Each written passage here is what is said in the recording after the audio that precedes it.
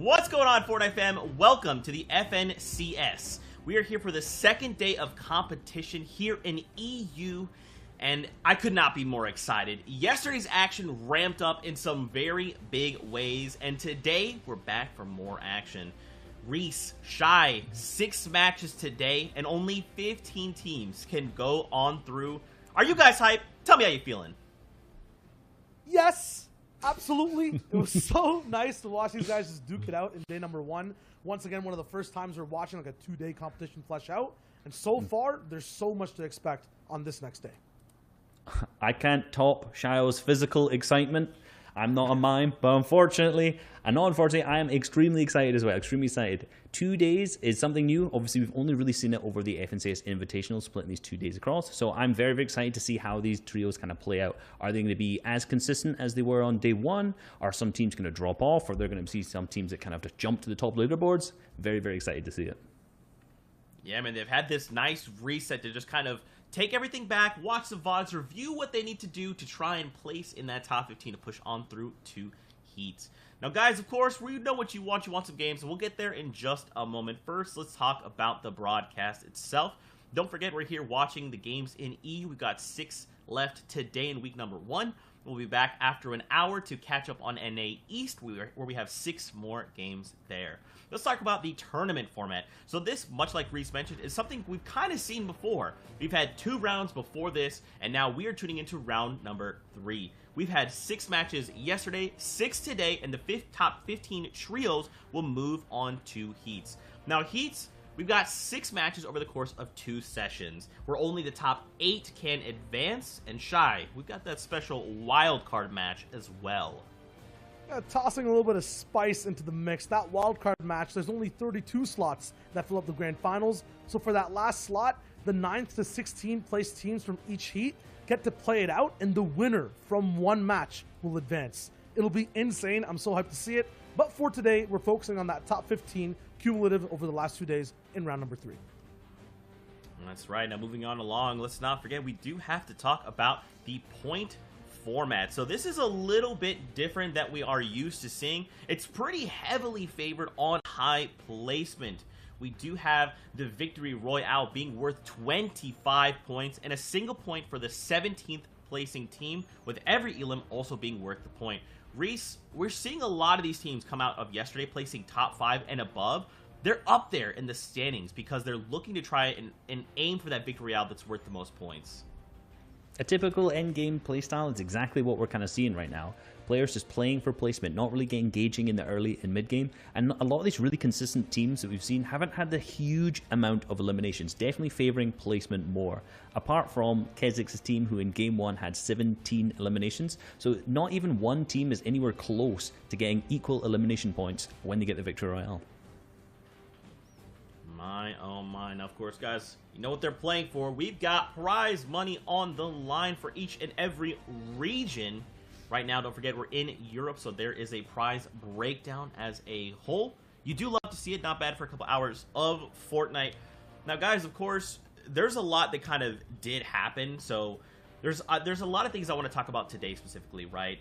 We see a lot of these teams, it feels like they're so far and away with these points. How do we feel like these players that have had this time to reset, how should they be looking to impact the standings today? Well, when it comes to just like playing a 2-day format, you want to actually, and you have the first opportunity to look like how you're playing right now over 6 games, you know? When you adjusted, was it the right adjustment? Was it an early game drop you tried to switch up, or was it a way you played end game? Maybe today you want to do the opposite. At the same time, you get to restart your introduction to a 6-game format, again, having the knowledge from yesterday. So I want to see how teams switch that up towards the bottom side, trying to hit top 15, and teams who were trying to win the day overall and didn't get to do that, get to now just like, you know, take it back a little bit and work for top 15 as that mark. So I want to see how teams adjust to that. And if I was one of those teams that was at the bottom, I would definitely be trying to reevaluate my strategy. I'd be looking at the map, seeing if there's anyone around there who's being uncontested, or maybe a lower placing team that you could also try and contest them. It might be a little bit way that you can get more loot, get further in the mid and end game at that point. If you're already at the top, you might want to be looking at some of these other players who are also at the bottom and thinking, what is their strategy? Are they going to be rotating in through me? Are these guys going to change up their plans? Who's dropping around me? There's still a lot. We've already had a ton of data from day one, and if you're not utilizing that data in day two, I think you're missing out. Man, and speaking about that data, there's like this kind of big point that we were looking at and thinking, okay, this seems to be an issue, is this contested versus uncontested. We've seen a lot of these teams that are hitting these drop spots, uncontested, find themselves higher and higher up in the leaderboards. And we'll be touching on this in just a moment. But first, let's actually take a look back at some of the other regions that have wrapped up. We have OCE and Asia to take a look at. Now, something to note here, we do have the cumulative points, but the elims and the victory royales are from today specifically. So we do have Jinx, Alec, and Worthy taking home that #1 spot. Now, it is the top 8 that will advance, but still, 256 points. I mean, Shy, you know they're feeling good. They are. I mean, Reese, break it down for me. Why is it so important that Jinx, out of all people, is in first place? Jinx is a 2-time FNCS champion from solos and also from duos. So he's very, very much so proven himself in these kind of formats. Alec and Worthy are also fantastic players. Some people would say Worthy is one of the best fraggers in their region, and he plays on around 50 ping, which is actually pretty insane. So Jinx and his trio may be able to pick up a 3-time FNCS championship, which is the first on any single region. Nice. Yeah, past that too, from 3rd to 5th. These guys are all qualified. Not kind of the top echelon of players that will be moving forward. In Oceania, though, you have to remember that 8th place is actually what qualifies. Oatly, Cork, Osiris. These guys had some of the lowest elimination totals of day #2, so they were playing very placement heavy. That is actually very good in my eyes, because when you go towards heats, you go towards grand finals, it's a lot tougher to get those eliminations down. They're already playing with that playstyle, so we'll see how these guys scoot all the way in. Overall, 145 points, 4 points over 9th place over there from Wicked, Suns, and Lunar. So we'll see if these patterns continue. Qualifying early means so much too. In Asia, similar story for first place, Reese. All right, and Q-Jack, again, another FNCS champion, all the way back from the FNCS Invitational. And something I should note is that Fram, who was the solo FNCS winner, and Ziller, I think his name is pronounced, was the FNCS champion for duos. Neither of these people qualified for the day. So Q-Jack is one of the only players who actually has the shot at qualifying for another title in the heats so far. Absolutely. Past that to 2nd, 3rd, 4th, 5th. You can see how close their competition was comparatively to Q-Jack and their trio all the way up top. Also very interesting, I think you mentioned it too, Victory Royales, none from day 2 from Q-Jack's perspective, and 2nd on day 1 was also very impressive. So looking at those patterns going into the heats and grand finals, a trio to put your money on. From 8th place, once again in Asia, that is the qualifying cutoff there. Rizart and his trio get to qual 138 points, 5 ahead of Teak, Rex, and Taco.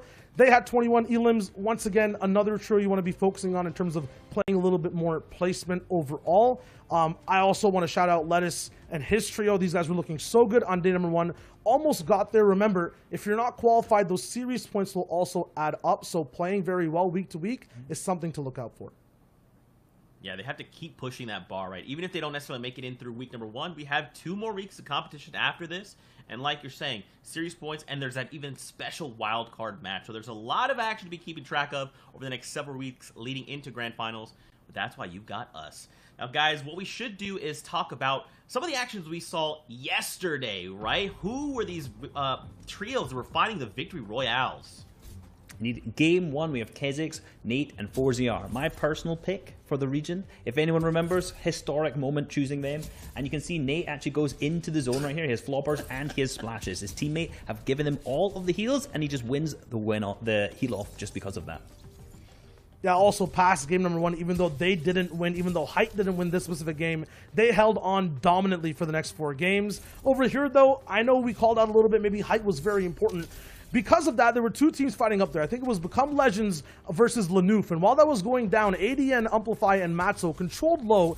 ADN had some sick aerial harpoon combination shots. My lord, what a finish there from game #2. And it was so hard to top for game #3. It happened, though. Mongrel's team also took the victory in game 3. I can't say they did it in as good style as ADN with probably putting him in the Taj for that victory 100%. But they managed to claim the high ground, and you can see this is something that we'll always see from these guys. Just dominant, consistent pressure, and great spacing. Notice how close together they are right here. Both simultaneously ramping up at the same time and picking up an elimination from it. Dropping down to the low ground because there's 3 players left. They're just continually pressuring, picking up a beautiful shot for that victory royale. Yeah, all 3 players surviving is very, very difficult towards the end of the game. The next one was the same thing with Vettel, Stir6, and iDrop surviving and then going for an all-out 3v3 brawl, winning it with not even 1 player going down. And in Game 5, Flick, Anas, and Thomas HD taking height. And you can see it's only Thomas HD left alive. The solo on high ground. We watched this on the broadcast. You can see the player below only has 20 effective HP and is going through all those old builds. So that single shockwave getting him on height is making a fantastic one. Yeah, past that too. That very last game that's been coming in, it was Nakozor who was actually moving forward box to box. A little bit more difficult of a win to pull out, but he got together with his team. Floki was already down. It was also somewhat of a middle to high elimination type game, but these guys pushed it straight forward. A little bit more of a slow burn. Got towards height. There were more brawls around every other person, but because the way natural low ground was actually developing out, they got to cut everyone off as they were trying to move up the hill. Nakozor drops down, gets a nice pump. It's all about positioning in those moments, and they had it before everyone else. So sick. And that was only the first 6 games. We have another 6 games to play right here, right now. Now let's go ahead and remind ourselves of what the standings did look like. Because remember, these are cumulative points, right? We're going to have the games from yesterday lead us into the games today. And there are some trios, one in particular that is far and away running with triple digits. I mean, it is absolutely ridiculous. This is not something I think anyone expected, but Vettel, iDrop, and Stir6, after their game, they just went off. They were like, hey guys, we want to just break triple digits.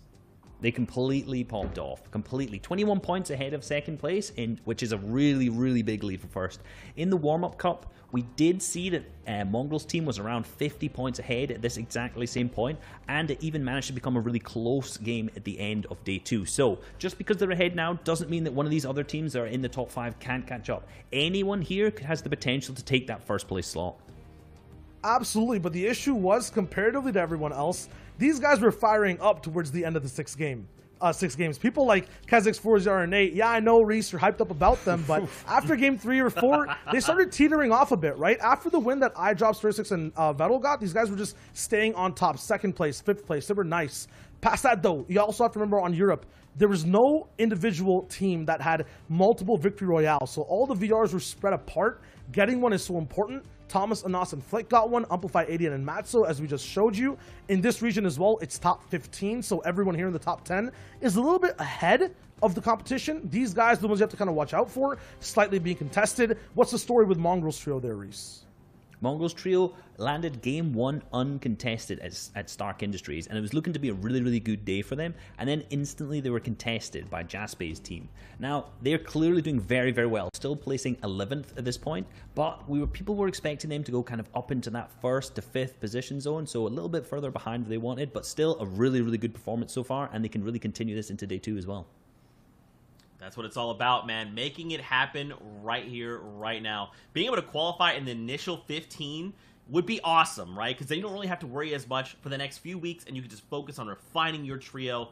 We'll have to see if they can do that. Now, guys, yesterday, we started with some predictions, right? We had our 2 analysts here and our casters make some predictions. Which trios did they think would walk away that #1 team here in week #1? So, Shai, why don't you kick us off with your prediction?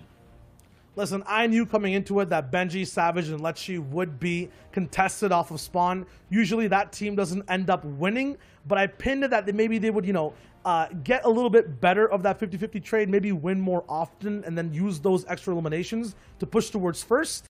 That might not happen now, but I feel like they'll still qualify in the top 15. Moving on, we had Sancho West, who went with Flick, Anas, and Thomas HD. Now, do keep in mind, these guys right now are in 6th place. They have 82 points. So, technically, Sancho's in 2nd, but we'll get to who's in 1st in just a moment. Sundown went with Noah Riley 200 only, who is Aqua, and Rezon. Now these guys are on the bubble. They're in 19th place with only 36 points. We do see the top 15 being that 45-point bubble right now. But again, we have another 6 games today. Reese, round us out with your predictions. I said it yesterday and I'll say it again. We saved the best for last. We saved the best for last. Ketix, Forziar, and Nate popped off game 1 yesterday with 17 eliminations. Highest out of any region. No other region has had higher than 17 eliminations. And they've done it on potentially the most difficult and most stacked region. And in all honesty, I think they're going to continue that consistency all the way through today. Shy, thoughts? No shot. No shot at all. I disagree. I just feel like they peaked yesterday.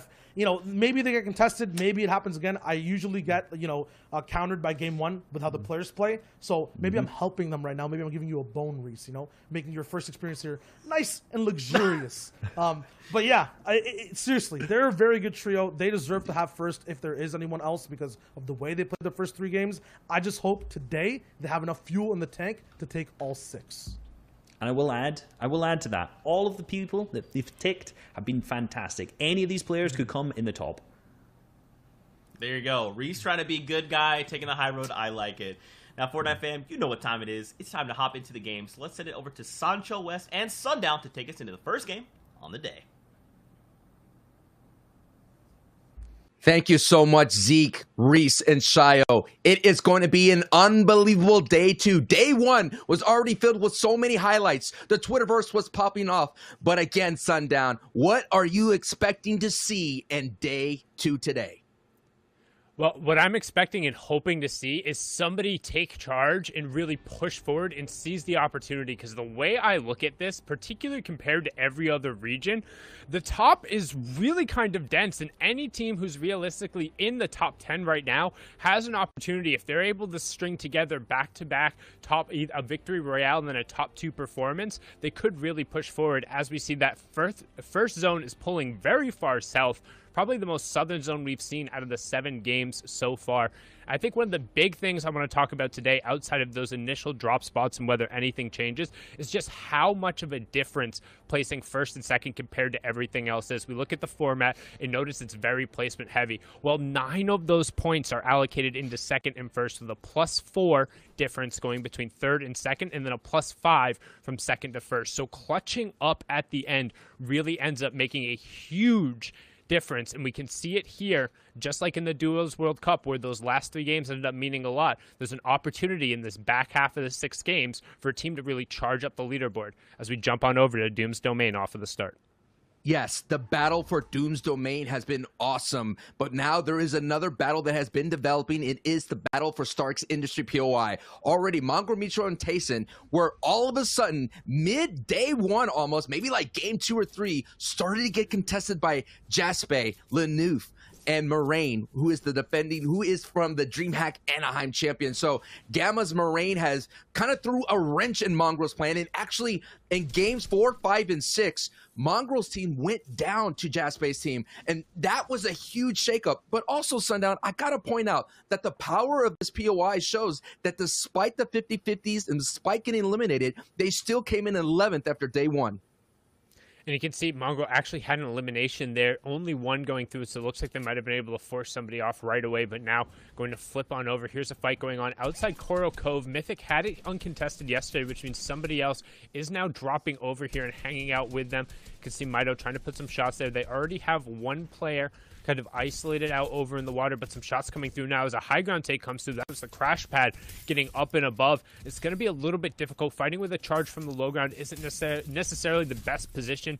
Generally, you want to be either up and on the side, and Tony taking a lot of damage there. The burst coming through, but the charge just showing how strong it can be if you disrespect it in those close box-to-box and those initial fight situations. If you don't have the effective 100 shields and 100 HP going through, a charge shotgun more often than not, if you get within a box, even if it doesn't headshot you, it can take out the entirety of your health pool. So despite being on 18 HP right there, Tony turns that fight around and forces this other team out and away. And Praga, who had a tough day yesterday trying to find an uncontested drop spot, instead is going to run into Mythic, Mido, and Tony and be forced out.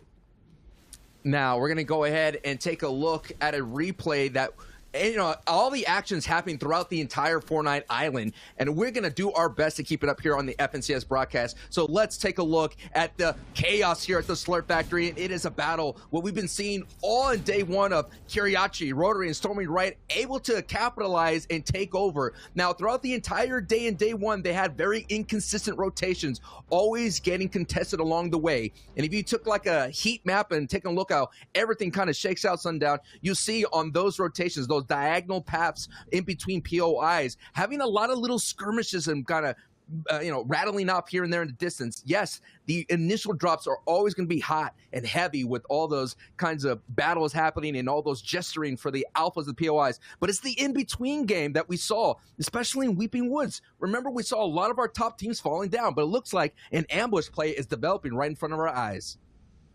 Yeah, you can see there Savage, Lecce, and Benji set up in the bush, waiting for Joel and 40-20, trying to pass through right now, deciding when they're going to 1-2-3. Odds are good. It'll be once they're in close enough range. You can see the players heading towards the rift. They'll get plenty of shots going on the first one. A couple 33 tags coming through, but not quite any broken armor yet. The question is, can they close the gap before the opponents are able to retreat? And they will be able to get in there, close it off right there. Gets the first one. Fort Venti going down there. Joel being converted on, so good job closing out that fight, and a good little refresher on loot. Day, however, is going to get a knock on Lecce, so might not get out of this scot-free.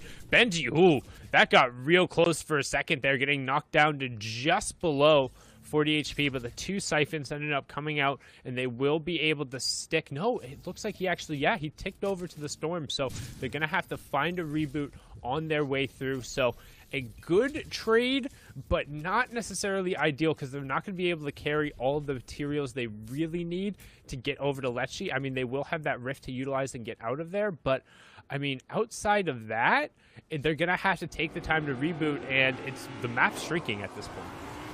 The map is shrinking, and you're seeing a lot of battles between the bottom of the board to mid of the pack. Visitor and 420 and Joel were in 31st place. Previously, as we saw Prago going down with Giannis in 33rd place.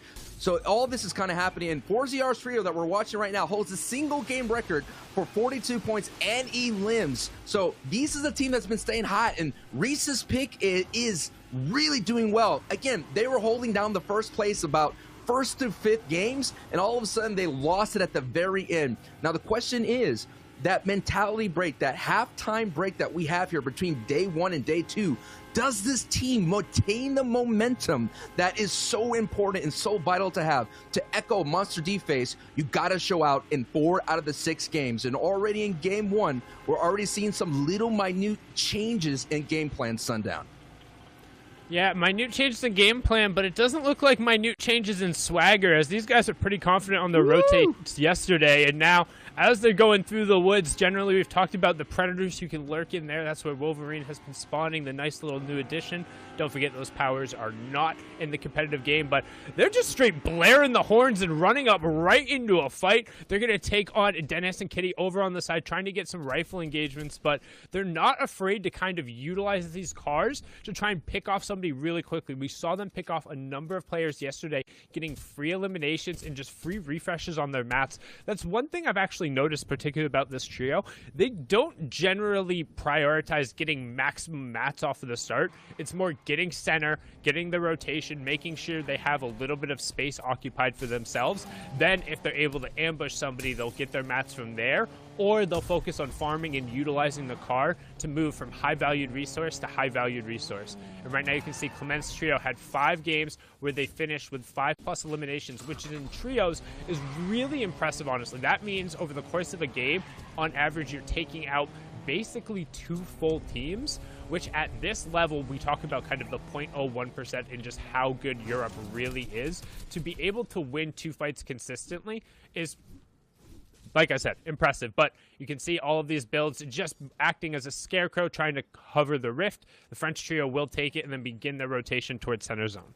And you got to give that credit to their drop. Having a very contested, and that is actually who is there in Misty Meadows. It is this squad, the Mia Tifos, were there at Misty Meadows, and they were contesting Clement squad every single game in 1 through 6 in day 1.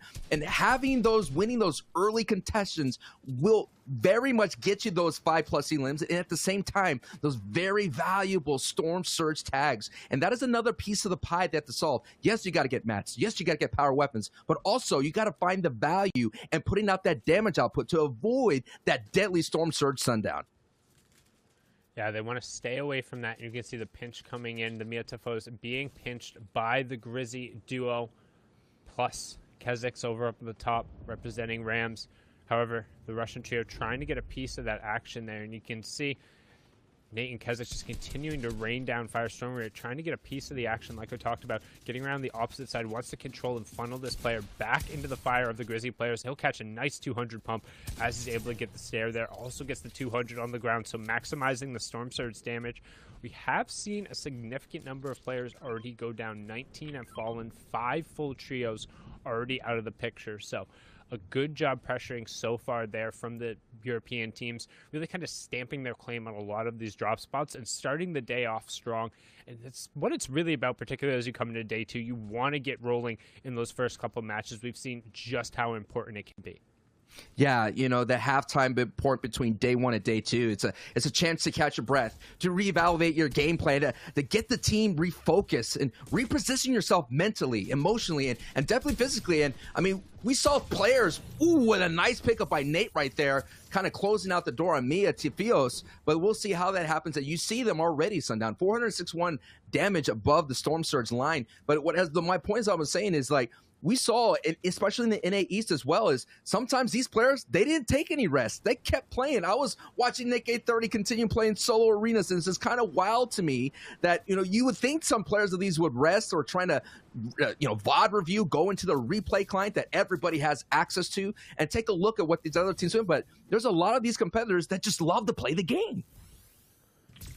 They love to play the game. They love to get the results back. For most of them, it's about seeing the improvement, particularly as a trio, and getting through there and being able to kind of grind out and develop that chemistry, which is something we see particularly a lot more in Europe. You'll see a lot more standing trios, or if not trios, at least parts of trios, right? It's very rare you'll see 3 new players come together. It's generally a duo who has played for a while, or a trio who used to play together reforming, or little ones mix and matching. It's very rare that we see kind of those full-on team changes that encapsulate so many other regions. But one thing I want to talk about right now, Jaspe, Moraine, and Leneuf rotating into the zone from the northwest side, which to me indicates that if they were the ones to drop and contest Stark right away, then they immediately disengaged, hit the rift, and went somewhere else to then get the reboot and rotate back around. Because if you're coming from Stark, you wouldn't be coming in that far away from the northwest side unless you were rotating through cars and they were on foot.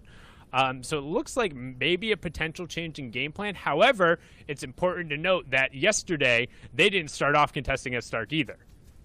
Yeah, exactly that. And I got to kind of echo that point that we saw Savage and Benji's squad kind of like really far up north as well. So we're seeing a lot of early disengagements into those power POIs of Doom's Domain. But now we got a power engagement happening right here. And this is going to be the first time in the EU region that we've seen a southern type Weeping Woods finish. But with some nice pressure from Nako, getting the beams right through, and the spray and the bullets kind of bleed through the builds right there. Nakor and Floki and Clement are keeping on the pressure, and we saw their swagger that they were having taken. It wasn't as big of a swagger taking a whiplash, it was a coup, but still you're feeling the flow that they have, and that is why that stat of that 5 elims, you're just seeing the I guess the confidence, and there is no kind of slowdown momentum for them. And there's one of those squads that are just easily able to get and bolt themselves into that top 5 situation here. And right now we're going to swing back on over the other Doom's Domain team. So it looks like both teams opting not to take that fight off the spawn, instead just going to loot up but Raison, Aqua, and Noah were the ones who will be leaving with that mythic bomb. Raison being the one holding it, also has a legendary burst rifle, which I would say honestly getting either an epic or a legendary burst is so key for so many of these trios, because as the point you were referring to, getting those bullets to just kind of sneak in through those builds real quick when you're spraying through, the burst has that potential. If all of a sudden one or two of those headshot bullets end up sneaking through, or even just a body, that's enough where if you catch a low health member, or it's enough where you're able to then pressure forward if you have a gas can with you, or in this case if you have that Doom's mystical bomb, you're able to really kind of press forward onto opponents. And right now you can see them dead center in the zone, have plenty of time to be able to farm up and establish themselves. They're not going to be threatened for at least the next zone, probably the next two after that, so they won't have to worry about rotating away until we get to that half and half zone. So now they're just going to be sitting looking for tags, and we're going to swap away from them to somebody who's over on the edge of zone as that circle is just closing, and we can expect plenty of action to be going on as Akusto and Dezinho are trying to make a 2v3 happen here right on the edge. Snipe, Day, and Akusto were kind of one of those teams that were on the bubble all day. They had a second place finish, went up against Steer 6 and his trio. They kind of fell. They had the high ground. They had the opportunity to capitalize. And like you mentioned, get those big major points of difference in placements from getting the victory royale. We're talking about 5 points missed out on opportunity and those elims. And they kind of had a 2v3 situation. They were sitting at height and they dropped on down. And bang, Dazin with a big time hit with that green pump, and he's going to definitely be looking for an upgrade. So look at that. Pay attention to that, ladies and gentlemen, at the people's loadouts as they go forward. You're going to want to see those purples and golds, because having those greens and blues, yes, if your aim is true, you'll be able to put on some big damage, but still, you won't have that one pump potential. Honestly, I would much rather have any rarity of a charged shotgun than a less than epic or legendary pump shotgun. And me as a personal player, I'm actually a huge advocate for the charged shotgun, or at least having one person running it in trios, particularly because when you get in these really close box-to-box situations, you're already going to have two people who have pumps and going. Having somebody who has kind of that 100 to 120 damage threat from 1 to 2 boxes away, you're able to sneak those shots in trios. You get those opportunities. It's not all the time, but they occur. A pump can't really take advantage of those, whereas if you have one person who's looking for those and able to catch somebody on the low ground or catch somebody trying to sneak around with low builds, you're able to get those massive knocks when you really probably feel like you shouldn't.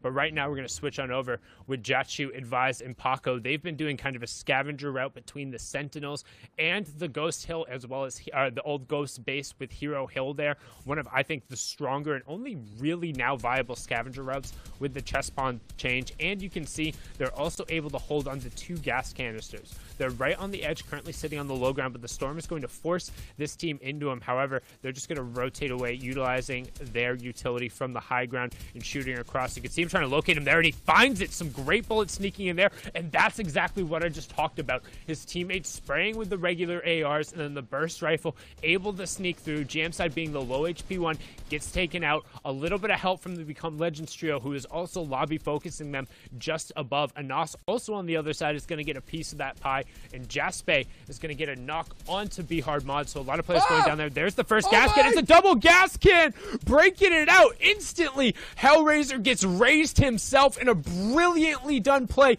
That's why you use 2 item spots to set that up. They're trying to follow up with the second one right away. I apologize. That was just the one, but so well done here from Advise, Paco, and Jachu Sancho.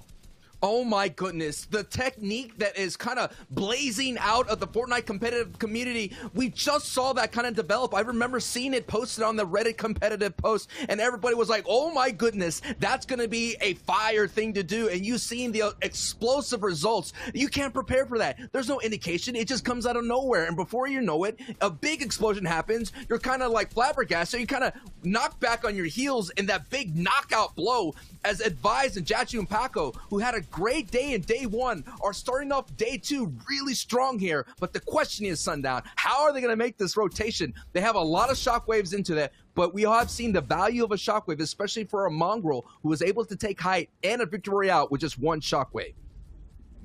Yeah, I mean, Thomas was able to do the exact same thing as well. A well-timed shockwave at the end when everybody else has been forced to burn their utility or feels like they have to use their utility can often end up being the difference when you need to clutch up. And that change ends up being a 6-point play just if you're able to get the elimination and take the victory royale. But right now, Sammy's just worrying about the 1-point play. They're going to pick up Kirky. Amplify also getting the confirm over onto Snap. And honestly, Storm Surge not really going to be a problem here. At least one more player will fall over the course here. And it's Kezix actually getting the knock onto Aqua. Kuji gets Mona as well. Kezix knocking out Aqua there means that he will Storm Surge will turn off. However, Raison gets knocks Nate and then gets knocked himself as well. So lots of top teams going up against each other right now as we hop back on board here with Kuja, Dennis, and Sammy. And we got, one thing we got to note is squads that kind of land in this area of the map are going to have a strong advantage throughout the entire day. And day one, they had to make those long rotations. So I'm expecting the Rotaries, the Stormy Right, that trio to do a very strong finish here. And maybe those inconsistencies could kind of be shelved just for a split moment to have a strong start here in day two. And already you're seeing the difference here. Weeping Woods being a big factor. Anytime an in-game situation happens here, ladies and gentlemen, the sight lines are going to be limited. So you're going to be expecting people to play for height. And in trios competition, players usually like to go for height in this beginning right here. And considering that Weeping Woods will be at play, not a lot of players are going to be able to see so clearly. So you could kind of hold on to it a little bit longer. And we have been seeing the low ground being a big factor in that sundown. Yeah, and don't forget, we are just now into the placement points coming through top 17. So one placement point has been going off as each trio falls. An additional point will be going through. And right now, Sammy trying to make the Become Legends trio fall. Gets a good down onto 6, but Dennis ends up getting traded out as well. Lariz ends up going down on the opposite side of that to Mongrel. 6 ends up going down as well. So that's going to be the entirety of the Become Legends trio knocked out with only a single placement point going. No, they will still have one more member who is up right now. I apologize right there. Noah Riley gets ticked over and his team is out at 17th. And now you can see the battle for higher ground. You hear the crash pads going out as all the utilities being used to try and gain control. There's that Russian trio you were talking about with Rotary and Stormy right on the mid-ground tarp trying to get a battle for it. But we also have Mongrel, Tayson, and Mitro make it into their first endgame in a while with that Starks loot, and you can see they still have the shockwaves. And Tayson, that brilliant shot onto Nate on the high ground. That signals the go. Shockwave goes up 86 on the shield tag, and a brilliant pressure and execute. They're going to look to execute on the high ground now for the rest of the game, Sancho. Unbelievable snipe from Tayson, and that is the solo champion. Can he go back-to-back? It'd be unbelievable to see a solo finish in a trio championship here, but that is going to be a story that we're going to watch the entire way as Tayson, Mongrel, and Mitro have the control of this entire lobby, and it's pushing right back up at high elevation. So everybody on the low ground, as you're seeing here, are going to be in danger. Mid-ground will all of a sudden turn into low ground, and the people at height are going to be vibing as they're going to send down the beams. But here we are at the low ground, in the mud. AD and Amplify Matzo, who got a victory royale previously, have been in this position before. This is where they got that victory royale. Ratting their way through, snaking their way through. This is an opportunity to show that everybody that day one was not a mistake and they are a team. The Train Hard squad with ADN sending in beams, using the crash pad, finding anything opportunity. Yes, an elimination going through right there on Bato. But that was not their knock, so no siphon, no points coming through. They will get the mats from that, which at this point might be the most important thing. But up on the high ground, we still have the control coming out from Tayson, Mitro, and Mongrel. However, we've talked about the other team who was initially contesting them, left them there this game. They were hip to hip right there, trying to sneak on the other side and find a layer for themselves. That's Jaspe, Leneuf, and Moraine. Leneuf under a lot of pressure right now. They're super low on builds, and you can tell the pressure is on for them. Leneuf ends up going down to Airwalks, the back-to-back Pro-Am champion. However, he will get traded back out by Jaspe. Leneuf is going to be left behind, and it's going to be a duo effort now for Moraine and Jaspe as we head into the final moments of match number 7 here, the first on the day in EU. It is zone 9, so it is closing time, ladies and gentlemen. The zone is going to constrict all the way to 0, and the storm will overtake everybody, and it's going to be so important to play your health as a big-time hit on Moraine. Moraine gets an elimination on Mex, so Moraine is cooking right now. The solo star getting another big hit, and you seeing the green pump not being too effective. Oh, the siphon! Yes, what amazing play. The siphon goes through. Sundown, Moraine is on fire right now and cooking. He was so lucky. The unfortunate shockwave sent him out, but he had it down before. I would have yelled pop a bandage if he had one, but instead the siphon ticked over, and now Moraine just living in that circumstance kept him in the lobby. They got at least an additional 3 points, and now Moraine got another knock, but he ends up getting ticked over. He got the top 5 though, so brilliant from there. In the top right we have Mongo, in the bottom right we have Rasco, who's on the low ground. We talked about Mongo, Mitro, and Tayson just running out from the high ground, and that's what they're going to do right now. It's a straight up 3v3. There's one knock on the ground, but we've talked about it. They are hip to hip. It is the Train H duo on the low ground. However, dropping down on top of it, no, it is not actually. It was Vettel, Stursix, and Co. on the low ground. So second place for them. Mongro, Mitro, Tayson with an uncontested Starks will start the day off with a victory royale. The first repeat coming out in match number 7, but whew, that was tight. Wow, Mongo, Mitro, Tayson, no one picked them. Guys, we got to break that down. We did something wrong.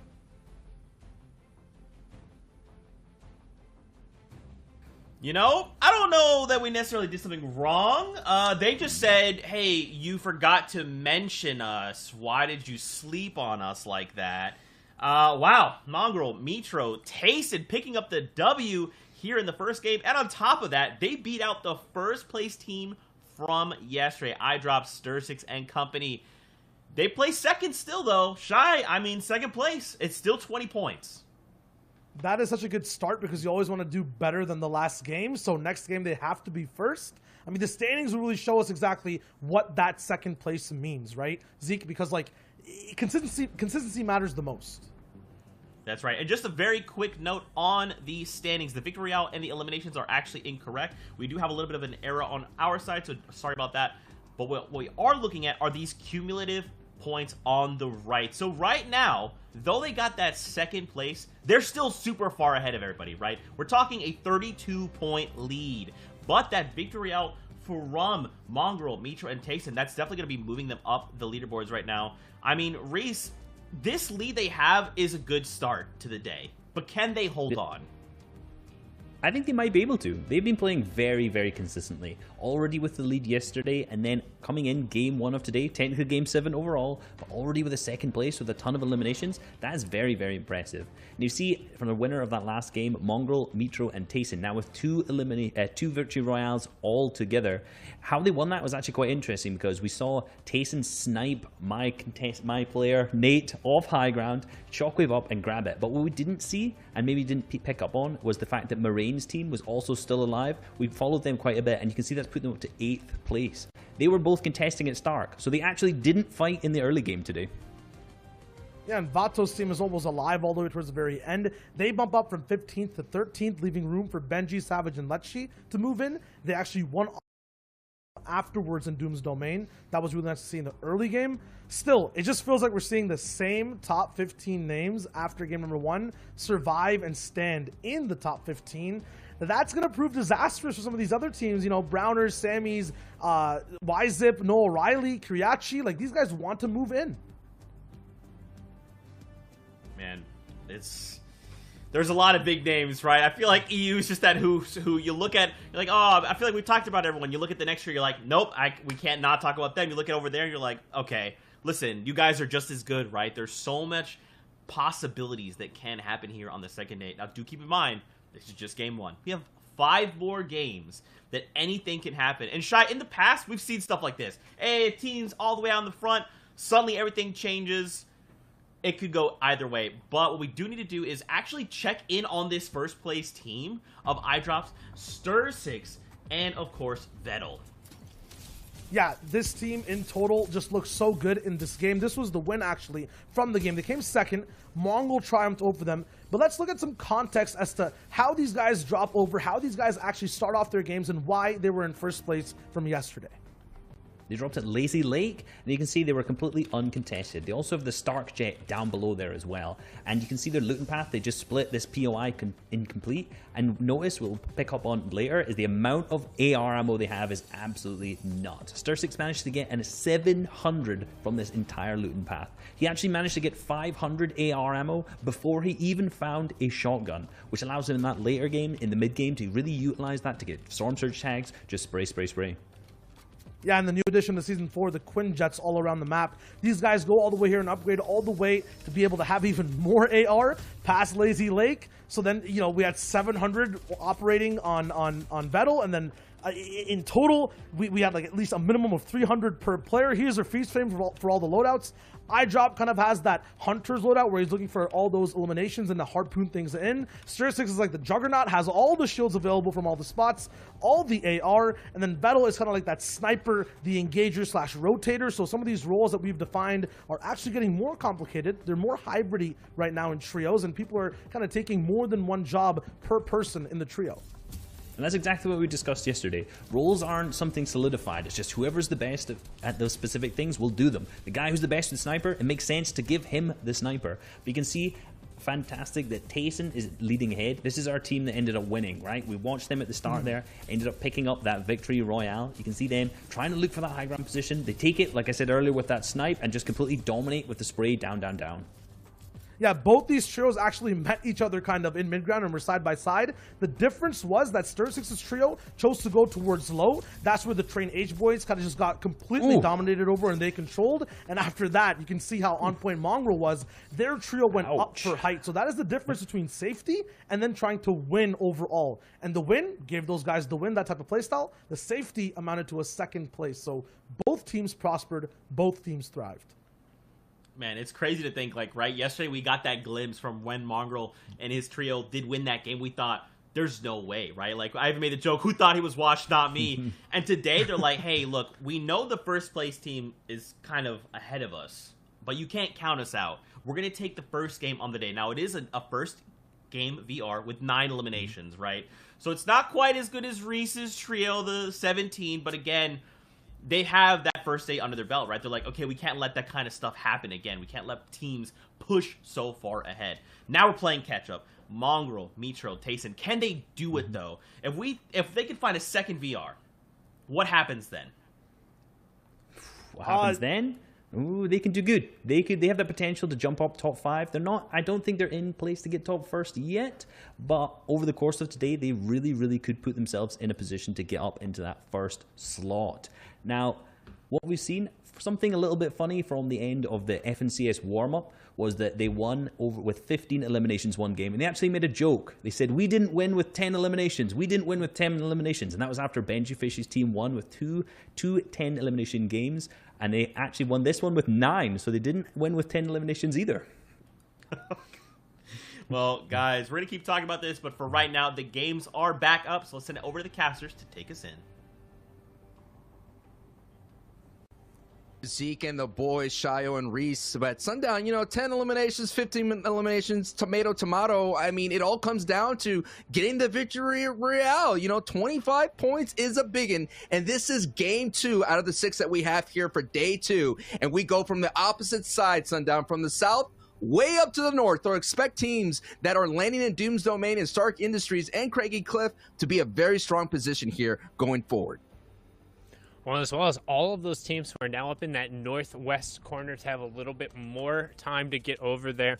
Didn't see it as tightly contested yesterday, but you can see Mongo, Mitchell, Tayson, again, not necessarily as much contested going on as there was yesterday. Again, they had it relatively free for the first couple games and were able to convert on it. And actually, as I say that, I lie. Look down the bottom left-hand corner. Tayson sitting on 3 eliminations already off of the rip. So hopefully we'll be able to get a replay and figure out what went on right there. He is sitting with a sniper rifle in his hands. We know just how effective that can be.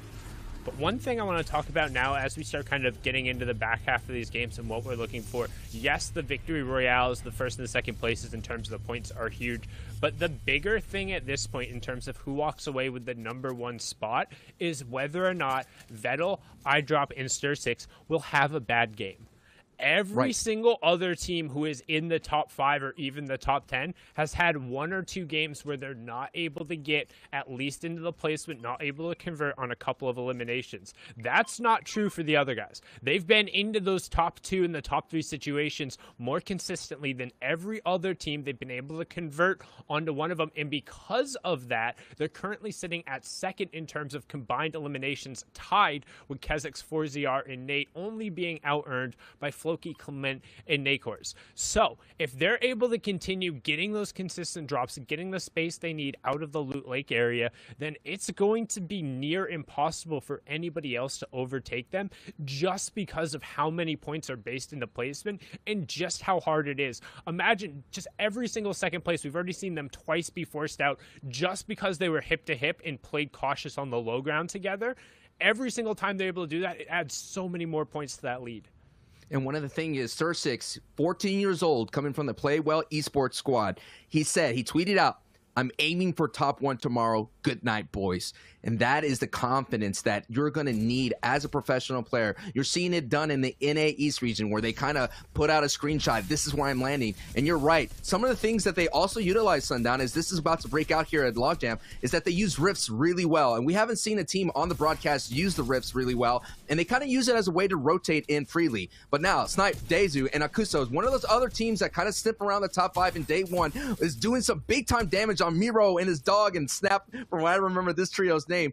And this is a great place to fight in. Not only you kind of capitalize on the wood resources, but you could kind of dip on into the slurpy swamps and capitalize on those fishing spots. But the battle is not over yet, Sundown. The skirmish is still going out back and forth as Swab picks up an Elim here, and we haven't seen the heroic play. This is season 4. Marvel's heroes are everywhere, but we're seeing heroes in the Fortnite island right now competing, being the hero for the trio, and Swag is trying to be the hero that needs us right now, but now he's got to put on that full retreat and abandon this fight as he's now going to be chased down, and this is not a good situation for Swag here.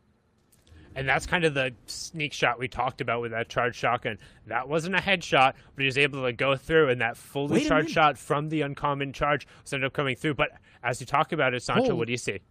I see Benji, Lechi, and Mr. Savage not in Doom's domain, but out here on Frey Island contesting Coral Castle. This is interesting. What an interesting thing that they're doing, Sundown. I'm assuming that they're realizing that it is not worth contesting Doom's domain because of, look at the output, the results. It's too inconsistent. One game you're hot and the other you're cold. I know Katy Perry must be calling me all of a sudden, but that's what comes to mind when you're landing at Doom's domain in Stark's Industry.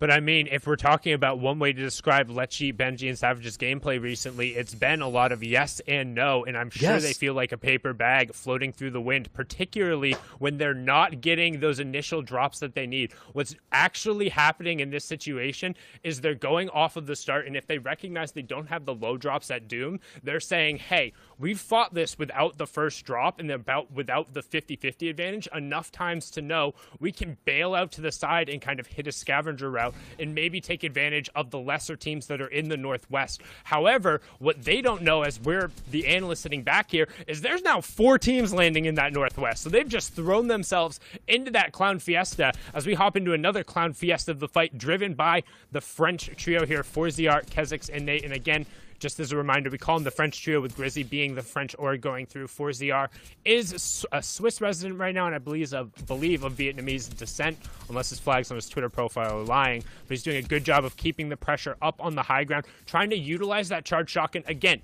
notice he's not getting directly wall to wall. He's staying about 2 away, getting enough of a charge and sending it through, because that's the same as a pump shot in those situations. You don't get to control as much as the quick edits in the fight, but you can put out just as much damage. And at the same time, it allows your teammates to kind of reposition yourself, to create a better pinch, to create another angle. I mean, we've been seeing different ways of box fighting as a trio, where one person knocks out the floor down below. But sometimes you just got to go wall to wall, go to peanut butter edits, and do your best. But now Kezix, down he goes, and ForceCR has to break his attention to help out his squad. And yes, there's a nice from behind play right there from 4ZR. And he, right now, this trio is letting everybody know that they are firework and they're showing what they're worth. And it's a big time thing to do on the FNCS broadcast, because not only that, your shine goes further, your socials go up when you show out and you do your best on the main stage.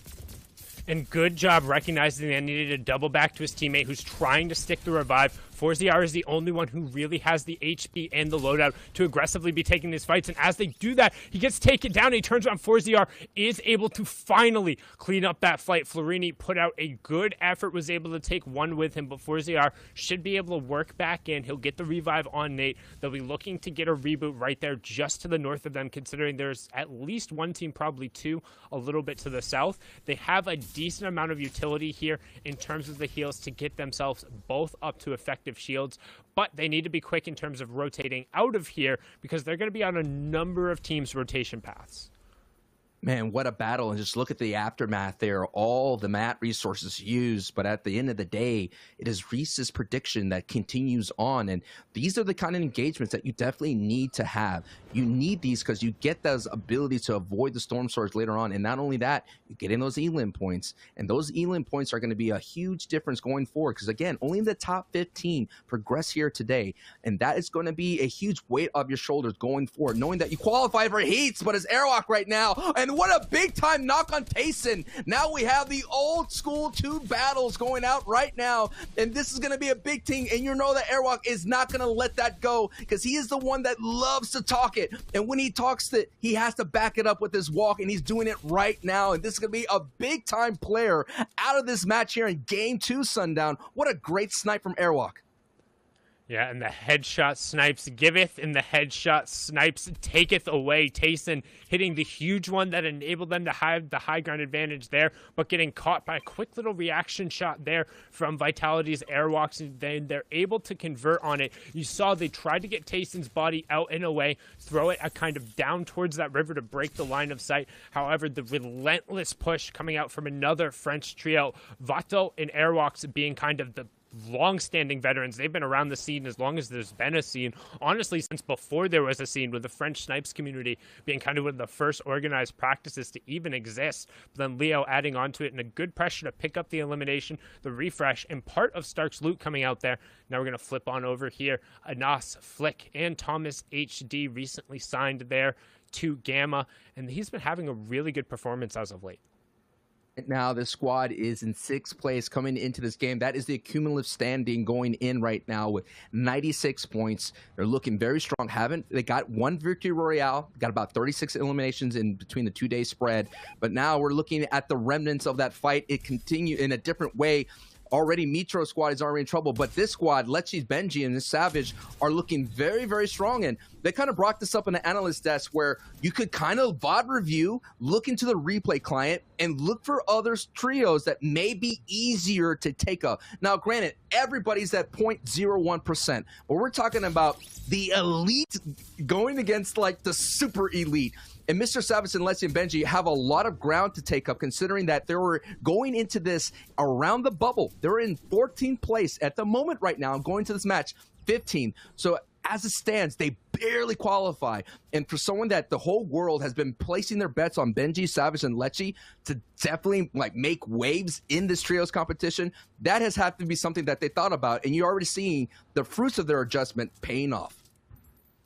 And one of the big things we'll be talking about a lot today is that top 15 line. The reason being, in NA East and in Europe, the top 15 teams will guarantee a spot into the heats, which means you don't have to stress for the rest of the weeks. You have the ability to kind of, I don't want to say take the time off, but practice your drop spot a little more, be contending only for the money and not having to worry about whether or not you've qualified through to that. And right now we've seen Aqua, Noah Riley, and Rezon are very much so on the outside looking in, haven't really been able to convert on enough of their opportunities, currently sitting at 40 points. Benji, Savage, and Lechi are the line right now at 52, but as you start getting through the games, you're thinking, oh yeah, it's okay, we still have 5 more games left.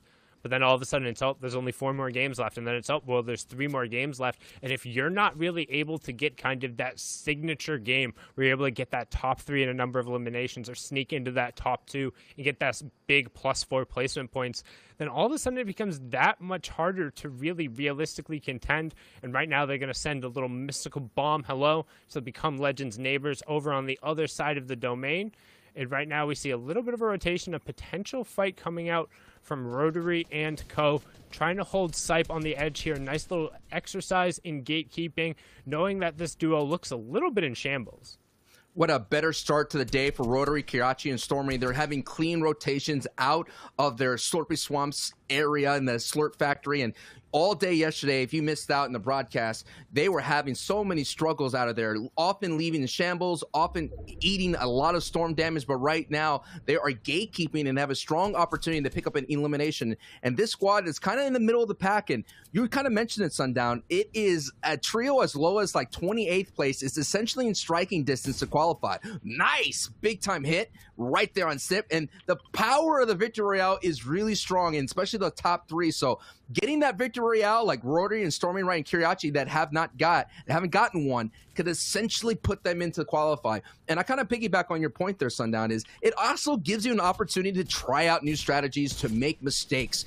And it's probably a common mistake I say is like, yo, man, I meant to lose this one. Get the L's out the way because we got to make rooms for the dubs. So that is what you could do going into the following weeks. But we all know the strength of Kiriachi. He was a new addition to Rotary and Stormy, kind of replacing Toos. And that was a very strong trio in itself. But it's going to be interesting to see how this change in the roster works out for this trio going forward. And you can see them completing their exercise in that gatekeeping activity, and it looks like they're going to get an A+ from the Professor, getting all 3 eliminations. Dezinho, Sipe, and Akusto going down there, also converting with the headshot snipe on the ground, making sure they're maximizing the Storm Surge damage. With 66 players remaining and 23 trios up, basically 2/3 of the lobby still on their feet. It's not going to be necessarily as much of a worry. We've only really seen kind of that second zone Storm Surge come into play a number of times. EU particularly known for being a little bit more aggressive than some of the other regions. I mean, we saw it so much with NA yesterday. We kind of have to beg them to take a fight sometimes. But right now, Nate begging to try and get a conversion onto this. A great snipe going on to Kiriachi. And again, we talk about it. The headshot snipe giveth and the headshot snipe taketh away. This time, the karma a little bit more instant. But Stormy Right now going box to box here and showing the strength of that epic pump back to back 200 amplify eats the other. Stormy Right goes down. Rotary gets the conversion, but the siphon unfortunately not going to come through. It's going to be wasted since Stormy Right was on the ground. He's going to try and get those pickups right away as the Storm is holding them on the edge, but a brilliantly done play by Stormy Right to kind of salvage it there. But they shouldn't have ever been put in that situation. You can't really afford to get sniped when you're that far away from the zone. You need to be covering yourself with ramp, and it's going to force them to burn a lot of utility that hopefully the eliminations they just got will be able to replenish. Absolutely, and Rotary, Stormy Right, Kiriachi is doing really, really awesome, and it's exciting to see that, you know, the mean is coming back. They're not having those struggles that they're having. They're actually showing out, and they just show you an exercise of being on the other side of being gatekeeped and how you could kind of get away from that. But now we got a replay here of Gamma Gaming's. Here's Cammy doing some work here in that Coral Castle, and you're seeing some new people in the fray of Benji Savage. But you're taking a look here at the great plays that are happening for Cammy, using the swamp rat technique to pop out of the water, kind of like Rambo, and all of a sudden getting that big time hit with that green pump. Gamma Gaming, GG, Cammy, what a show that you're putting on here, and I love the angles that you're finding. But these are the kind of battles that we've been seeing throughout the entire FNCS trios. You're going to have to win them, and you're going to have to do this when the screen looking purple. And a really good job from him there, utilizing the tactical SMG. We haven't really talked about it or seen it as much just because of given the changes to the weapon, it's not necessarily as efficient. It's much more worth to have your utility spot and utilizing the AR. But when you get into the box-to-box fight and you're able to just kind of spray constantly against your opponent, but the real kicker there is Cammy just being more used to, and at least having, it seems like, more practice fighting in the water there. He knew where to dip down. He knew kind of when to time his shots in terms of jumping on out, knowing when the animation would switch over, and just landing 2 massive shots that I don't think his opponents were ready for, cleaning that one up. And those are the advantages of knowing your POI. Yes, you could make a halftime adjustment. You could change it up like Benji Savage and Lecce, as we see here. You could do all that, but not having that knowledge, that minute knowledge, those details. They always say it's all in the details, and those details gave Cammy a phenomenal 2-piece right there, and the trio the rest of the elimination. But I did see in the feed, I think Mitra went down to airlock, so that fight is still going on, and I believe that trio may be out. Mongrel may be all by himself, but right now, Lecce, Savage, and Benji are doing some work right now on B Hard. Buster gets busted right now, and down goes Mods. And actually, there is Stir6. Stir6 is here as well, so this is going to be a three-way battle. And you look at the congestion that's happening right here, the fight for center as Lecce goes down. So it's up to Savage and Benji. And look at this. This is what I've been seeing. Stir6 squad always likes to play for center, and iDrop and Vettel right now are going to have to do their best to survive, and down goes Lecce. So we have a big battle already. The first place team is holding on tight, and not only that, Sundown, they're taking out big names in the trio competition. And one thing you'll note in particular, we've talked about it time and time again with them, they focus on being hip to hip at all times. Yes. That's a big thing, and you'll notice in trios that it just so happens that the person who happens to go down is just always either alone or there's one person missing, and that's when trios are able to convert. If you don't have all three people there, one to defend, one to immediately stick the revive, and then kind of be able to get that third person up, a trio has the ability to close the gap and get that elimination. As you can see, iDrop's team now has 5 games where they finished in the top 5, the most of any team in the NA or EU, and particularly they've won one of those games. 2 of those games they've been second place with the entirety of their team, making it all the way through in the low ground with very little threat onto them. They avoid taking fights unless they know they can get somebody out there, and right now utilizing an early bouncer shockwave to get to the center zone like you were talking about, as we're going to swing away from the center and back on over to the action being forced at the edge. A lot of fights are happening on the edge, and this is the moments that we're getting closer and closer. This is the mid game right now. Zone 6, 7, 8, 9, those full rotations are the ones that are going to be so awesome, and that is where the nerds of Fortnite, they love to see. In the in-game, when it gets hot, it gets cooking, and all the players are going to have to figure out everything that they worked up to from early to mid-game. Did it work out? All the ingredients that they have for their, I guess, for their masterpiece, their master dish, is it going to be able to work out, or is it going to all be thrown into the kitchen sink if it all goes down south quickly? This team, Exponential, Mex, and Astro, are looking very strong starting off in day 2 with 17 points. The score that you see is just day 2, and then during the breaks, we will bring you a cumulative leaderboards to make sure that everyone's up to speed. And this is only game 2. We got 4 more to go.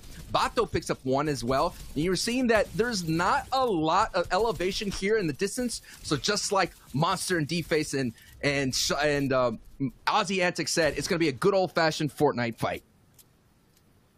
There we talk about kind of how the different changes in elevation can force you to have to use your utility, whether early or later. But with 18 trios remaining, the next trio to fall will miss out on those placement points, and then it's 1 point per placement up until the top 2, where you get an additional +4 going on there, and then the victory royale is +5. So keep an eye on that ticker in the top left, and the trios who are all going to be hugging and rotating next to each other, we've seen become legends, as well as our top trio of Vettel, iDrop, and Stir6, all being pretty much the top of class when it comes to staying hip to hip and rotating together, which is so key in these late game situations. It might not enable you for the most opportunity to get eliminations, as we see Benji and Savage able to convert on a pair, but right now OT Exponential, aka Hardfind, able to find one. That was Cammy, the Dolphin from earlier, and Exponential goes down. He's able to get the knock onto Artur, goes down to 1 HP, but then Rasco ends up picking him up and getting the conversion onto him. Rasco able to just barely save Artur there. He's going to try and stick the revive as the zone is coming in. Don't think he'll actually have time for this and have this be efficient. Nope, and as I say that, it gets taken out right away. Hardfind goes back, make sure he closes that one out as the zone continues to move forward.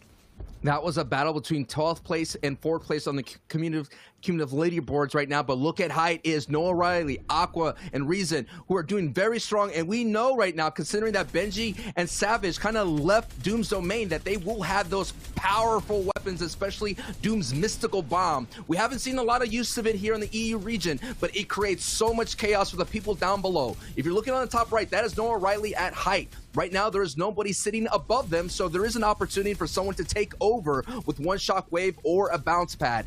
Rotary down low on your bottom right screen is fighting the low ground, and this is where it's going to get chaotic. This is where all the trios have to keep their head on a swivel, making sure that no one takes over, no one ejects themselves into their lair. but the most strongest position right now is at height. And if anyone is between the two, if you're the meat of the sandwich, you're going to get beamed down below.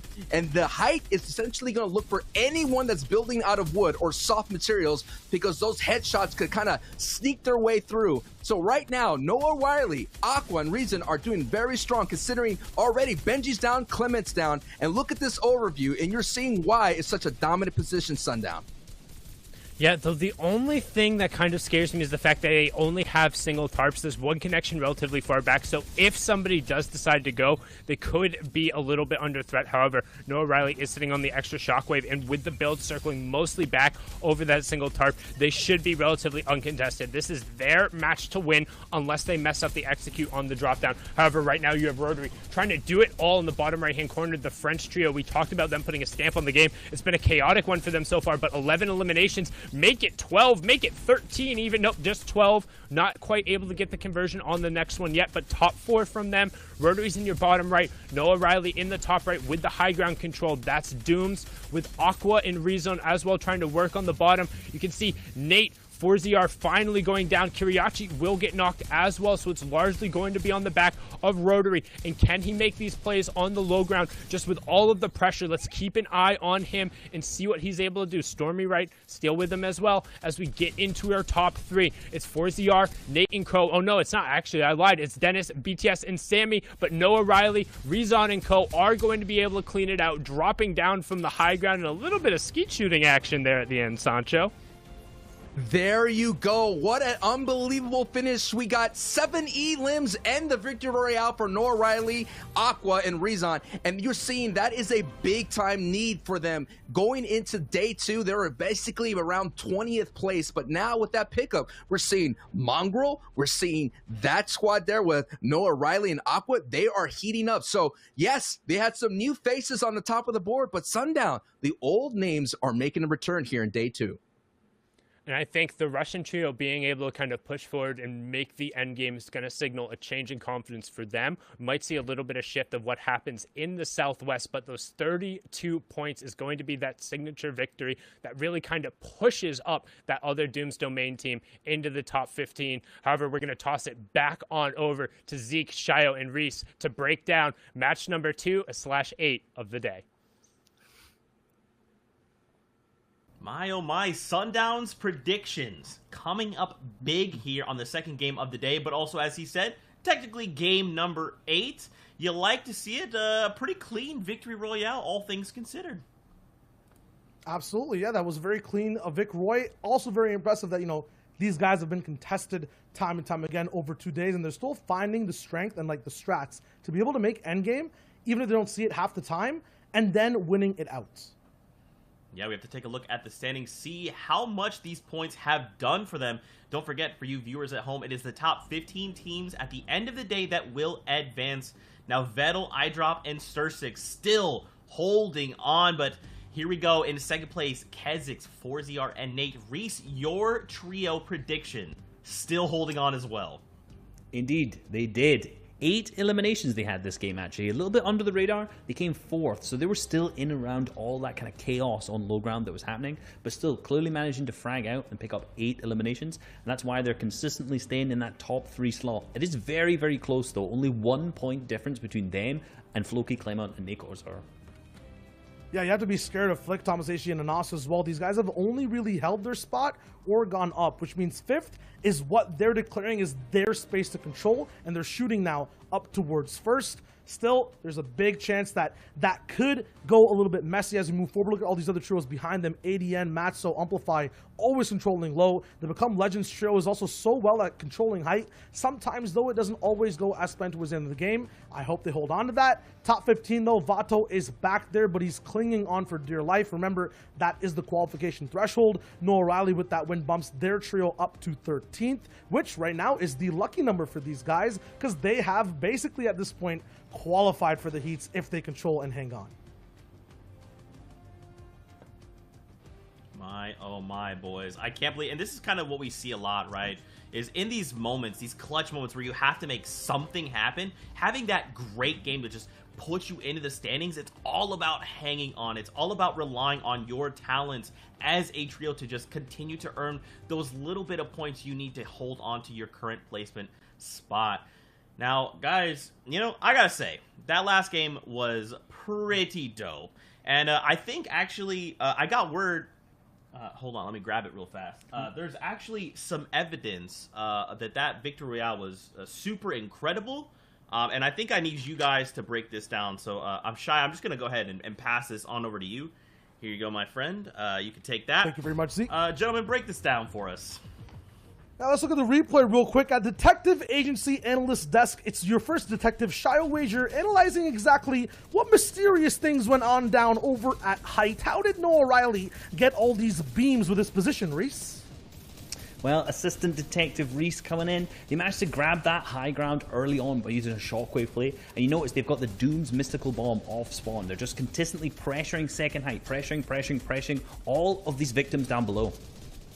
Oh, new evidence, though. We see that some people tried to go up top and claim it, but they were shut down. There was an objection in the court in terms of anyone trying to get too high because they were so far up, and Noah Riley was actually staying far back and beaming anyone who had a chance to actually rise up.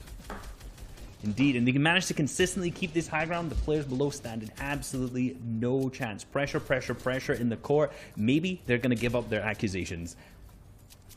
Absolutely. Noah Riley, though, had to actually bring that pressure down all the way to the bench, down to the low ground, and shot still over and over with that AR firsthand, choosing and controlling every single off angle and landing that final pump way in the air. Sundown called it skeet shooting. I just see that he has this court open case completely shut. Now, though, I'm opening up what Zeke brought me. I see still some evidence left over. We see a little med kit, actually. Let me analyze that. Nice. The med kit, the heal plays, everything was not needed in that game. From my analysis, I'm just saying this trio dominated. They had height, they controlled height, they won the game. Just like that, guys. An open and shut case. Thank you to the agency for helping us out for this. Very well executed upon. Of course, guys, don't forget we have another 4 games left to go. Top 15 will be the ones that push through. And now it's a mad dash. For those on the bubble, can they push on through? Can they, those on the top 15 on the inside of the bubble, can they continue their points, holding on for dear life? Gentlemen, I mean, I think it's going to be an all-out brawl in these next 4 games. What do you think, Shy? I would actually agree. Taking off my glasses real quick to see another form of evidence we got that game. It's all about the beams. It's all about the legendary AR, in a sense, right? We saw it with Noah. We saw it in a game before with Mongrel as well. The name of the game so far has been accuracy. I know we break down splits a lot, but so far these trios who get in a position to aim and beam down from height are the ones that get the most elims and then overall the win. Well... You know, guys, I think we need to do some more detective work here on our end. So for now, let's get ready to send it back into game with Sancho West and Sundown for game number 3. Thank you so much, PIs over there and Zeke, but you might be private investigators and detectives. However, I am Hacker Man, and now you should probably reset all of your passwords because I can see your computer there in those sunglasses. So I got all the information I needed. Thank you very much. Shio, if you see a brand new TV being delivered to somewhere in the United States, I promise you it's not me. Oh my goodness. Hey, maybe Jennifer Walters, aka She-Hulk, could use those detectives for her Law and Order, but we've been seeing here the Law and Order of trios returning into kind of what's essentially been the old names, kind of getting a back-to-back victory royales in terms of Mongrel's team, and then we saw an Aqua's squad getting one right there. But you know what was the difference? Savage, Letsy, and Benji deciding to leave uncontested Doom's Domain for Aqua's trio. And that ripple effect led to Noah Riley, Rezun, and Aqua getting that victory royale easy peasy. So now they can decide we're not going to go ahead and go, you know, all the way to the Frey Islands to Coral Castle to pick up those elims. Instead, we're going to make sure that Rezun, Aqua, and Noah Riley don't have that Twitter fodder to kind of throw at us. And I think probably a big proponent here, and I'd honestly like to see when we drop in, if we could see that just where the initial bus path was, probably has a lot to do with it, because the one thing I've noted particularly about Benji, Savage, and Lexi's squad is if they don't feel confident in their drops or where they're able to actually path through, they'll gauge on whether or not they can get just a couple chests and then have to leave, or whether or not they're able to actually go and contest. And so far, it seems like they're taking a much more cautious approach as opposed to yesterday, valuing if, hey, they don't think they have the distinct drop, that instead get whatever chests and get whatever loot they're able to grab from the north side and then just get out of dodge. Because while the vault is incredibly strong, it's very time consuming to actually go down there and get the loot out of. So if another team commits to just looting the north side, getting enough mats and shields to then get out, they can either go on a safe rotation, or as you can see now, try and set up a little bit of a pincer and a little bit of a net on those guys trying to leave the vault. Yesterday in day one, we saw the battle kind of play out. And Benji's trio got an early bop on Aqua's trio, capitalizing on Dr. Doom getting a knock on Aqua's trio. And we had some huge highlight 1v3 situations, especially Reason, who's kind of was blowing up Reddit right there with his epic 1v3. And all of a sudden, now in day two, this is the first engagement that they had. In the first game, they kind of just not necessarily split it. They were just like, all right, we're cool, you're cool. But we got some replays of a big times engagements that are happening in Stark Industry with Tayson, Mongo, and Mitro. And we already saw this in day one, the 50-50 for the guaranteed chest. And let's see how this plays out.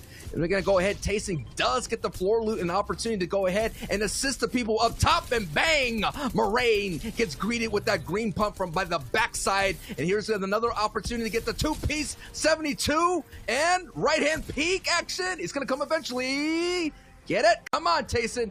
You're teasing me right now. But there it is. That guaranteed dive right into that chest, finding the floor loot. And this is the point of entry that all these trios like to make Sundown in this spot. And you can see him trying to find the follow-up onto Lenouf. We talked about kind of how that charge shotgun is so effective when you don't have over 100 effective HP. And Lenouf, again, just keeping the pressure on top of Mongo, but it all comes down to Tayson with a nice little triangle, a.k.a. peanut butter edit. The reason it's called that, because you cut your PB&Js, you cut them diagonally. Nobody cuts them horizontally or vertically. Wait a minute. Come on. Are you sure? I mean, horizontal, it's a fire cut, dude, you know? No, you cut your peanut butter jellies and sandwich diagonally, and anything else, I honestly think you're probably a sociopath. But you do that little triangle edit, it keeps your right hand, you jump and you shoot, and you barely expose yourself, makes it kind of hitting the pellets from that charge shotgun that much more difficult. But honestly, I don't want to say that was lucky, but Tayson scuffed his landing on the chest, hit his head on the balcony, and just so happened to fall directly on top of the one weapon that could have got him out there. If he gets anything that's not a pump in that situation, I'm not necessarily sure Tayson's able to convert on enough early pressure there to get the first knock and to force Lenouf away, who had the charged shotgun. I think even if he had a charge in that circumstance, he's not really able to get those shots. So a little bit of luck falling his way, but a whole lot of skill to then execute it on it afterward. 3 eliminations coming out from Mitro, Mongrel, and Tayson, and they will be the ones holding Stark Industry. Yes, Mongrel, Mitro, Tayson ending day one not so well. They lost this POI 3 times in a row. So no doubt they went back to the drawing board and formulated a new plan. But hey, Sundown, what about toasting the PBJ? I mean, a little light toast, is that too crazy? Am I living the life? You should always toast your bread before you make a sandwich, unless you're going for like a dedicated cold cut. And even then, I'm an advocate for like at least a little bit of crunch. So if it's not going to be something toasted and you're going to go cold, I think you should at least be going towards like maybe a sourdough or maybe even like a sesame bagel. I'm kind of more of like a breakfasty kind of fan when I go towards sandwich. You know, I'm a big advocate for breakfast sandwiches. I feel that, you know, Mitro, Mongrel, the Benjis of the world are like the sourdough. Everybody loves sourdough bread. But right now we're on to like maybe a bread that is unknown. Maybe a rye here, you know. Mito, Tony, and Mythic, they're right now looking at the leaderboard in 11th place. So right now they qualify. And speaking of the sourdoughs of Benji and Savage and Lechi, they're right now on the outside looking in, sitting at 17th place. So we're seeing some new names making an appearance here. And we already saw the studies from all the analysts out there that if you have your your name correctly, and I will say this in this way, if you have your name and branding all matching, your socials will go up, and maybe, who knows, you probably sign a big contract with somebody out there. Just saying, I don't know. It's kind of crazy to think of, Sundown.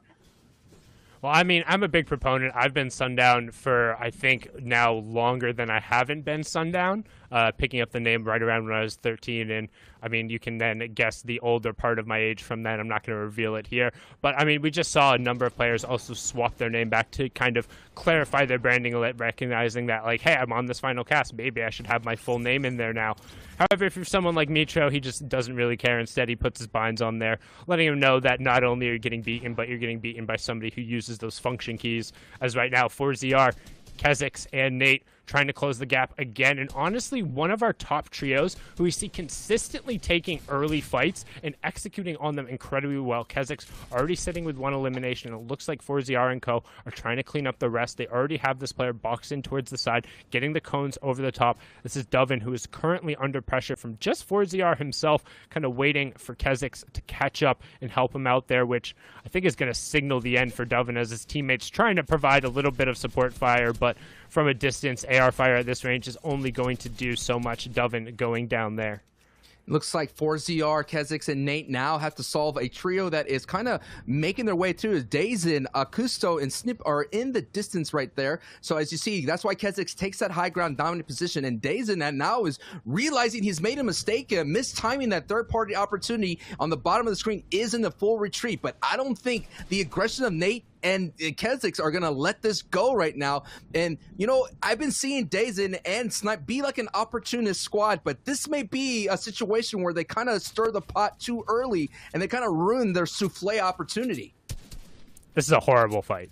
This is an awful idea. If they just cleaned up another trio, you saw the names in there, you saw the shooting stop after they resolved it. They're going to have excess mats from knocking out that material. They're going to have what other utility they had there and their choice of weapons. All you got was a couple rifle tags off of the start. Why are you challenging the second place team who has been the only one consistently taking and dominating these early fights? I mean, just look at the pressure. Look at how they swarm. They find a target and then they make sure they're able to close the gap. They don't lose track of the flankers. They're continuing to kind of funnel these guys all together until they're able to get somebody forward. And we've only seen really one game where this has ended up going south for them so far. So honestly, if I'm Sipe & Co., I'm seeing if we can't get together and use some form of utility to just get out of here. Yeah, but it looks like also another option was a big crack right there. Dazin was able to get on 4ZR's trio mate, and they're going to have to, now it's just a matter of now, is it worth this fight? As you can take it, so we took a peek at the zone. It is going towards a little bit more center. These two trios are not in it, and we have been seeing throughout the entire broadcast, all FNCS competitive, that if you are being gatekeep, you're going to have the opportunity to lose a lot of, you know, HP, map resources. All those things are going to be a factor. But also, another sneak peek into that storm map that we saw, Doom's Domain is in, and that squad of Noah Riley and Aqua, and of course we saw Benji Lecce there, they're going to kind of be there for a long time. And when you have a vault access there, you could kind of take a fight and then retreat back into the vault to replenish your health. And now we're seeing another pop-off match happening right here. And you can see Jamside and co. Him and Letwick and Hellraiser have done a really good job of pressuring key trios. Jamside, the veteran in particular, has been around even since the summer and fall skirmish days, continuing to show that he's one of the stronger players, made it to World Cup in the duo side, but right now they're trying to challenge that top-ranked team, and it's something we've talked about, how Sturzix, iDrop, and Vettel have done so well of staying together and not getting picked up in the early game. Their 8th place finish in 3 eliminations was the worst game they have had since match number 3 yesterday, where they placed 9th. So they've been doing incredibly well and just keeping forward and making sure they stay in the games, which is what it's all about. We're looking at Hellraiser. 17th. I apologize, 17th, not 9th. At the moment right now, Hellraiser, Jamside, Letwick are in 22nd place on their leaderboard. So this is going to be a battle between 22nd and first place. And you're seeing the rest of the lobbies now focusing in. So many triangles are looking towards this. And Leckwood's team has been doing a lot of work, 1,000 above the Storm Surge, but now they have to do this work that's right in front of them. Sometimes the hardest job to do is the one right in front of you. And Letwick's squad cannot procrastinate, because if they do, they're going to kind of have to do some cramming and some late nights right there, as Leckwick there gets a big time snipe in the distance. And that is why their Storm Surge is so high. Snipers are a big factor in a trio. So people like Thomas HD, Letwick, we saw Tayson as well. Big time opportunities to use that sniper and its effectiveness. But look at the so much builds that are happening in the center. And it's going to be so interesting to see if in-game goes over these existing old school builds.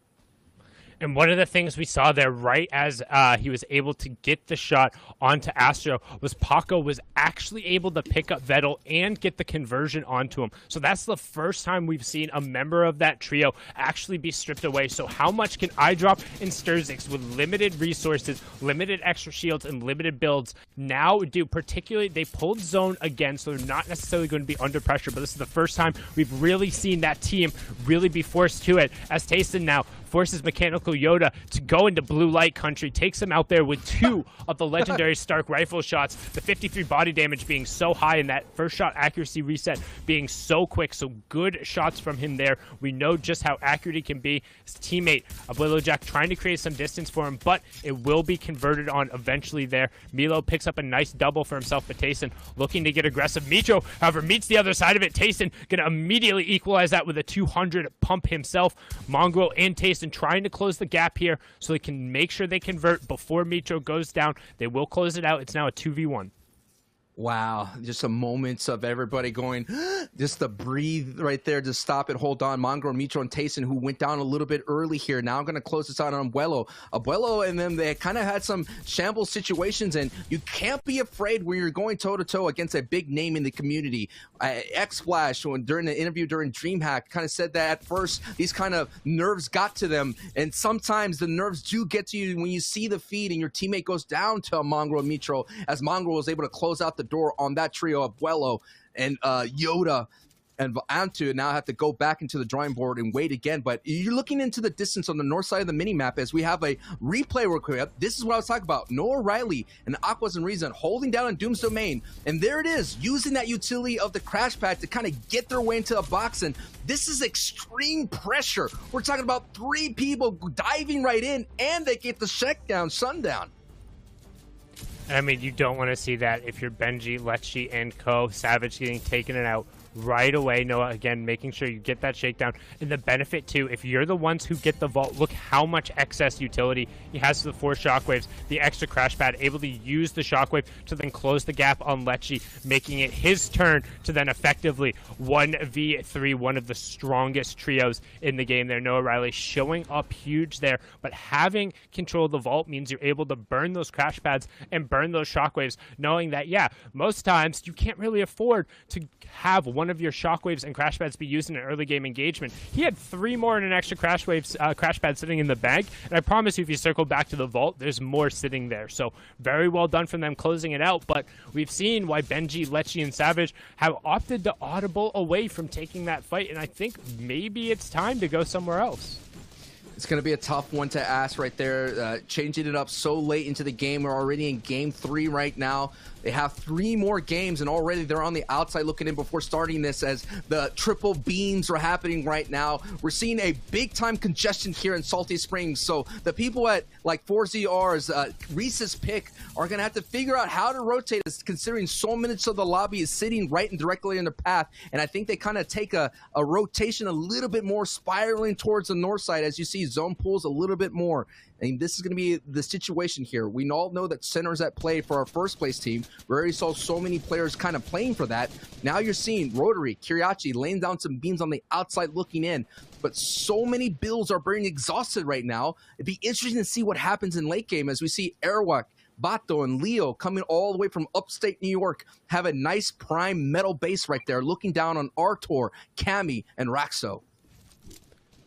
For those of you watching in Europe who don't know the upstate New York reference, that means very far north. Everyone generally thinks of kind of Statue of Liberty and all that. In fact, that is just one city in New York, has a very large landmass very far north of it, and those guys are safe over towards that side. You know, it's very similar to the north side of this zone. You know, barren, a lot of empty lands, but some rolling hills, and the people there, you know, there's some fine people who are able to, like, really put some pressure on you, particularly if you end up talking to them about sports. They love their sports up in northern New York.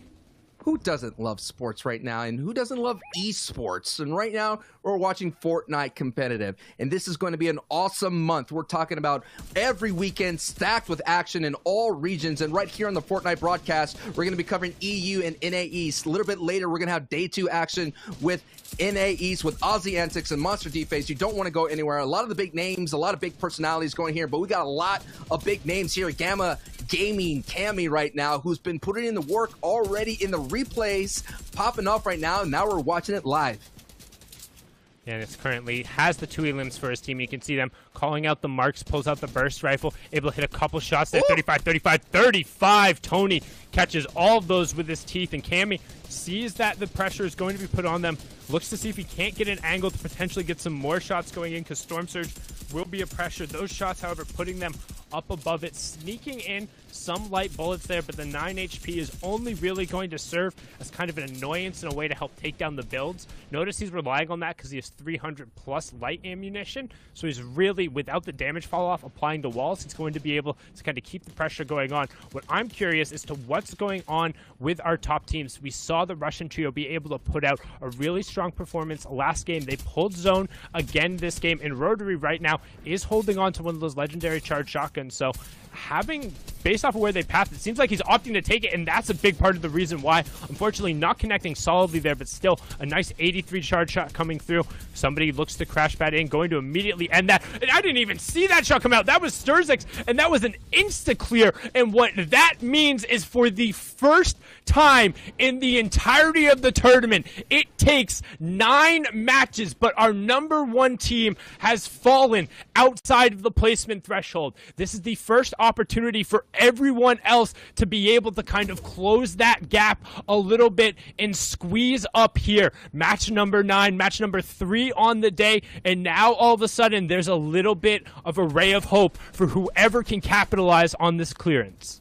And when the gate is a little bit open, that's when all the dogs come out to take that first place. It is an opportunity to do so. We're talking about the Keziks, the 4ZRs, the Nate, the Floki, Clement, Nacor, Hardfind, Mexi, Astro, and teams like Anas, Thomas HD, and Flick have an opportunity to get closer and closer. Thomas HD, Flick, and Anas going into 5th place on the leaderboard right now, who've been doing really well, averaging about 5 elims and coming into 10th place, as we are 9 positions away, or actually 2 placements away from placement points getting doled out, 9 positions away from the average finish of Anas and Thomas. And oh no, average finish doesn't matter. Kick that out the door as Anas goes down on his rotation. A nice little ambush from there, and you said they're averaging about 9 to 10 points. Well, they're averaging 9 to 10 HP between them there. They were all in absolute shambles, and they're able to take advantage of it now. Back on over. Thomas and Flick, you can see Thomas looking for the opportunity, 144, but he can't follow it up right away. And the fact that that wasn't a 200, the fact that you can't hit it unless you hit every single headshot pellet there with the rare pump makes that so much more difficult. However, they have still pulled zone, and with 18 players left, the next trio to fall will signal the start of our placement points going through. Raison ends up getting a knock onto Letwick. Thomas gets the conversion, and while not getting any siphon or points through, they'll get some much needed builds and also space on the front end of the zone as the moving circles start happening. Every zone will now be outside of the next. We transition into the late game and up on the high ground where our previous game victors, Rezon, Noah Riley, and Aqua, again walking away from Doom's domain. Can they convert it into a victory royale?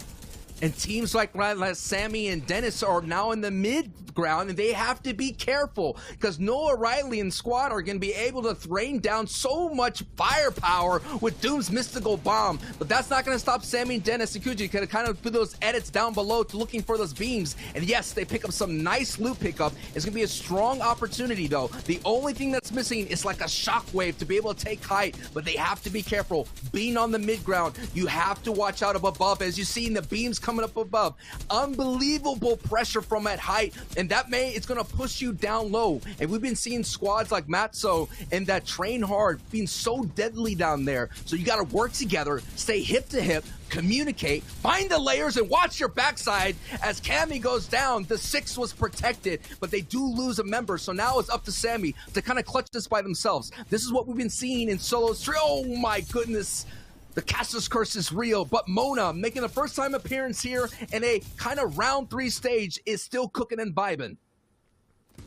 Yeah, I got plenty of experience yesterday, but now you can see the lobby catching up a little bit. You still have ForZR there. Paco is playing the role of spoiler here, catching Mongrel. There was also the one who took out the #1 team. So the team doing the scavenger route over by Sentinels now all of a sudden ends up with a bunch of loot from the Mythic with the 6 Shockwaves. The question is, though, they're going to need to basically close 2 Shockwaves worth of distance to even get up to contest high ground. If he's the only one holding them, it's going to be near impossible as we swing back on board. Thomas HD on the low ground with a crash pad. Can he find the room? He has plenty of bullets, but no shield, no HP, and next to no builds. However, it doesn't matter. He finds Rotary, gets a huge refresher, now up to 40 builds, also finds a Slurpfish, also finds some minis, everything he needs to go on a potential run. And don't forget, Thomas yesterday was the one who came up with the absolutely absurd clutch to steal away a victory royale in a 7-point swing. Can he do it again using the bouncer to get ahead of the zone? This is a master class in why he is one of the best players in the region. A fantastic signing from Gamma, doing everything he can. He catches Kiriachi. That's another 2-point swing as he pushes into the top 10, Sancho.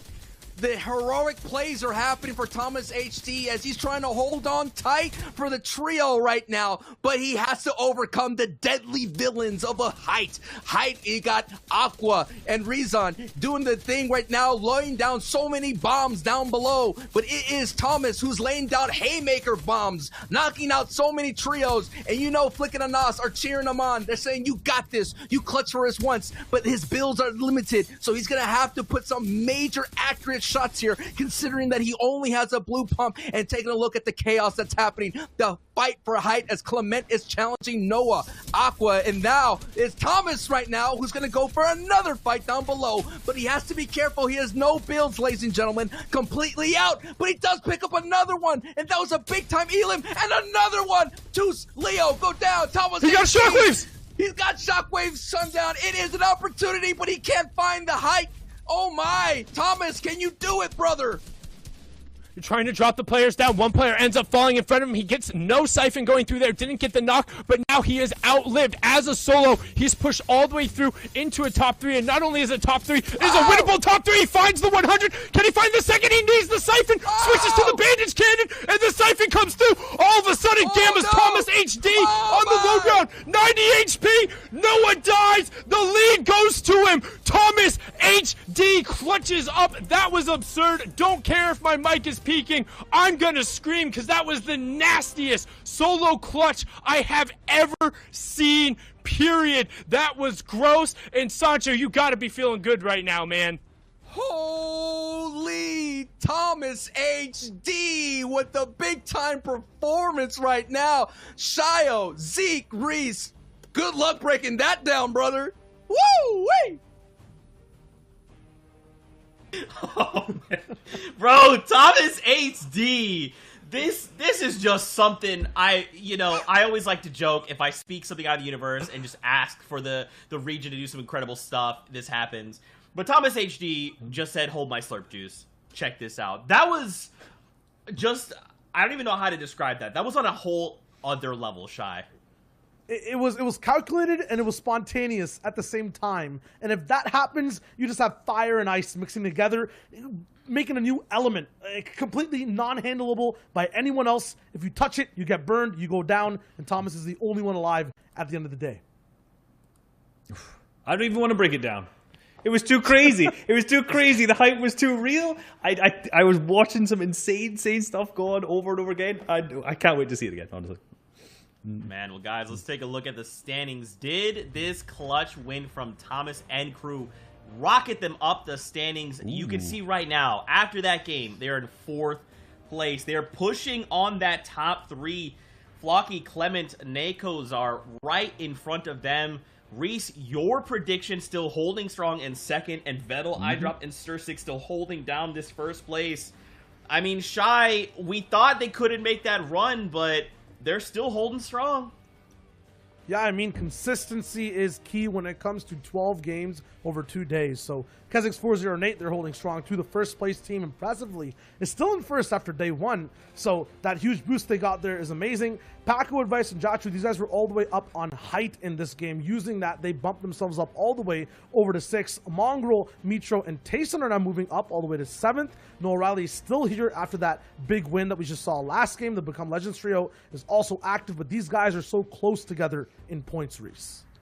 And in that 8th place slot, Noah Riley, Aqua, and Rezon, like you've said. But probably what maybe got a little bit overshadowed by the fact that Thomas HD was popping off so incredibly is that Noah Riley, Rezon, and Aqua came second with 12 eliminations, which is a huge, huge game. 32 points in that game. So they're slowly climbing that leaderboard back up again. Yeah, and I think another thing to talk about. Oh, go ahead, Shai. I'm sorry. No, go for it, or go for it, Zeke. What are you talking about? My name is Zeke. One thing I did actually want to talk about is we've kind of also overlooked another team. Exponential, okay. Mexi, and Astro. These guys were in 4th place, now have dropped down to 5. We haven't seen too much of these guys in the games, but I think this is actually another team we do want to talk about here in just a second as we do take a look top 16 through 20. Don't forget, it is the top 15 teams that are going to move through. Sammy right now banging on that top 15 placement. They want to make it in. But yeah, to kind of take a step back, Astro, Mexi, Hardfind, aka Exceptional. These guys are a trio we haven't seen too much of. But they're still doing something right because they're holding on to top 5, and they have been since yesterday. Indeed, they had only one game yesterday that was outside of the top 10. Only one.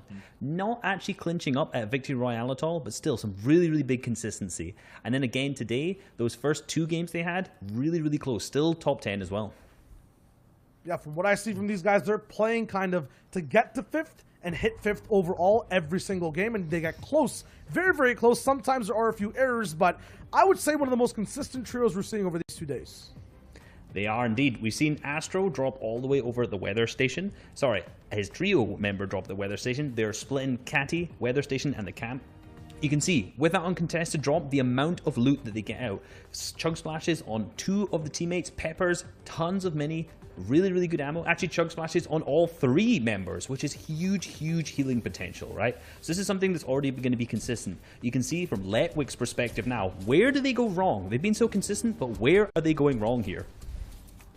Right now it's just over peaking completely from Astro. Getting sniped over, but the revives actually came through. Still, even Exponential going down himself for Hardfind, going down. The revive for him came through too. The issue was they used so many shields, so many mats to be able to box up and get these heals, these revives, that they had to actually all in to see if they could get their game going past this point to get all those shields back. That all in did not work. They went broke at the bank. Astro goes down, then Mexi, then Hardfind. In that game, they were taken out. Moving forward, though, a person who did win up that last game, I wanted to break down a little bit as to how Thomas HD did this. Sundown called it. He had that one shockwave. He pops a few bandages in the clutch, which you don't usually see, but finally it happens. Gets a pump, and once again plays the heal game, which is so smart. Playing for those siphons, playing literally stats and numbers to clutch up and win the game. And one thing that we didn't see in those replays that was a really critical turning point for him was the fact that when he pumped Rotary, there was 23 alive. 23 alive at that point. This is huge. He played solo the entire endgame, which obviously we saw, but if he did not get that elimination on Rotary, that's it. Those points are all gone, and he goes down at 20th. The stuff that he synced up as well was so cool because he used bouncers to just kind of, you know, traverse the whole low ground. The biggest issue with low ground being there's so many angles, but if you're moving fast, it's great. And then he was playing box to box so well. He was playing long range angles so well too. So this is not a jack of all trades. I would say a king, an ace maybe, of every trade in existence of Fortnite, because that game paired with the one yesterday, exceptional. We'll have to see if they can keep that momentum going into the last 3 games. But guys, for now, we're going to a break. When we return, we'll have more action from the FNCS. Stay tuned.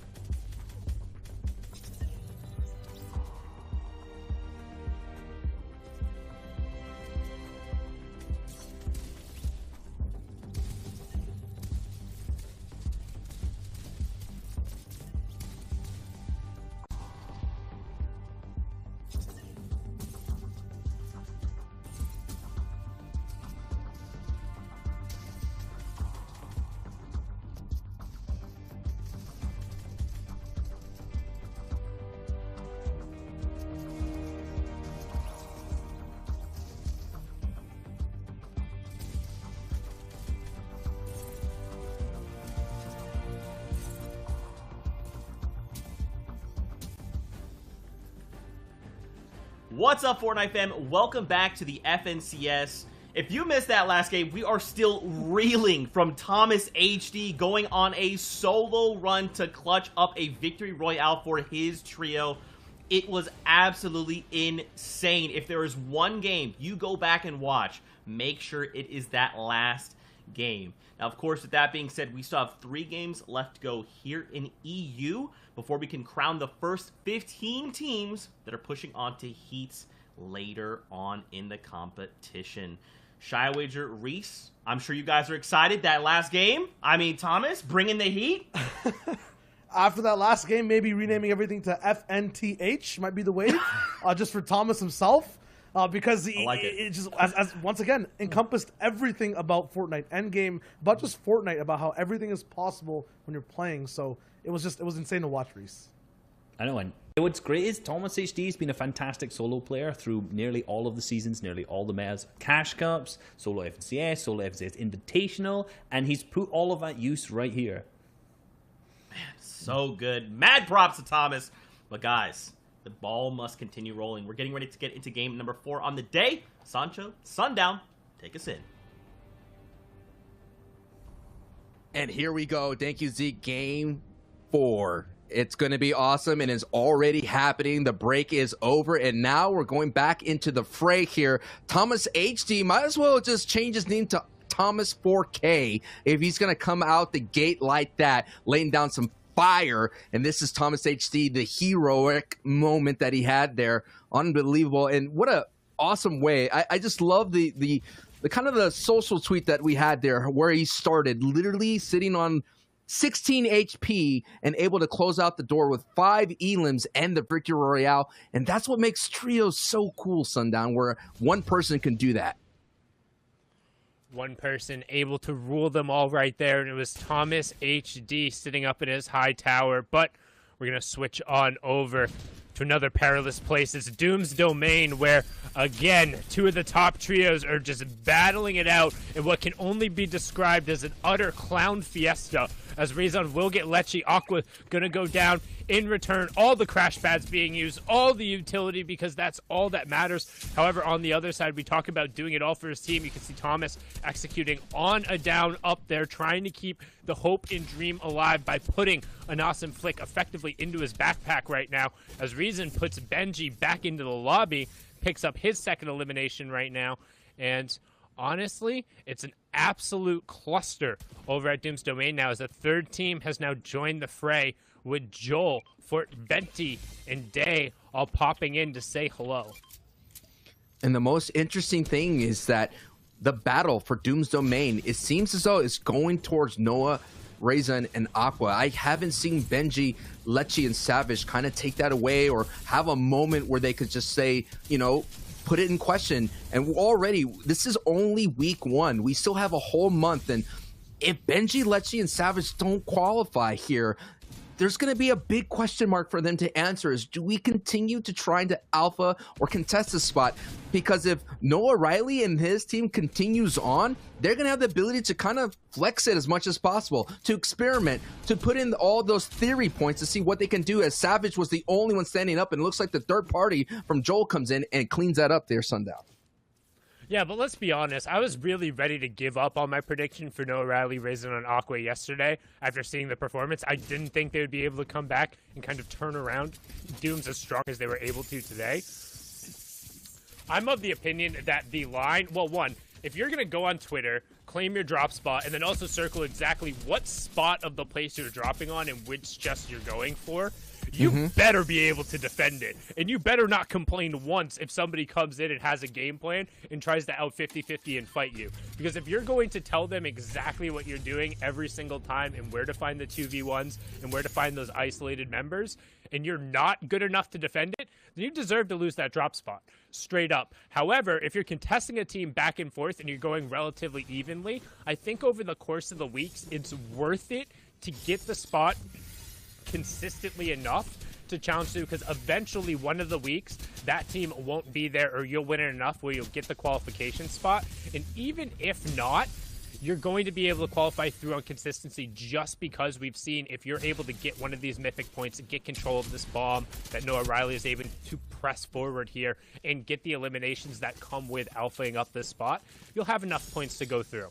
However, as we saw in OCE, there can be times where if you're losing a spot so bad, you don't actually get to play in the FNCS for the first 8 or 9 matches, which is effectively what happened at Dooms when the Twins and Volks just absolutely forced Fresh, Squeaks, and Carry On away and made them go over to Slurpee Swamp.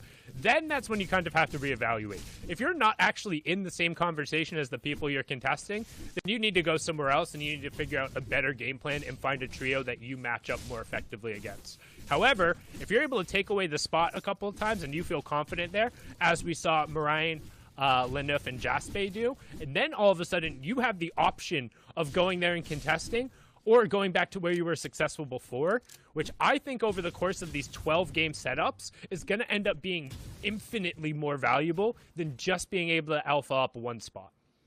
We're going to go ahead and take a replay very shortly. Well, when that gets kind of in the way in there for a bit, once we get it ready to roll out the gate. It wasn't ready yet. It needs some more time to cook. We were just taking a look at the oven, taking a peek at it, but so much fireworks are happening in Doom's domain. So much action is happening. It's one of the hottest spots in terms of lethality that's happening out there. So much eliminations are going back and forth.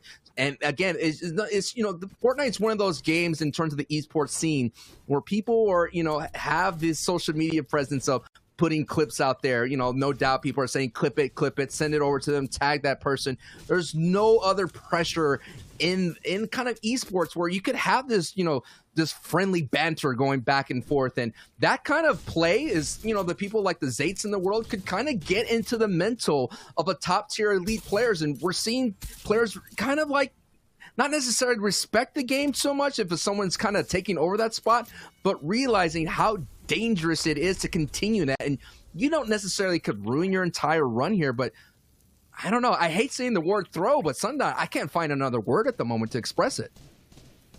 I think it's less of a throw and more, I don't want to say you have to take a more analytical approach because, again, that's a little bit of a meme, but I think taking a step back and realizing what your trio does well, there aren't actually, I think, a lot of elite trios that excel at taking early game fights. And when I say early game, I mean when you have less than a shotgun AR combo in full shields. People who are used to and comfortable at fighting with that 100 HP mark with whatever weapon is given to them. I would say there's only really 3 or 4 teams in each region who I could point out as saying, like, yeah, they're going to take those fights. More often than not, players want to get settled, want to get into the mid game, want to get on those rotations.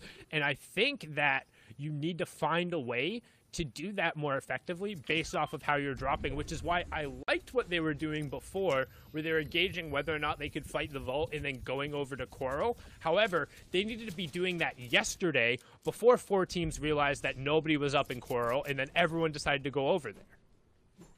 Now we're seeing a team that was highlighted by our analyst desk of Reese and Shire Wager, Astromex and Hardfine, currently sitting at 5th place here with a total of 118 points. This is day 2. They got 31 points right now, so they're looking very, very strong with an average placement at least around 10th place. And that average placement is going to be very vital, considering that that is why they're in the 5th place. They have 34 elims total, averaging about 3.7 elims per game. We saw Thomas HG getting 5 by himself, but Noah had left the door open a little bit. They got to be careful here, Sundown. Noah takes some beams, and now he has to wait right here, and a gatekeeping situation is unfolding. Haven't you ever heard of closing the door? Oh.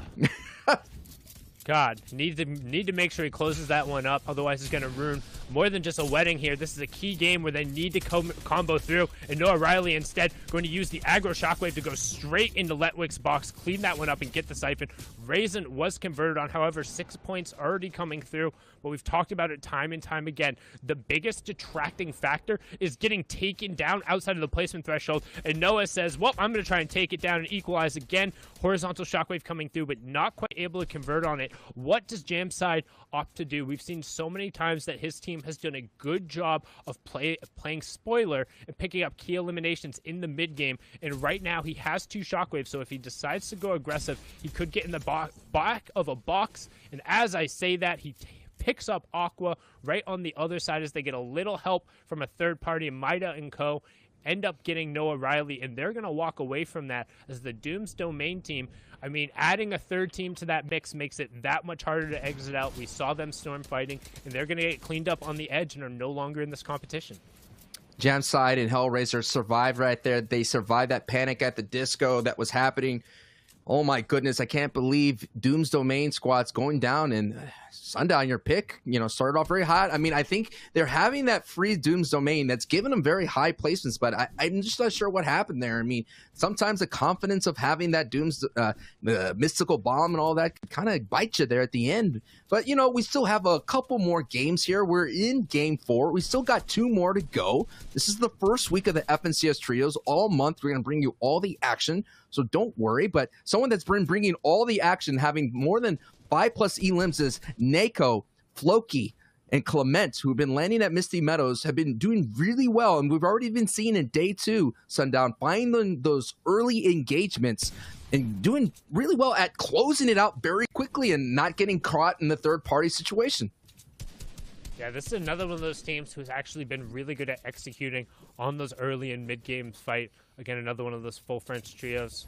Floki playing for Solari, and you have Nakors and Clement both representing Rams, but the benefit is, and we've talked about it, using their utility at the correct timing. We've seen them do this a number of times. They like to opt for the lower crash pads and dropping players down, throwing that one at the bottom. However, not quite able to convert on that, which was a little surprising to me. It seemed like they had the opportunity, but hesitated for a second. The other team able to pull their ally back. I think that it was either a quick harpoon or they did the pickup carry. But right now, Sipe will be looking to get that revive on the other side. You'll see them trying to rotate and get a better angle, but there are 4 teams directly stacked on top of each other here, 1 being a duo, 3 being complete trios who are all hip to hip in the same box, so the situations are going to get a little awkward as the storm starts moving. Thinking about trios making rotations, we're seeing Jachu, Advise, and Paco right now. Now they have to make a major rotations at the first half in and half out. 5th zone gives them a max pull. So if you're looking on the bottom right of the mini-map here, ladies and gentlemen, boys and girls, children of all ages, you're seeing that pull. It's going to go very far. And Sundown, they have no mobility so far in Jachu. So they're going to have to figure it out. And in previous iterations of Fortnite competitive, you had a launch pad to bail you out. You could have community launch pads to bail you out. But that is not the case. And this is going to be a long trek here for them. So I think what they're doing right now is trying to get everybody to stop looking at them for a brief moment, get a crack, something to happen so they can make this rotation. But we've been seeing stubborn teams hold the line down as down glows Florini, so that might be an opportunity to just get out of dodge. And there they go. Someone had the utility. The mega bounce goes out, but it looks like the Travis Scott was not an astronomical launch right there, and they got to run on foot.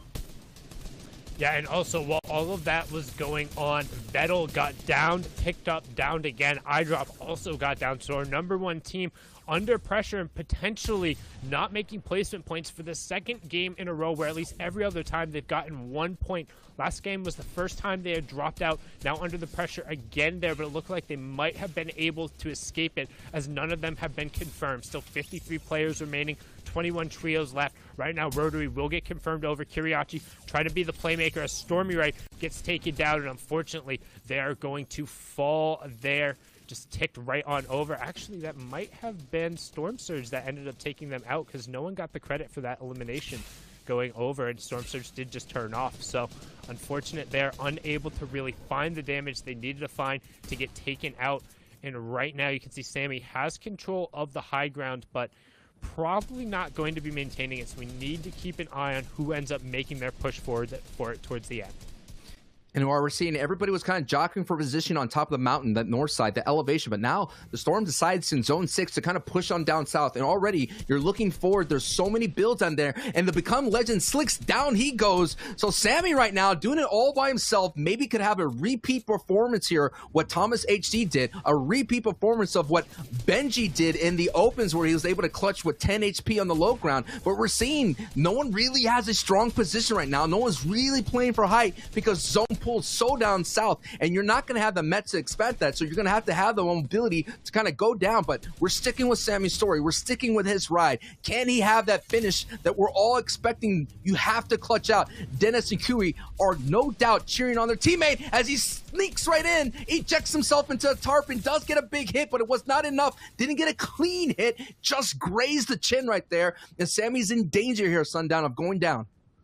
God, that feels absolutely awful. To make the play, sneak in the backside of the tarp, nobody sees you, you fire off that epic pump, and then you hit for a nice 30 headshot coming through there. That's one pellet catching the side. His aim not true when the solo needed it the most, going down outside of the placement threshold as well. That will give us our top 17, and right now we have Anas up on high ground with, I believe, Thomas HD with him. We saw Flick go down early, but the duo still making it work and still plenty of control coming through as we hop on board here with Lanouf, Moraine, and Jaspe. They use their crash pads and utility to get to the front side of the zone. And at height, we saw Thomas, oh my good, Lunef right now gaining train hard to amplify, and down goes that trio. But we saw Thomas HD and Anas at height. They're kind of exhausting a lot of materials considering that the elevation dropped really, really low. So up height, it is that trio. Moraine on the right side of your box is doing really strong here on a mid-layer tarp. You're seeing Jachu going on the low ground. So now you have your 3 layers, and we're going to see this Thresh Let's Say Cake. Let's see if it doesn't get smushed as height is being contested by Jaspe, Moraine, and Lunef, and now they have height, Sundown. They're going to be able to take it away utilizing those late shockwaves. We talked about it. If it's just a duo on height and they have late utility, they'll be able to force it out. It's some gamma on gamma crime going on over there, but all the action on the low ground right now. Jachu getting one and converting. We talk about players being hip to hip on the low ground and staying in a box. If you happen to walk into the wrong area, the 3 of them will chew you up. They'll put you in the blender, as the Fortnite community likes to say, and you'll go straight back to the lobby, and that's where we see so many eliminations. Jachu in the bottom right, Moraine in the top right. We're closing in on our top 10, and it's mostly duos holding hands with a couple trios on the low ground. And the trio that has a strong position is Moraine right now. And what an unbelievable use of mobility to take over. Jachu sitting right down, looking for that Travi Patty, looking for that fish burger. They're trying to move on to get it. Jachu gets hit. Now Jachu has to retreat back to his trio. And now it's an opportunity to try to hold on as much as possible, because every placement point matters. So you just hold on tight and make sure, because Moraine is at height, raining down the beams, as Shayo, the detective, pointed out. The beam play is going to be strong, and this is going to pull back. So that means Moraine, Lunef, and Jaspe have a strong opportunity to hold on to that, and their height stamina is going to be so strong to close out this game here, Sundown. Yeah, but I also want to keep an eye on Clement right now. Clement was pushing in towards the top 3, and he's still walking around on that mid-ground tarp, just able to pick up it down on Akusto, but Akusto will finally get the turnover. He goes down in 4th, as now we have our top 2, Lanouf, Moraine, and Jaspe, trying to close it out from the high ground, have shockwaves, have a 3v2. This should just be clinical, as they're going to be the ones who will take away match number 10 overall, game number 4 here. Shockwave to go out to close the gap, hunt down the last player there, but maybe a moment of drama as Cammy is able to get the down, however, won't quite convert. Now it's a 1v2, but where's the last player? He'll finally be ticked over.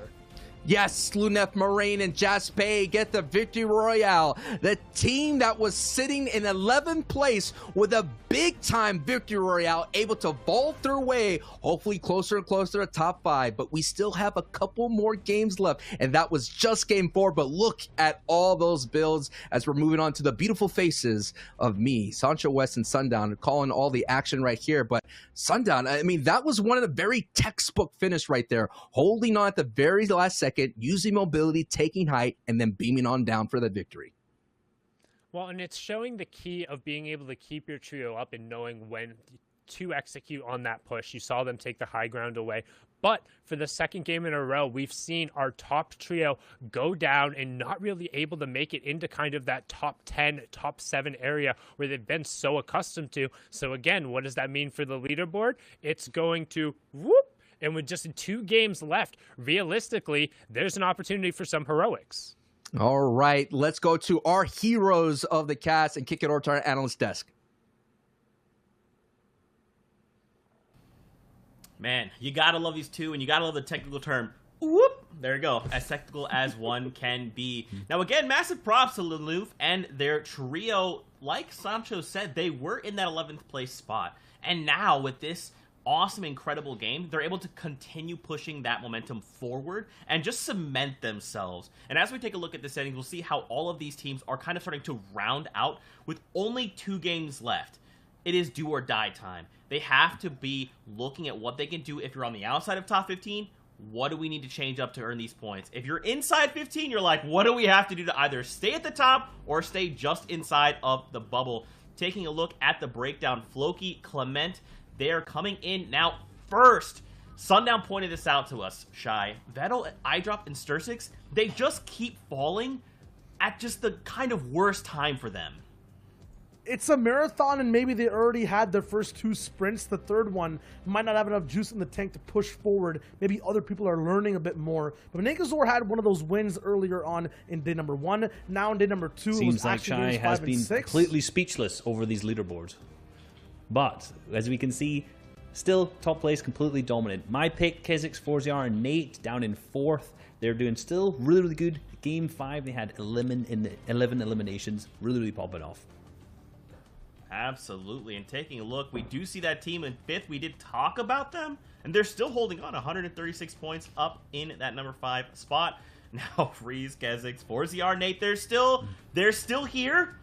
But, I mean, they've been overtaken by Sancho's prediction team. Now, Lanouf, after that game, Moraine, Jaspe, 130 points. They're jumping all the way up to 7th. And it was a big, big game. Huge for them. Huge for them. 2K early, and they beat Mongols team off spawn. If anyone noticed that, Mongols team were not in that early game at all, right? Not in that early game at all, because they got taken out. You saw everyone landing on that chest as they're doing every single game, but this time Jaspe's team came out on top and managed to pull off the victory royale because of it. Yeah, and you got to remember the 2 different storylines we basically have. We've been focusing a lot on the top 5, but the top 15 is also a big focus because you have to hit the top 15 to make it to heats. That's what this entire 2-day format has been about. So people like Mido, Kiriachi, Browner, these guys who've been here, I think, the whole time sitting between 16th to 20th, they just have 2 more tries to break into that threshold. It'll be very crucial. We'll have to start all over again in next week's qualifiers. And, you know, some of that is like, yeah, it's true. But I think what's cool is you can take these first 2 days of competition and translate that into next week, right? What did we do right? What did we do wrong? We need to improve. And it's not over. We still have 2 shots to try again, right? Yeah. Also, there's series points, right? So even getting a 16th place finish in round number 3, that is huge. You do that every week. I guarantee that you will be there. Hopefully, 99%, because I don't want to get quoted on it if it doesn't happen. But, you know, you'll be there. So that I hope that these guys stay consistent because, you know, finishing top 20, very impressive. Absolutely. Now, guys, I think what we need to do is get a temp check. So, Reese, let's throw it on over to you. Well, we've got Stormy Wright's team landing down in Slurpy Swamps. Now, these teams were around the 15th point. These guys were around the threshold for not qualifying. So are they going to be able to pull off these big plays in this game? I think so, 100%, but there were issues, at least in these few games, getting a little bit of placement, not the most. Benji Fish's team as well, there was an insane storm fight in that last game against Rezons, and these guys in total, yeah, they're in that top portion of the top 15, or like, you know, in it in a sense, but the issue is if the next 2 games don't go one of these teams' way really, really well, or they don't even get a single elimination, they might teeter out and fall out of that top 15. Indeed, on the first day, they ended up fighting and contesting off spawn at Dooms every single day, but in the previous few games, they've actually ended up disconnecting and just getting away from that spawn, being completely away from the other team. This game, they decided, let's go back in and fight, and it didn't end up working for them. Yeah, I'm not sure if disengaging is going to be the wave anymore, though, because if everything comes down to the line, you got to remember there's so many teams, not just Rezon, not just Noah Riley, who are behind Benji Savage and Lechi that can take over from other POIs. So you have to be able to do something. Sammy here as well with huge plays. He's also trying to stay within that threshold, get close. You know, no matter where you're going to be dropping on this map, you have a team you're going to be fighting in front of you. You have about 32 other teams on the leaderboard you have to keep in mind and keep account of. Right, and on top of that, you've got to think, these 2-3 teams that we just looked at were on the threshold to do that. None of them made a particularly big game, right? None of them were able to kind of capitalize on those points that they needed to. So, they're going to have 2 more games to do it. Are they going to be able to clutch, or are they not? That's the question on everyone's mind, right? Is like, if this is it, what do we need to do? I think for a lot of these trios, it's like if you're landing on a contested spot and it's not working, maybe now is that time to just switch it up, right? Or even just get out. Like, a lot of these players, don't forget, they've placed through round 1, through round 2, and now they're here in round 3, so they have the instincts. They just have to get there. Guys, it's time to go into game number 5 here in the FNCS. Let's send it back to the casters to give us that bird's eye view. And what a view it is, Zeke. We're talking about so much awesome action happening here. We got 2 games left. So now I can't believe the awesome fireworks that we're watching right here from the EU region. We're seeing some signature performances, some awesome victory royales, and I just can't believe it. This is literally week 1 of FNCS trios. We got a whole much mess of a month here to look forward to. An entire month, and don't forget we have NA East after this. I'm Sundown. That was Sancho who just welcomed you in. This is match number 11. We'll have one more after this, and that will be the entirety of the 12 for week number 1 in EU. This is FNCS Chapter 2, Season number 4, and we're going to hop right back on over to the party that's going on at Doom's Domain. Noah Riley, Aqua, and Rezon have had the better of it today, but last game, nobody really got the better of this, with 3 teams all trying to dive in on the vault, and in the end, all of them falling way outside of placement threshold. And this is going to be like a traditional box fight that you're seeing down here. You're going to see the team that hits the vault first kind of set up a lot of real estate, throw down a lot of mats as possible, so it would discourage a team like a Noah or Aqua to get in there. But there is porta forts, or porta, like, tunnels, so to speak, in the porta potties. They could kind of portal their way into the vault, and they could kind of try to stop somebody who is on the back foot inside. So there's a lot of cheeky strats they can do, a lot of tricky splits, as you can hear it. Here it is, an opportunity to kind of get this one. 89 right there for Noah Riley, and yes, he caught the escape right there from Benji. Already Benji trying to escape in a car, trying to escape through that portal. Doesn't matter, he gets caught right there, but Noah Riley gets caught himself, as Lecce says, backs up his man. It says, you stay away. So now it's an opportunity for, actually that was Savage who does that, and Savage gets the revive. But you're talked about it, Sundown. It is about being hip to hip. If they were hip to hip, that would not have happened. Catching someone by themselves, isolation, is a key grab for trios contesting in power POIs. Yeah, and it's super unfortunate that he actually mistimed the charged shotgun there and mispositioned. If he stood a little bit farther forward, there's a time where your animation lock coming out of that porta potty, and you're not actually able to throw down a build, but because he was standing far enough back and waited, he was able to throw out the ramp. That gave him enough time to let Savage know he's in danger. Savage follows up and comes through, and while Noah's unable to confirm the elimination, Savage then gets the siphon, gets the additional 15 builds, which is huge in the early game, and then on top of that is able to get Benji back up and turn it into the 2v1 that they need. But now over on board here, Marine and Jaspe, they're up. Jaspe sitting on 1 elimination, indicating that it's likely a 2v2 here with, well, you can guess the other Stark team. It's Mongro, Mitro, and Tayson. Don't know which one of them went down. Generally it's Tayson who's taking that first contestant fight, so odds are good that it's Mongro and Mitro here, but could be any of the 2 out of 3. Marine in a good spot though with that pump and the Stark rifle. We're seeing the difference of NA East and EU. In EU, they usually hit that guaranteed chest here in the main building. People like Booga, Jamper, and Avery, who are coming up very next, tend to split and hit Hanger. And as you're seeing right there, Mitro whiplash his way, and Tony Stark's whip gets to the vault as much as possible. That's going to give the signal to Jaspe and Marine that there's someone trying to leave. And I think right here, Mitro's trying to go for that sneaky reboot. He's going to try to risk it for the biscuit. And the biscuit is going to cause him to be a little bit tough to digest, as Jaspe is just right there to kind of punish that epic play and punish again. And now it is, I think, Mongrel all lonesome right now, watching this fight from a distance like Squidward looking through the vents as he's seeing Jaspe and Marine running away with this one. All right, well, he's not looking through the vents anymore. Hits the booster, says, don't you know who I am? Gets a little bit of damage going through, tries to follow up with the pump. Mongrel is just saying, this is my drop spot. Don't care how many times we have to fight over it. 137 gets the immediate swap. That's something he does better than almost any other player in the game. And however, it's not going to be enough Jaspe closes that fight out. However, you have another party coming in to try and get a piece of that action, and that will be the French crew. Airwalks, Vato, and Leo coming through. Jaspe trying to get in the whiplash and get back over to the vault, but the shots are coming over. Just the harassment, and you want to get away from this situation. However, another team closing in, and we talk about it. You get to these final games, these mythic POIs, and the danger of relying on dropping here and relying on this consistent loot and saying, hey, this is my spot.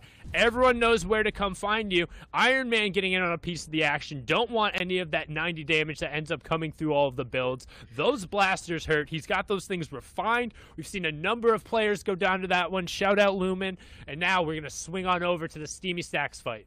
Man, I was just watching that fight break out. I was like, Tony Stark, Iron Man is still vibing with his repulsor blasters and his unibeam. He was doing so much damage, and Airwalk kind of ate a 90 as Mona puts a big time hit on Toos. And Toos is one of those kind of teams, you know, this is another congestion in the EU area. This spot right here, this POI Steamy Stacks has produced so many solo champions, and a lot of the analysts out there in the Twitterverse, and I know Shayo and Reese were kind of looking at Steamy Stacks because there's some reason champions are birthed from here. They come out of the goo, that purple goo from maybe Kevin. The spirit of Kevin just gives the power to anybody that lands in Steamy Stacks, and we're seeing Mona right now and Hurley trying to find that Kevin power within. This is the first time they're making it this far. So no matter what, they are already winning, and they could take this experience and build on top of that. And we're going to see some new names throughout the entire FNCS trios. Some new names pop out and capitalize in that. And realistically, too, coming to this match, they're at 62 points. They're in 21st place. But if they're able to win a couple fights here and get some placement, there's still 2 games left. They're a team that could realistically qualify through for heats in their first ever performance if they're able to have 2 solid games put together. And that's why I kind of don't buy, like, yes, if you're all the way down in kind of the 27th to 33rd range, it's going to take you to win 2 games in a row, which, while we're saying it's possible, we've seen if you're not necessarily in the groove, in the rhythm, particularly with trios, it's really hard. But for all those teams who are kind of in the 21 to 25, 26 range, you're still very much so in the running for a top 15 shot, even with 2 games left. All that is a top 5 with a couple of eliminations, which every single one of these teams, if they can get the right start and get away from the initial chaos of the early game that so often happens in EU, they're all capable of getting to mid game, rotating late, and finding placements. We've seen everybody, almost every single one of these teams, sneak at least one player into deep placements. So if they're able to convert on this opportunity, that would be an incredible job. And they're being really aggressive here, and they find Tez finally able to close out that fight. Now they'll be able to get whatever loot they want, finish up the mats, and while normally I'd advocate for hitting the Stevie and taking a long glide, because the zone is right there, they'll probably just path right on into it.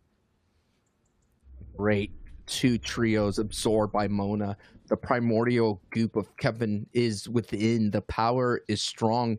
And we're seeing right now, like, just to give you an example, big names that are in danger of not qualifying here in week 1. Kariachi, Rotary, Stormy Right, on the bubble. Benji, Mr. Savage, Alechi, on the bubble. Toos, Browner, Tomsy, who are competing there at that Steamy Stacks, on the bubble. Erikin, Pickus, Yzip, on the bubble. So that is what they're looking at right here. But you're right. You know, even you could get the home run, that 25 points victory royale. That'd be awesome. But getting those singles, doubles, or triple plays, you know, will set you up and get those runs in. If you want to talk about baseball, that's happening right there. You know, setting up the play. It's all about the details that get you that score, that get you that bucket, that get you that end zone. It's Sunday here in the States. I know North American football is a thing here as big time as we're broadcasting here. But, hey, it's all about getting it in. And those field goals, they all add up for the score. Excuse me, Sancho, this is Yes. Europe. We watch real football I around know. here, which, I while know. it's the weekend, we're on international break for the EPL. Right. I think there's some other leagues going on right now, but with international break, most of the major European leagues don't necessarily You're right. have games going on. So we can devolve back down to the, I will say, inferior football, but that's probably going to get me some looks as we hop on board, which had previously been, I don't want to say wire-to-wire leader, but wire-to-wire most consistent team doing their best Evel Knievel impression, not quite making the canyon. They obviously didn't sing the right Rush lyrics at the key time. But right now we can see Benji over in that Doom's Domain fight, still not getting a resolution. And we've talked about it. If you can't resolve these fights quickly, then it's not really going to be beneficial to anybody. However, he has the shockwaves, he has the bomb. If they can get out of dodge, then they'll be in an okay situation. And I say okay because, well, he only has 7 builds.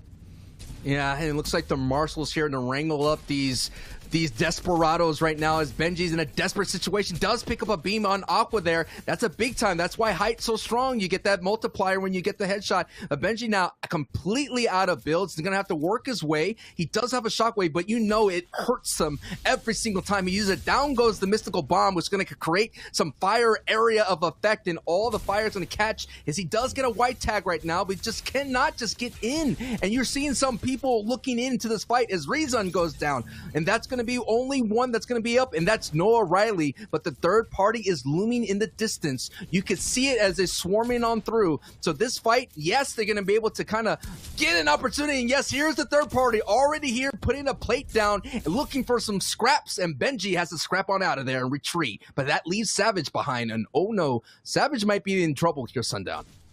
Savage is in more than trouble. Noah's camping out on the side. We've seen Jamside play Hunter a number of times. Instead, going to hop straight into the shortcut, get out to the porta potty. Now, what he needs to turn, he needs to camp that right away. Instead, going to opt to pop the minis. And they're actually saved by the fact that a 5th team came over the hill right at the edge. Those were the Stallions that they needed. The Riders right at the top. But no, he was too greedy. He only had the single build from hitting the tree. Took a little bit too long to get over there and ended up getting cleaned up. Couldn't get back over to Benji. And we talk about this mythic POIs just devolving down. That's what happens. Everyone, plus their mother, their sister, that second cousin that you see on Thanksgiving but don't really want to see, plus all of their nieces and nephews, and especially the one that just asks you if you have games on your phone the entire time and burns the entire battery. They're all coming to the mythic POI. There's 2 games left. They have nothing else to lose. In their head, they think we need shockwaves, we need mythics, but in the reality,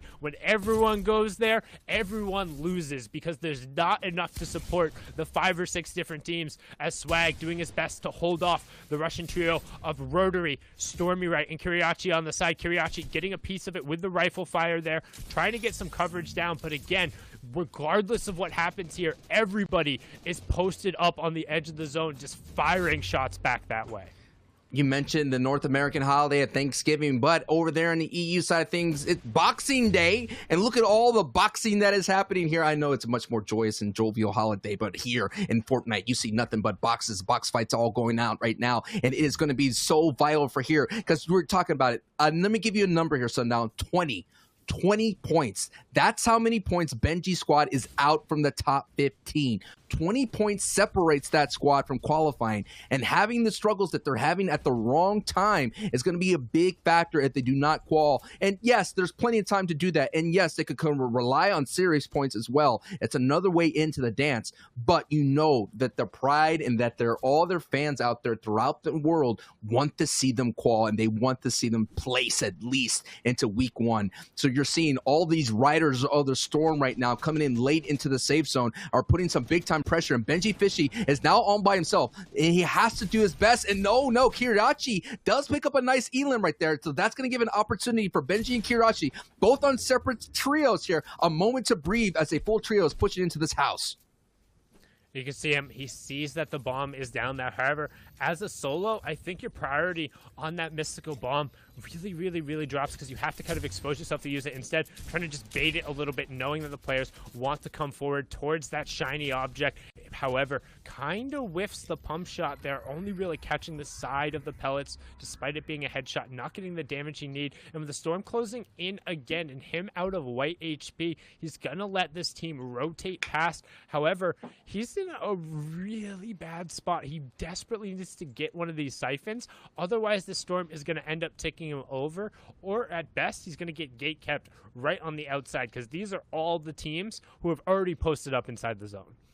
In Kiriachi's squad, just to give you guys an idea, is 17th place right now. So only 2 points going into this match away from 15th place. There is a 2-way tie from Sip Days in. Akusto tied with Mythic, Tony, and Mido.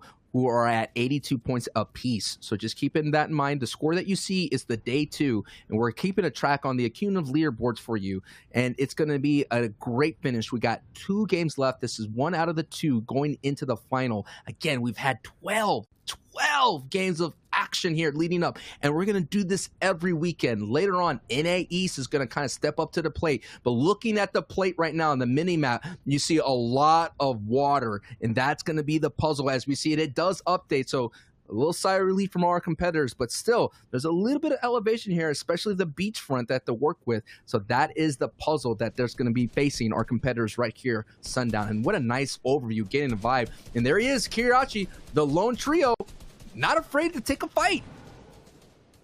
And despite it being EU, it seems like we've had a couple of Lone Ranger-esque scenarios where it's been all about the solo, just doing everything he can. But we talk about doing everything he can. Kiriachi not only needs to find the eliminations here, but he has to go down and get the loot. He has 3 builds, and despite being close to this 4th zone and having the high ground, he has to at least have the builds to create another full box. And that's it. And he's saying, that's all I needed. Goodbye. Just going to dip down right away. Has a truck in a metal box. Is the only one up on this high ground. So all of a sudden, it's not often you're going to say this, but a solo is in a complete and utter power position over about 2 or 3 other trios who are going to be forced to rotate into him. And currently, that's the 2nd place team who has dropped outside of placements twice in a row, now rotating directly on top of him. Kiriachi going to opt to land wait, goes for a quick ambush, but instead they're going to drop down on him. Now we're going to hop on board with another person doing their best Western Cowboy cosplay. It's Noah Riley slinking along in the bottom with just 2 builds, a rare shotgun, and a rare AR. The player hops out. We'll wait for the server to catch up, but what will happen to this wascally wabbit? And he will get taken down. Very anticlimactic. Very Elmer Fudd shows up right there and finally catches that wabbit. And my, oh my, the lone stars right now, Kiriachi, who does have the opportunity to do this. He is a fragger in his own right. Very strong solo player, and he's going to be able to kind of sneak away. As we're looking up the field, Airwalk takes a big elim on Thomas HD, so that is something where we have to keep tabs on as well. Airwalk is kind of heating up at the moment. You mentioned the back-to-back Pro-Am champion, who is a big talker in the scene, definitely walking the walk, getting some big elims underneath his belt. It's kind of like putting on a show right now in his own right, and you know he's not going to let that go, Sundown. And the veteran who has played in so many competitions, whether it's Fortnite or across other games. He is a professional at the utmost level. Also won those proms with RL Grime, who shout out Aerox, probably empowering a bit of him. Everybody knows RL Grime is the king of October with the Halloween remixes. And now Airwalks, who hasn't been playing a ton recently, but really seems to shine through in the solo modes. They're currently sitting at 13th, but Kiriachi's run will finally end. It was a valiant effort, but not able to get the confirmation onto Prago either. He steals 3 extra points for his team, but that will be about it heading into the final game. Yeah, and again, Kiriachi's squad was at 17th place. That trio just on the outside in the bubble. And that bubble is about to burst for a lot of trios. A lot of heartbreak is going to go in, a lot of hard work. Yeah, on the leaderboards, it'll be all for nothing if you don't qualify, but you could definitely build on that. Teams like Mona, who is the first time being on this level of competitive play, they could definitely use some work here and just get a little bit better. And it's not like crazy. They're not like on the bottom of the board. But like you mentioned earlier on, if you're on the bottom of the board, you have 2 games to do it. Just get to the end game. You get those placements, get a couple elims along the way, because you know that's where those elims are going to come. But right now, Nate, Kezix, 4ZR, the Reese's prediction here has to find a way to turn their fortune and get back and strike the iron when it's hot. And as opposed to other games, pretty much all of our top 5 are still in this game and still have an opportunity. And with 2 matches left as a viewer, the question is, what do you care about? All of those teams who are in the top 5, realistically, if they're able to push into a 1st or 2nd place performance here with some eliminations, will be in contention for 1st place. So you want to keep an eye on Floki and his squad, iDrop, Vettel, and Sturzix. You want to keep an eye on Flix, Anas, and Thomas HD. We saw Thomas go down, who's largely been the clutch factor there. You want to keep an eye on Kezix, 4ZR, and Nate, and then Exponential, Mexi, and Astro. Exponential being the one on who is hard to find. Excuse me. And now the other question is, outside of that, in terms of winning, what is the line for the top 15, aka the automatic qualification for the finals? Right now, the teams who are on qualification pace are averaging just over 8 points a game, which puts us right around 91 or 92 after we get through this 11th game. Excuse me, just under 8 points. Absolutely, and teams like Mona, Swag, Miro, Snap, I mean, already Twos, Browner, Tomzy, those are teams that look out for. Tomzy and that trio is out. Urkin, Pickus, and Wyzip, you have to look out for that one. Mythic, Tony, and Mido, Snot, Dazen, and Akusto, who've been doing really well in getting to the in-game situation. And Sammy, Curie, Dennis, Airwick, Bato, and Leo. Those are the squads that are kind of in danger of falling out because they're not in triple digits right there. Zeke talked about it in the analyst desk portion that, hey, if you're in triple digits, then you could kind of take your foot off the gas a little bit and kind of rest. But those other squads are not. They're still in double digits, and there's so many people nipping at their heels, Sundown. And iDropping Code just had 2 of their players go down outside of the placement threshold yet again. Flick also following, so we talk about those top 5 teams dropping out right before placement. Again, first placement point comes through in the top 17 trios. We're currently at top 18, so that is awful timing for them. In the second to last game, who will be able to seize the opportunity? Will it be Floki, Clement, and Nakors? And will they get some room? Right now, back on board with the Dutch trio, ADN, Matzo, and Amplify. Looking for a little bit of room on the side. Stursix will go down. Vettel gets the confirmation over. That's our second place team falling with only a pair of placement points to go for him. Nakors, however, the current #1 team, going down right now and getting knocked there. ADN under some pressure, trying to find a little bit of room. Amplify is going to pick off Hellraiser and give him some more room to work with and create a little bit of space. Kha'Zix is going to turn around and get Hellraiser as well in the top left. Still 14 trios remaining. Make it 13 as he gets ticked over right there. Jamside falling after getting a pair of points for his team. And you're seeing ADN and Matzo. Wow, ADN doing really great work on the low ground, but they kind of marked Doom's mystical bomb, and I don't think anyone picked it up. It got swallowed up by the storm, so that factor is gone. You see it on the bottom of the screen. That is going to be not a factor going into this in-game, as Pickus, one of those teams on the bubble, does go down. So that's going to be an interesting thing, as now ADN goes down as well. A top 8 team now is out of the running here, and yeah, man, so much could change going into the last and final game here. Matzo is all by himself. Can he pull the Thomas HD? He's going to have to eat some Travi patties as Travis Scott skin. Now he's the Lone Ranger in that fight as well. But at height, it is Reese's pick of 4ZR and Kha'Zix, and they're going to be very strong, and they're going to set up the split here, Sundown. They're 4th place coming into this game, but right now, Mona, Kirko, and Murrow, the first time appearance in any FNCS Grand Final, a huge individual effort, and we've talked about the story of individual efforts. Mona, with 5 eliminations, only 4 builds to his name, pushing himself as a solo into the top 7 right now, almost guaranteeing their qualification into heats. When you think about how strong Europe is as a region, that means so much. In trios, honestly, where players think it is the most consistent to come out with such a premier individual performance, and right now he's doing it by just finding gaps in the side. 0 builds to his name. Crash pad forward. He says, I'm going aggro. Kuji going down there, finds the 120, but he doesn't get the conversion, and that is massive. Dropping a point there will get him 6, and now we're going to hop on board, become legends on the mid-tarp, and you can see the French trio and Reese's pick up on the high ground. Something you got to definitely point out is Sammy, who's been having a great individual run on the low ground himself, is picking up some big-time points. But it is the squad coming out of Craigie Cliffs, Larice, Rifle, and Slicks doing really well, building legends at height, and they have an opportunity to get themselves solidified in it. And you know why that top place is very important? Because if you qualify, you have a great chances of being in the Grand Finals top 10 if you finish #1 in week 1. And that is what people are playing for, as Slicks, Larice, Rifle are doing really well. They have dominant position, and it is over. That is it. Game 11 here goes to the books, and the build by legends here are building up to a strong finish here in day 2, Sundown. Trying to cement their name at the top, become legends in EU, rep the org, and do everything they can to finish in the top 15. And right now, we're going to send it back over to the desk. Zeke, Shio, Reese, take us away. Thank you guys so much. There you have it. The BL team finding the victory royale in game number 5. Almost textbook, right? Like, they made it look so effortless. We've seen all these other games be so ridiculous. And then they're just like, oh yeah, what? Nah, circle's it's still going. It's still open. Oh, we won? Oh, cool, guys. Good job. High fives all the way around. Yeah, it's like an advantage of having height completely is that you get to avoid all that chaos when it comes to low ground. You saw ADN trying to make some moves there. You get to skip all that, drop down pressure, and just accumulate placement so much. And then you really get to think about how that last fight breaks down rather than going from fight to fight. So let's see exactly how that affects overall standings, though. Oh, boys.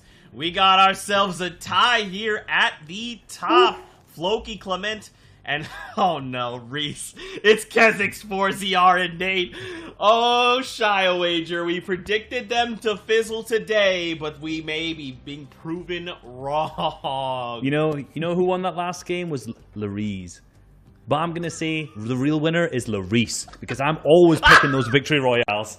This is an easy win for me. They're in second. They're dominating. Going into the last game, they're gonna pick that first place slot. I'm confident of it. I think Reese has never been introduced to the effect of the caster/analyst curse. But hey, learning through experience is going to be glorious to watch. Maybe not. Past that, 6th to 10th place, Rifleslicks and Larice, all their efforts make them just get completely pushed forward towards just being really safe, not being anywhere near that top 15 anymore. So I feel like they might have enough padding, but look at how the point differential is looking on the right side of your screen. It's getting kind of close, just a 9-point differential from 6th to 10th. From 11th, it's 12 down to 91, a little bit bigger. I feel like being 6th is safe right now, but for these teams, there might be trouble, Reese. Well, it's interesting. On the other regions that we've seen have all qualified through, the points were a lot higher than it is currently. Obviously, there's only one game left, but there's quite a big drop-off between 13th to 14th, which is interesting to see. That means that any of these teams around that, just under the 15th that we hear, 16th, 17th, these guys are going to need a big game, something like a 10-point game where the guys in 15th get nothing, just to be able to cement themselves into that qualification. So this next game is really, really going to mean everything. Yeah, the points here, too, aren't that high from 16th all the way to 20th. We see 85 to 67. Yeah, that's almost a 20-point differential, but these guys are tied 2 by 2. I mean, I think Sundown mentioned it before. We're seeing that little whoop effect, but it's kind of a double whoop whoop from, like, you know, 1st to 5th and then 10th to 15th. So if the competition's that whoop close, I feel like it'll be that much more interesting in Game 6. You talk about expectations. I just expect everyone to be on their A game for this next game. Well, this is it, right? Last chance to try and make that top 15. So the big question is, have the teams at the top cemented themselves? What about the bottom 20? Have they done enough, right? Well, we're going in with our game winner, which is Larice Slicks, the BL trio, managing to take height with a beautiful shockwave play. You can see getting a bit low, picking up those heals straight away. The guy on maximum height here has all of the white heals.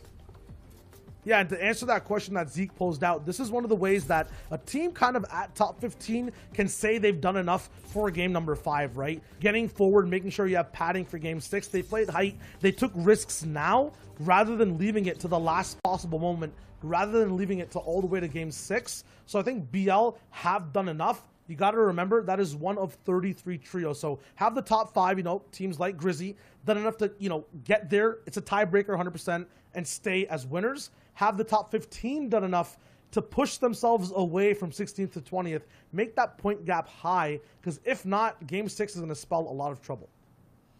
And I mean, we could see something disastrous happen, right? We've seen it before, the number 1 team falling outside of placements, outside of elimination points.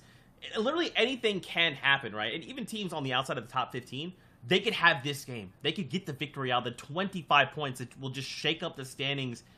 Anything can happen. 1 game left. Boys, this is it. And this is only week 1, by the way. This is only the first set of games. We have a whole month of this coming up. I mean, it's been wonderful. Just incredible. Absolutely has. I just want to see in game 6 which one of those 2 trios might be the ones from the bottom side to, you know, jump up. We saw Mona in that last game perform really well. 51 points in total today, a little bit more after a few placements. But Reese, I mean, are we looking at our top 15 right now? Can anyone really slide in? Are these guys looking like they're playing really well today? I mean, there's always that opportunity, right? There's always an opportunity for one team just to get a big pop-off game. Any of these people who are currently 16th and below can get a victory royale. That's 25 points. And that's only if they have no eliminations, I'm sure. It's possible if they get no eliminations, but I'm sure they'll do it. So they can be done by any of these teams. Well, man, this is it. Last game on the day here in week number 1 of the FNCS. Who will walk away the number 1 spot, and who will break into top 15 to move on to heats? Let's send it over to our casters to take us into the last game on the day. So much, Zeke, and yes, it has become Legends. And this is what we're having here, a finish of a legendary proportions. Game 12. I am Sancho West alongside Sundown, and what a crazy ride we be having here, as they say. And this is going to be one of the endings that we have to keep an eye on. The people on the bubble, we have Arkin, Pickus, Wyzep, Mythic, Tony, Mito, Kirachi, Rotary, Stormy Wright, Kiriki, Mona, Browner, Toos, Tomsy, and Benji, Mr. Savage, and Letchi, all in danger from not qualifying. But someone who is not in danger of not qualifying is Clement. But they have a strong opportunity, Sundown, to get that first place.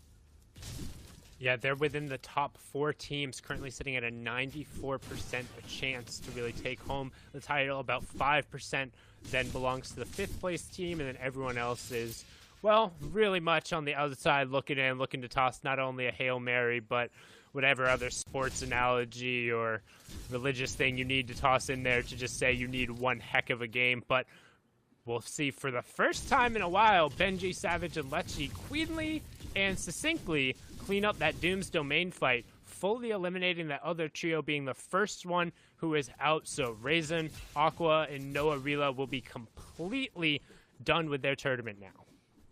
And you're seeing the format kind of popping up right here, no doubt. We're going to bring you a replay as soon as it's ready, coming out the oven. We're talking about fresh bread type replays. There's a format, Victory Royale, 25 points. Second place, 20 points. Third place, you get 16 points. Anything between 4th and 17th, 1 point will be awarded for you. Each elim is 1 point. And we're seeing that is why placement points are so important right here. They only get doled out to 17th place. And we're seeing that that's basically really close to in-game situations. So you got to do all that you can to stay on your feet into that opportunity. But we're seeing teams like who are on the bubble like Snipe, Dazin, and Akusto kind of taking those early to mid-game fights and being that third-party opportunist, going in there, trying to sneak away some elims and getting disengaging. And they've been getting very lucky, Sundown, of not getting caught with their head in the cookie jar. They've been getting their cookies and bailing right here. But someone that is being the cookie monster is 4ZR, Nate, and Kazakhstan. One thing we got to talk about, in set lobby, Sundown, the point distribution is going to be very limited. There's only so many elims you could get. There's only so many placements you can get. And here is Benji, Letchi, and Mr. Savage trying to get into the fight here, into the top 15. Already so far behind. The chances of qualifying are going to be so low. But someone like Benji is Mr. Clutch, and definitely he can get it done.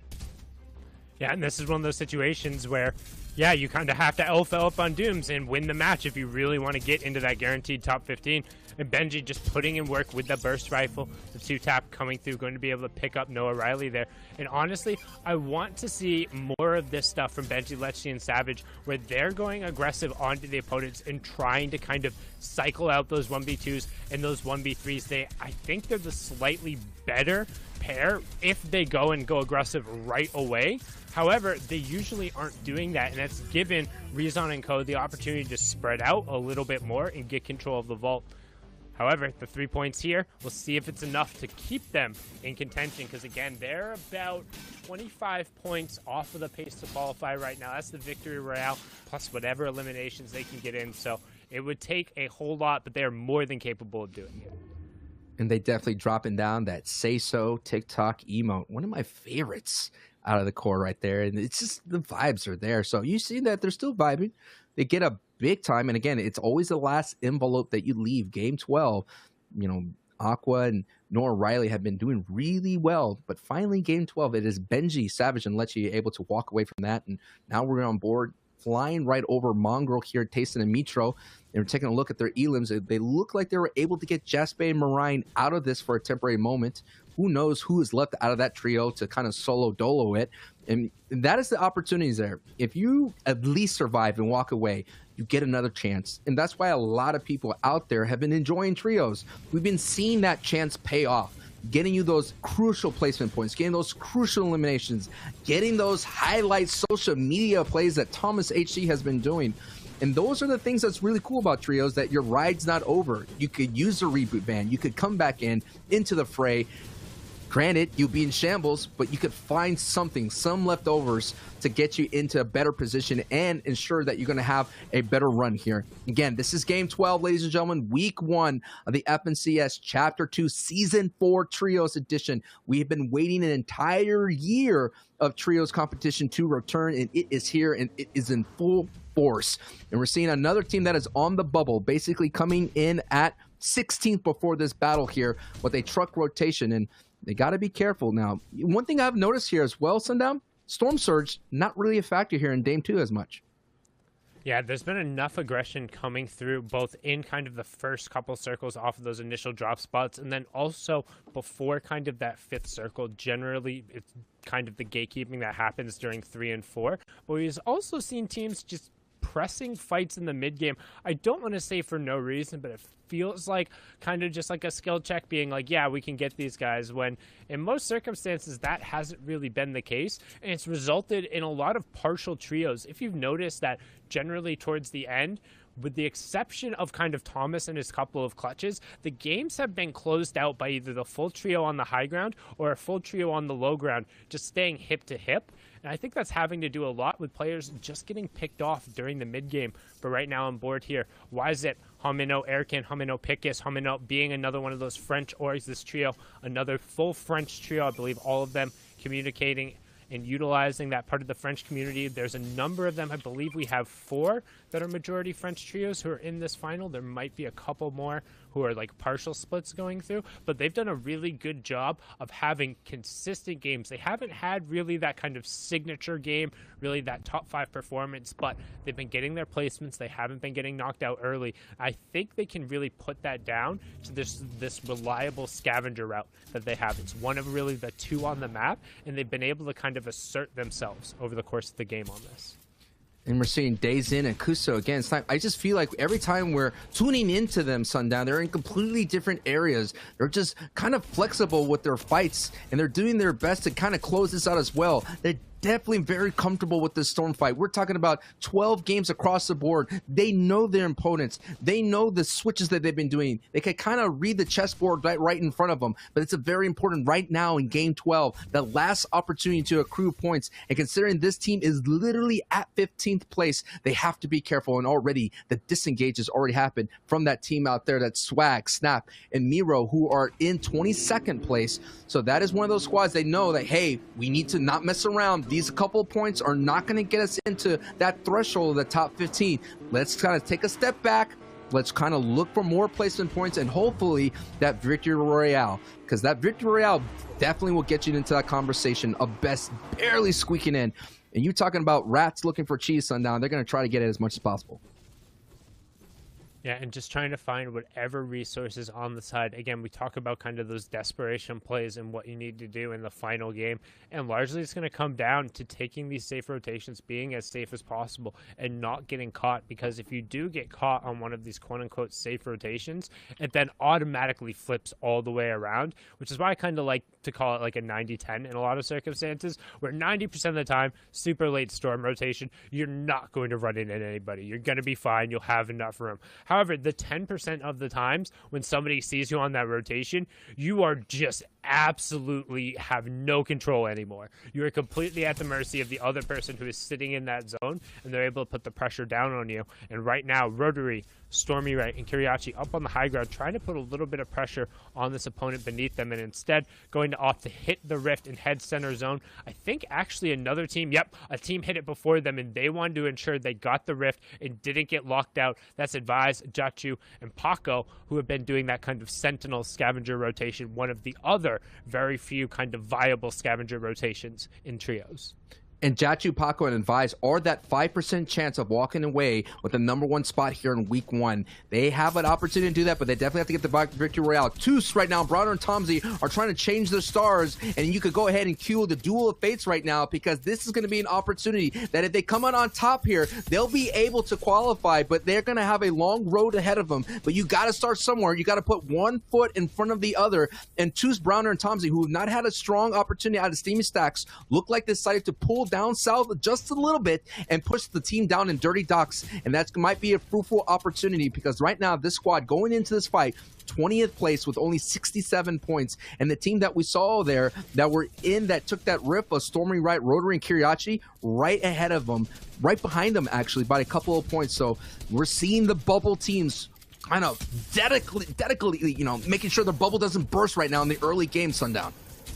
Yeah, and a huge shot coming out there with the charge shotgun. Gets the wall replaced, but now you're going to actually see a key weakness of the charge shotgun. In these wall-to-wall fights, you have very little initiative. Even if you get the wall, you're reliant on the opponent pushing in and taking the fight against you, which is a mistake against Toos. This man hits his shot. Don't try him. Make it 1, make it 2, make it 3. 3 key eliminations going down over Toos, Browner, and Co. Going to feel very good about that in the space and materials they get. They couldn't afford to go down there. They wanted to keep their qualification hopes alive. Again, the Homonym Trio, another team that really wants to stay away from that. Meanwhile, Sturzix, Vettel, and iDrop is the team who's contesting for that #1 spot. They're right up there. They've been consistent wire for wire, and coming into this match, they were down 7 points to the top 2, who were tied at 171. So 171 was the lead coming through on the day. You can ignore that yellow number to the left. That's just the single day score. We'll keep you up to date on the cumulative.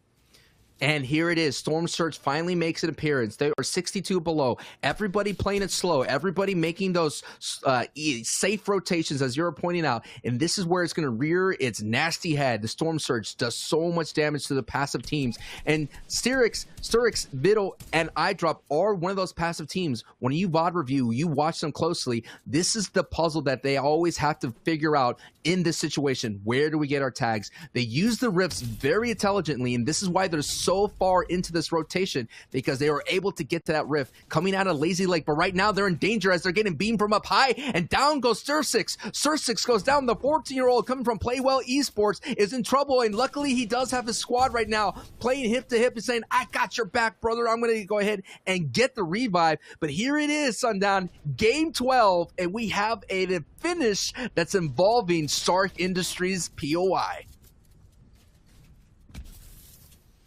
And that's exactly what the players did not want to see. We talk about kind of those classic finishes and what's involved in those and what they need to add to the situation. Well, those rapid changes of verticality, those big mountains, those unterraformed lands, when you end up with kind of that concave surface that you can't catch yourself off of, it makes it that much harder. And if you rely on the zip lines, all these players are good enough to focus you. And right now, Sammy, Kajui, and Dennis trying to focus in on this fight. They are above the Storm Surge threshold, so the onus isn't really on them to be taking this, but they want the elimination points that come with it. They've had a great second day, and that snipe into the immediate swap was fantastic. Knowing that Storm Surge is in play right now, he's trying to close the gap and get one of those maximum finishes onto the player. He has both the pump and the snipe. He's looking to try and find the finish. They have it there. They're throwing him away. They should shake down and then put a snipe into this. A pump will be not awful, but okay, they get the 2 AR tags as well. Still not all the way over the top, but they've done enough damage to where it shouldn't be too much of a threat for them. The other team is going to look to disengage at Browner, saying, nope, we want no part of that anymore. Man, Sundown, Browner and his Toos, that is the team that they need to stay on their feet because they're in 20th place. This team that they're fighting right now, Dennis's squad, they're already qualified right now. Yes, they're on the other side of the bubble. They're at 12th place right now, so they still have work to do. Sammy, Dennis, and Kuji have to do really well just to keep it going right now. But wow, they are going to go ahead and just shut the story of Toos and his trio at this moment right now. So this is not looking good. It is all up to Browner to get the job done because it's so scary right now. This is game 12. You worked so hard. You competed for hours here. And this is essentially your third day. They've all been competing since Friday, essentially making it to the spot, going from opens, going to round round 2, Leslie had essentially a semifinals type vibe here, and now you're in round 3. Man, I just cannot believe that you're going to go down just a couple of points and risking it by changing up your POI. And that is why the full retreat is on, and that is why Browner is doing all that he can just to hold on for his trio. And it's not enough. He gets knocked. Luckily, there's one more up, but no, this is not looking good, Sundown. Not at all for Toos.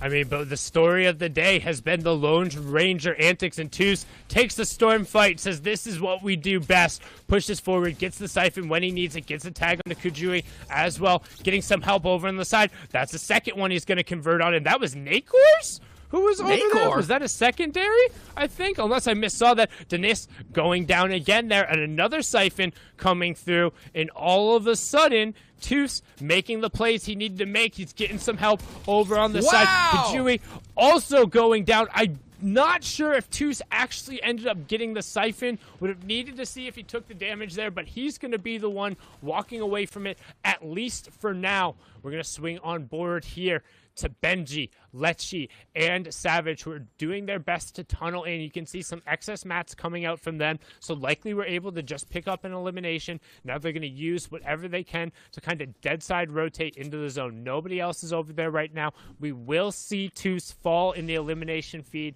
Finally there to Will Powell going down in 21st. So some heroic efforts to get the last couple elimination points, but with so many placement points still on the table, 21 trios remaining, 59 players left. His odds of making that top 25 or top 15 are slim to none. Now hopping on board here, Mr. Savage, you can see nice little body shot snipe coming through. Will they be able to pick it up? They do get the down in the conversion right away. Bomb comes out. Can they close the gap and pick up the Dutch trio? And it's going to be one of those endings that's going to be scary. We're not in the half and a half out yet. We're about to get there. We're in the zone 4, but the zone 4 is half on Stark Industry, half off of it.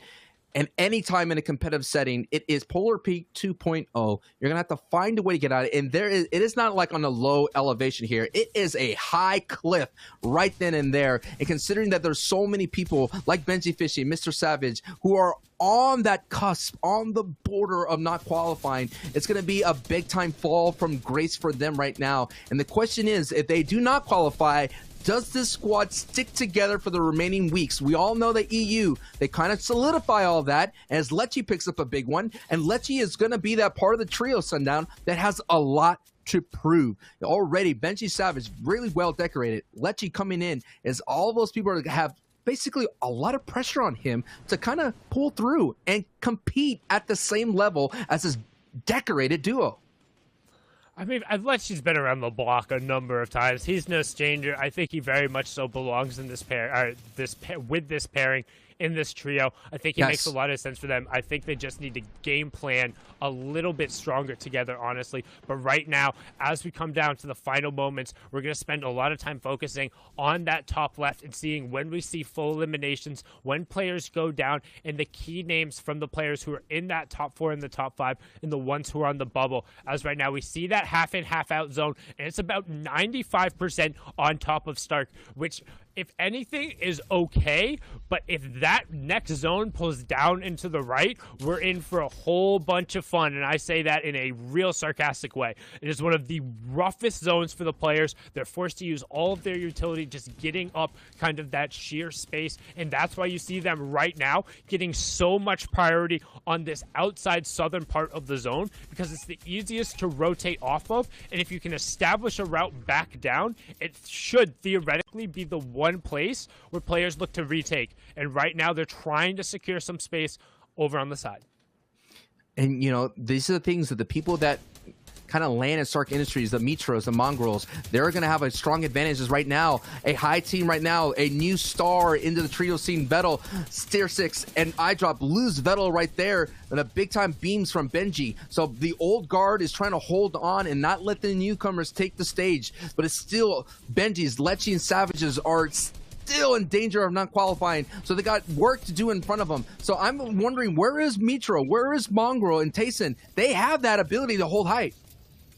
And as much as I want to see these teams on the bubble, Thomas HD's team has been popping off in the elimination feed, and they're the ones trying to close the gap and push in towards the top. I want to see a perspective of where they are and what they're doing to try and get in towards the top. They were fourth coming into this, but they've been the ones who have had the most amount of eliminations. And now with Nate going down as well, 4ZR gets an elim onto Anto. We need to see if those get confirmed. Right now you have Lecce pushing forward, picking up ADN, and we're into our placement thresholds as well. So full trios going down now will signify a point going across. 2 points for every trio who is left in the lobby, and it's all going to come down to this: whether or not these trios end up in the top 15 and who's able to take away the top spot. 4ZR seems to have defended off the down on Nate for now, but so many of the top dogs are still in this lobby, and right now we have Savage in the bottom right, Lecce in the top right, both of them setting up bouncer plays. As we see that full moving is staying on top of Stark, so avoiding the big drop off for now.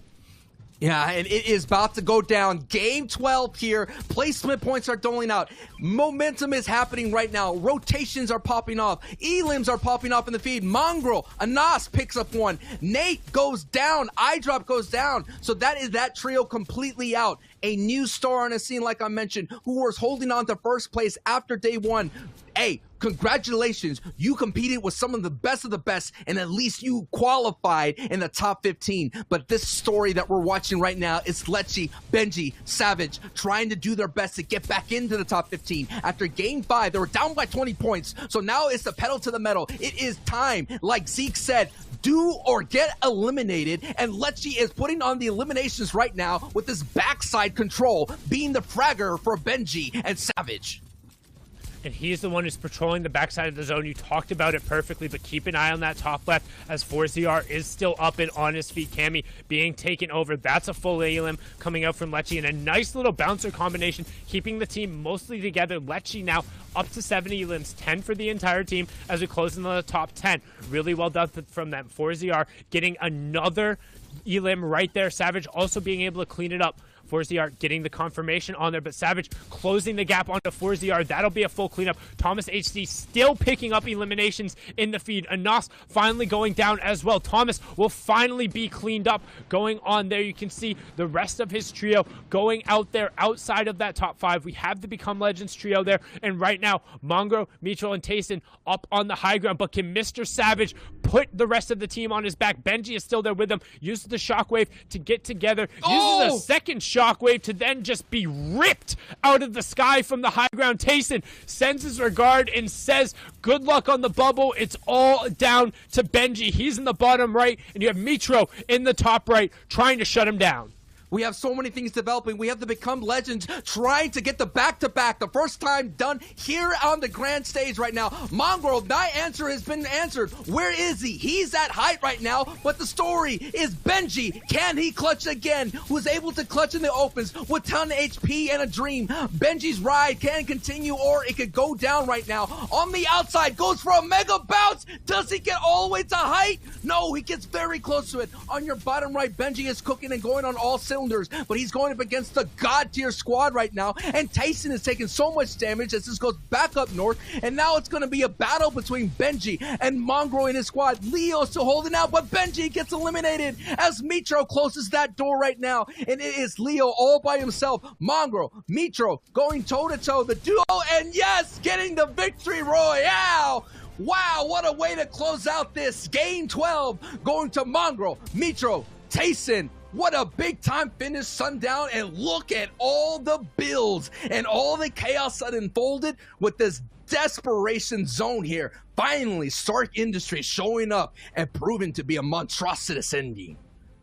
And luckily for the players, we didn't go back and forth over on the side. Instead, it was a nice little riding the edge, and that 50-50 grind turned into a not so 50-50 as Mitro and Mongrel were able to dominate from the top down, turning in a 36-point performance. Ooh. But the question is, with everything at the end, what is the bubble at 15th? Was the effort from Benji and Savage enough to push through? And what happened at the top. We saw a little bit of a Nos and Thomas HD picking up elims in the feed. We saw Forziar get a couple and sneak out those placement points, but in the end, we'll need to see what the final result is. That's enough from me and Sancho. Thank you so much. We're throwing it back over the desk. Shayo, Reese, Zeke, take us away. Thank you guys so much. That wraps up EU, and I'm sure you guys have the biggest question. Which team walks away that number 1 spot? Secondary question, which one made it into the top 15? Let's take a look at the standings together. Now, Reese, I'm going to go ahead and say, I don't know how you did it. I don't know what you're doing or what you're on, but Kezix, 4ZR, and Nate are the overall winners, cumulative, for week number 1. If you didn't know this, Reese made the prediction they would come out on top. This happened yesterday. All we knew were the trios, and somehow, someway, they made it. Now, quick point of note here. Sancho did say Flick, Anas, and Thomas, so he's an extremely close second. But your winners are Kezix, 4ZR, and Nate. And if you're not first, you're last in all of it. Just between us. All these players, still fantastic. Top 15 qualify all the way through. But just between the analysts and the casters team, that's definitely how I want to reflect that. Okay, all right. We'll take it that way, I guess. I mean, from 6th to 10th, though, these guys are the ones that have qualified overall. Remember, it's the top 15 in Europe. So, you know, we watch a little bit of Astro Mexi playing consistently. That consistency got them to 6th. Mongrel, Mitro, and Tayson winning off that game bumps them up straight to 7th. Very nice padding behind them. Advice surviving for one big game in game number 4 is they're at 8th. Past that, the 15th place team will be Wyzip and his trio. 99 points is what everyone needed in day number 1 plus day number 2. They qualify and just shut off everyone else from coming in. And you see 13th, Sammy's team, a team that we were looking at in one of the earlier packages who's on the borderline of qualifying, ended up actually making that qualification spot. And what we didn't see, that Paw from bench in the end game, what they actually needed was first place to pick up that qualification, and they actually ended up 6 points shy in 16th place, which is a real shame for them. That's kind of like the number I feel like we've been seeing since yesterday, is to break into the top 15 is actually only a difference of 6 points. At the lowest, it's been like 5, sometimes maybe 4, but for the most part, it's been 6. So unfortunately, they did not qual here in week number 1, but they still have opportunities to do so. As I kind of mentioned before, we had some predictions, so let's just remind everybody. Shayo, didn't quite work out for you this week.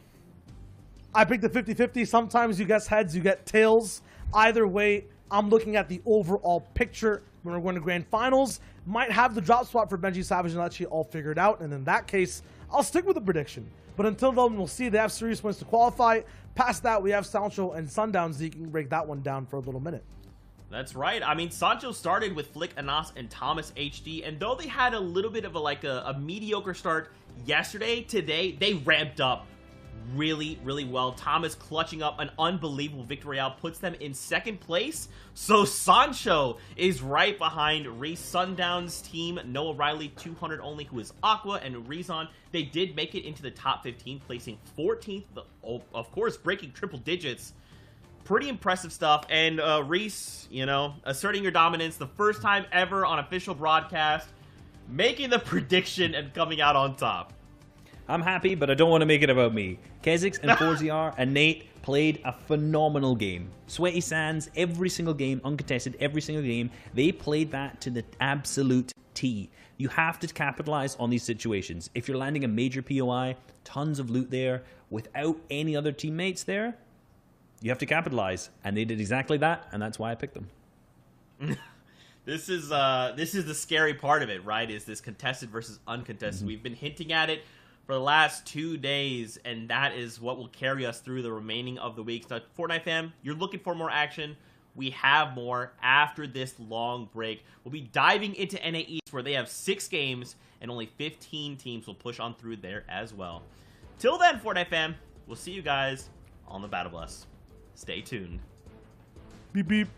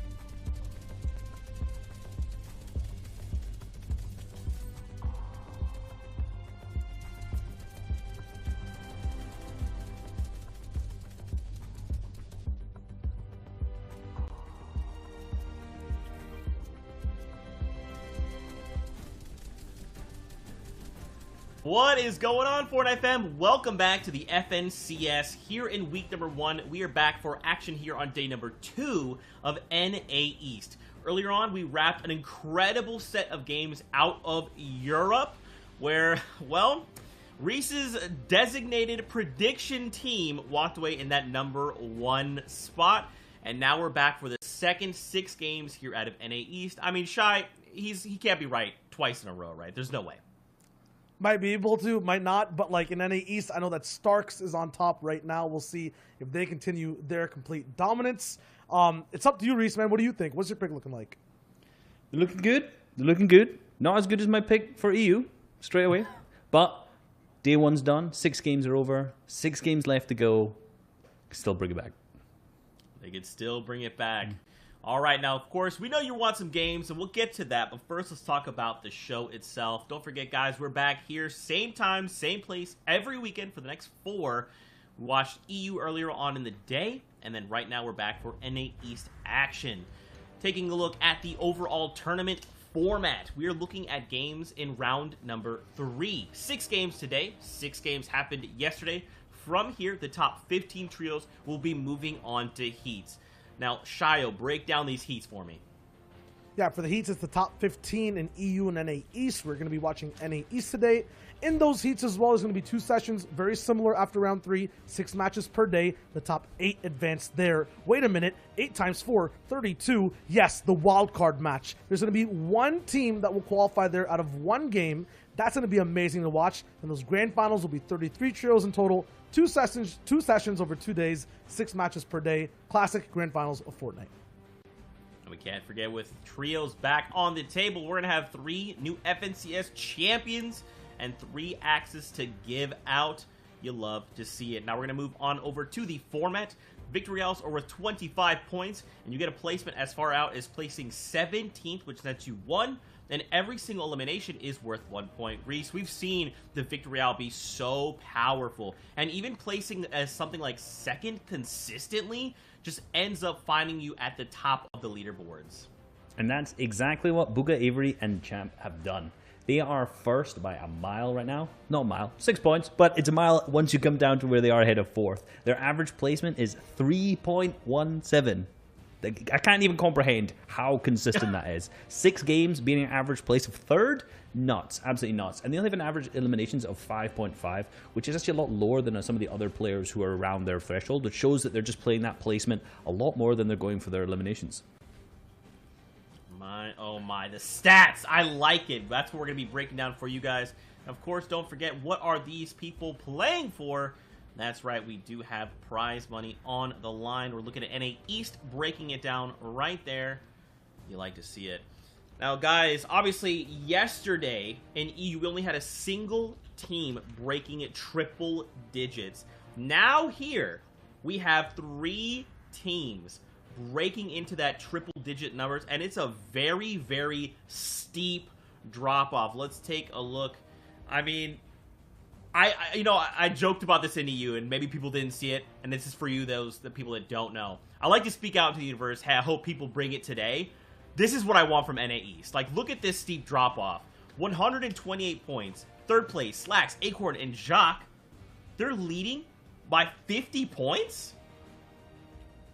Yeah, I mean, when it comes to the styles in NA East, a lot of them like to trump over others. We have Booga, Avery, Jamper, who like just complete power. That's what they're landing at Starks. They always have some of the best drops in NA East. They're controlling the region that way. Creo, Bucky, Kanata have the best synergy. They're second in that aspect. And Acorn, Slacks, and Jack are the most consistent. They love being in endgames. All these guys are playing so well, they're leaving the entire region behind in the dust. I'm not sure what playstyles are going to be the best to catch up with Day, Miro, and Reverse. They rely on synergy a little bit as well, always playing on that offside zone. They're in 4th because of that. Past there, though, remember, it's the top 15 from 6th all the way down to 10th. We have a bunch of amazing teams. There's so much potential for people to catch up. But towards the start of this day, I mean, all these teams will have to try to just take out the top 3 at the top. Can Aspect, Zuni's, and NPen do it? I mean, what do you think, Reese? They can. There's actually a bigger difference between 15th and 4th than there is between 3rd and 4th. So that's how far ahead these top 3 players are of everyone else, which shows that anyone can really qualify and take that top 15 slot because it's mainly 3 teams that are running away with it today. However, they still could be really, really dominant if some of these teams start to contest. Bugha, for example, how is that going to go for their early game? Are they then going to be as consistent? Maybe Creo, Bucky, and Canada also get contested. Are they going to be able to be as consistent? Who really knows? I'm very excited to find out. It's going to be a lot to break down, a lot to unpack. And there in 16th, you see Zayt, Saf, his trio there, right there on the edge. And that's what we do want to focus on, right? It is the top 15 teams that will be pushing onto Heats later on. Now, if some people do miss the mark, there's still series points, and there's still 2 weeks of competition to try and catch up. But of course, maybe let's talk about yesterday's performance. Talk about those victory royales for me, Shy Wager. Indeed. There were a bunch of ones that happened in NA East yesterday, and they're all super, super fast, super, super action-packed. Right, game 1, Zayt, Saf, and Stretch picked up a huge game of 35 points and took that first lead. But kind of after this, they didn't end up being so consistent all the way through. Just one big game and then some little bit more inconsistent after that. Yeah, they have a 50-50 drop, so whenever they actually end up winning after there's a team contesting them, they get to see that end game. Didn't ever happen after that. Bizzle, Clicks, and Illis were the ones to actually take control of that next game. They found a zone that was favorable for them. They exploited it so well after that. Clicks was playing really good with his positioning. Illis dropped down to do what Illis does, and that is clutch. Did not drop down on that last shot, but there was absolute trust in Clicks, his position, his distance from height to low ground, and he ended up winning that game with a heal off. Beautiful bouncer play, actually. Just make sure he goes a little bit deeper in zone so other players can't tag him either. Game 3 was won by Nano, Sebi, and Fernando. They did really, really good jobs hugging to the edge of zone so they can all get eliminations together. They ended up playing this low ground right at the end because they were still close. All 3 of them alive end game. And you can see all the opponents are so far above them that they can just drop them out one by one, picking up elimination. Here they fall, there they go. And great beams on the high ground team. Bugha falls. And I thought the last player also went down to fall damage, but that did not actually happen. Good pump shot, and it gets picked up by the zone. Yeah, one of the advantages of staying low is, when to drop right now, though. The team that never drops the synergy they have, the calls they make, the shots that they hit. Bucky, Creo, Kanata, all alive in the last game, all dive the same box, and Kanata with a nice 160 pump shot to the dome to wrap up a nice win. Yeah, game 5 was taken by Jamper, Bugha, and Avery, our most consistent team. This is their only victory royale so far. But Bugha, again, playing high ground, blasting all these opponent players down below into the zone, dropping down for an amazing beam, and picking up that victory royale.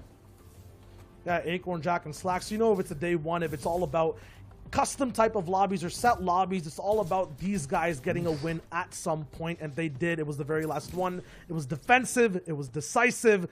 Bugha, Jamper, Avery, though, were somewhere alive in that top 5 at the end. So all these guys are going to be active towards these games. It's the top 3 versus the rest of the region. NA East today is very unique and going to be really cool to look at. Dude, those top 3 teams, though, mad props to them. You got to talk about it, right? Bugha and his trio, they only were outside of the top 10. Actually, I don't think they had any games outside of top 10. Kanata and his trio, they were only out of top 5 in their first game. Like, this is that consistency factor we're going to be keeping an eye on throughout the rest of the competition. Now, let's talk predictions. So, in EU, Reese kind of dominated. That's okay, but now we're going to kind of run things back. Okay, all right. We're going to kick things off with Aussie Antics, who decided to go with Knight, Shark, and AV. Now, how are you guys feeling about this trio today? When it comes to the X-Set trio, from what I've seen, a very good prediction leading in. If you watch scrims, if you look at everything these guys have been doing to prep for the FNCS, they're very consistent. They play low ground together very efficiently. Unfortunately, they're not going to be at that top 3. I think Monster Deepface has one of those picks, but they are very close and they have a shot if they have the first few good games. Yeah, right now they're sitting in 14th, so they're on the bubble for now. But again, another 6 games to go. We do have Monster Deface, as you did say, Slacks, Acorn, and Jacques. Right now, this is one of only the 3 teams that have that triple-digit lead on the rest of the lobby. And I mean, they could very well take that #1 spot, right? They're only 11 points behind Bugha's trio, and really only 5 behind Kanata, Bucky, and Creo. So we can see a lot of things happen. Now, Reese, talk to us about your prediction. Well, I went in with Clicks, Bizzle, and Illist, newly formed trio last week after all the kind of chaos that was going around with the teams. New teams splitting, other teams coming there. It was pretty incredible. They're currently in 5th place right now. So still a good job. Still doing great. Still great. 76 points all together. So they can 100% still get onto that top 3 and top 1 slot if they really play their hearts out at uncontested Sweaty Sands. I mean, Reese, look, I know this is your first time on broadcast. I don't know how much power, if they were to win, you'd be too powerful. We'd have to nerf you in some way, shape, or form. So we'll see if that's what happens. Shy, let's move on over to you.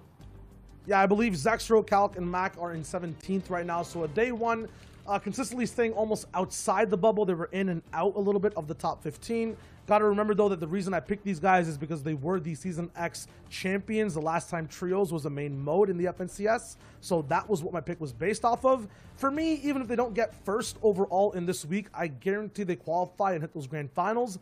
And if that happens, once again, from what I said in EU, I feel like they're a top tier #1 pick.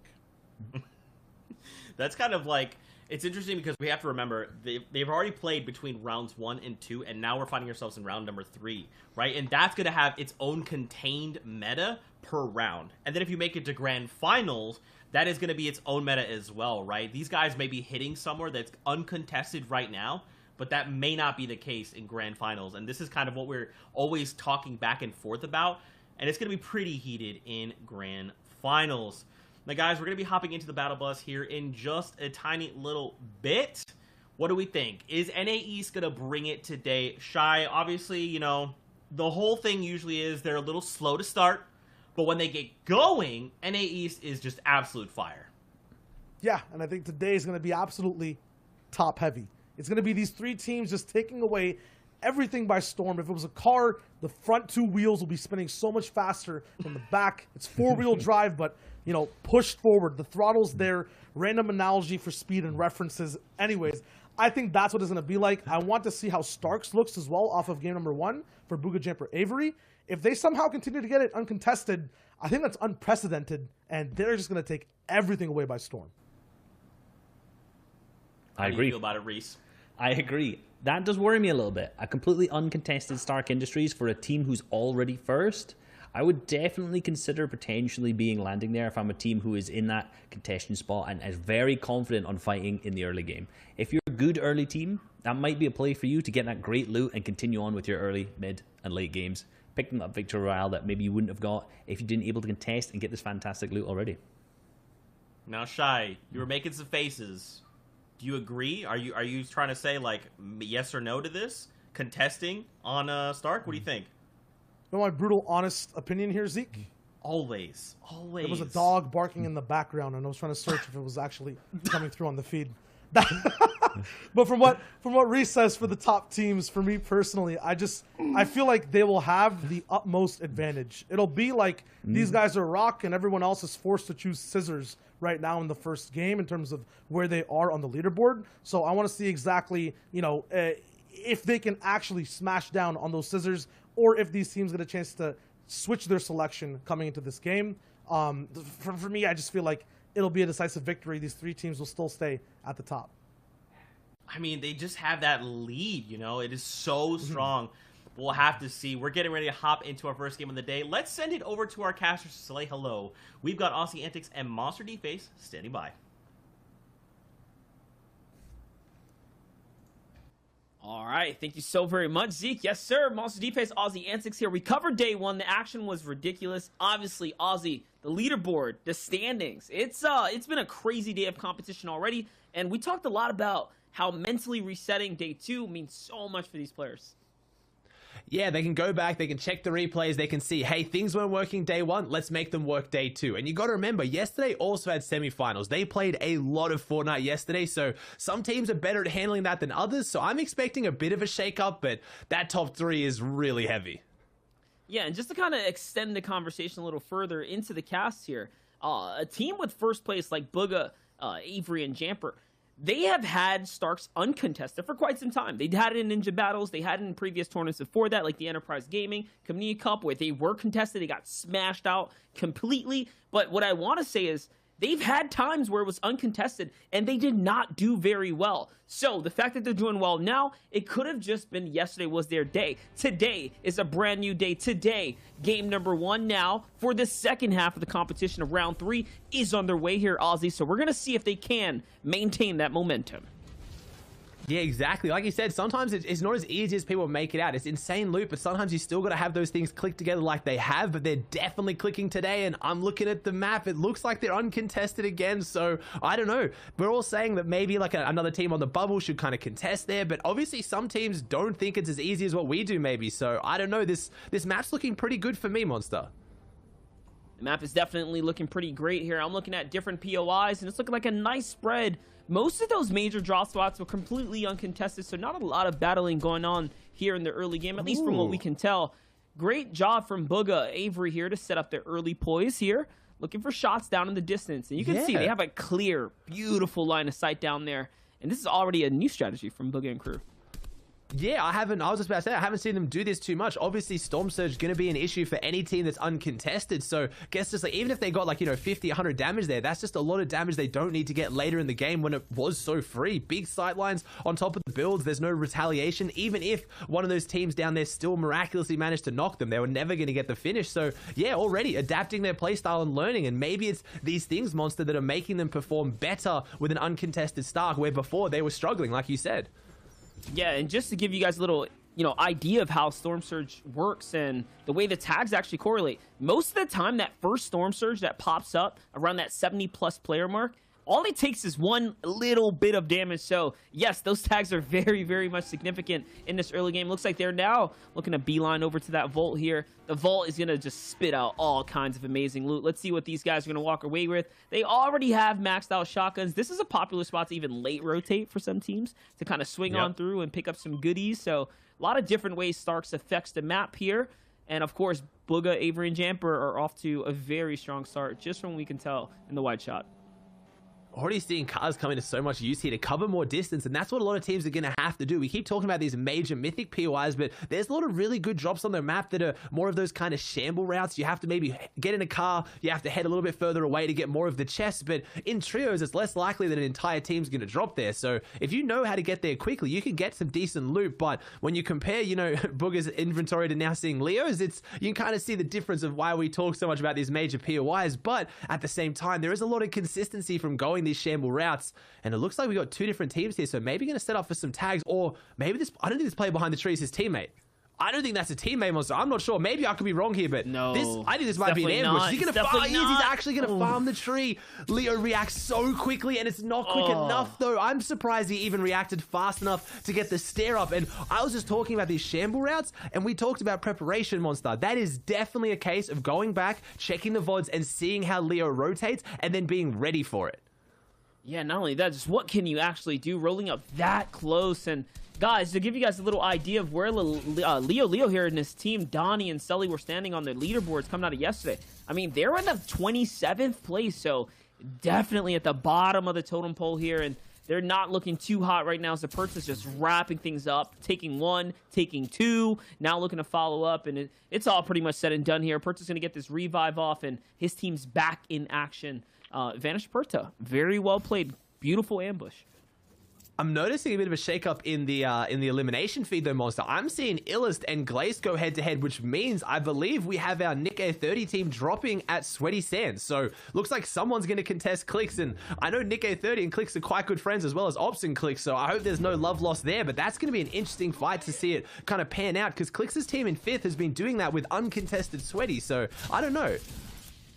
We talk about a fight that's going to break out. This is one that's been going on for 2 days now here. The competition of the round 3. Remember, 6 games unfolded yesterday, most of which Zayt at Dooms here was losing. So Saf, Stretch, and Zayt here were having a struggle of a day, beating off or fending off Taken, Hart, and Durant. All of which now, though, looks a little different here. Zayt's going to find Taken in the early game, okay, with the Siphon as well, but the trade on the Thirst here now, and he's down and out. This Thirst is going to be so significant. Remember, Zayt's going to spew out another 150 mats off the Siphon, not including what he picked up, so there's a lot of loot there to be had off of Zayt's body alone. And looks like Durant's right in the mix of it. His Heart's coming up to back him up. Yeah, it's going to be Stretch to kind of close this one out. He has definitely the health and shield advantage, and that's what he does. He takes down hard, and it's a 2v1. Stretch swings it in his favor. One of the best solo players of last season, winning so many major tournaments, showing why here, but Saf coming to back him up as well. And this could be a replay of yesterday, Monster. We said they were losing more often than they were winning yesterday. They only made it off spawn one game. That was game number 1, and they won game number 1. So we could have a repeat. Maybe this is one of those teams that comes out firing on all cylinders, but kind of hits the brakes towards the end. But they're a team that you'd expect them to do much better today. No, as Durant takes down Saf, so it's a 1v1 situation. It's going to be Saf, it's going to be Durant versus Stretch, and this is massive right now. This is one of the drops that has so much heat surrounding it on who can win it, and I don't know who has the advantage right now. Durant has that legendary assault rifle, but I believe Stretch did have the better shotgun, but Durant's just going to be hitting the porta potties. He's going to be hitting the bins and just going to keep teleporting around this map to try and get a bit of distance between him and Stretch, and I don't really know who's going to win this one, Monster. No, I don't even think it's Stretch. I think Stretch was taken out. I'm looking at 3 curses on the map now, so that's a brand new team that rotated nice and late. There's even another one off in the distance there. Yeah, look, it's Zexro, Calculator, and Macwood who've come in so late there. So that little cat and mouse game you saw there was literally Predator versus Prey, and the Prey was Durant who was trying to get away. Lucky for him, though, he grabbed those reboot cards. So it is going to be interesting to see if he can pick back up his teammates and bounce back into this round here. It looks like game 1 goes to Durant, taking in heart. Even though it was from the third party stepping in, they still take it. Yeah, game 1's definitely going to Calc, Macwood, and Zexro, though, because they got the key card. That was definitely in Stretch's hands, I believe, because it was on Zate, and then it went over to Stretch. So I'm thinking they've got access to the vault now as well, so they're going to get so much loot coming into this one. And Shio's picks looking pretty good here on day 2. They're in 17th place, but if they get their hands on all of Doom's loot on top of their loot at Craggy, they're going to have a phenomenal performance unless something goes wrong. And they had it twice yesterday as well. Let's not forget. That was their rotate. They come in nice and late. Here, though, Nate, Ven, and Leo, another fight breaking out. We talk about teams that need to do something big here. Leo and crew definitely need to do that. They didn't have a great day 1. This day 2, looking a little different, though, as Legedian gets bodied by the shotgun shot follow-up right there. That rare pump shotgun is so good in this game right now, especially as a follow-up with the AR. Let's see, though, Ozzy. This is looking close.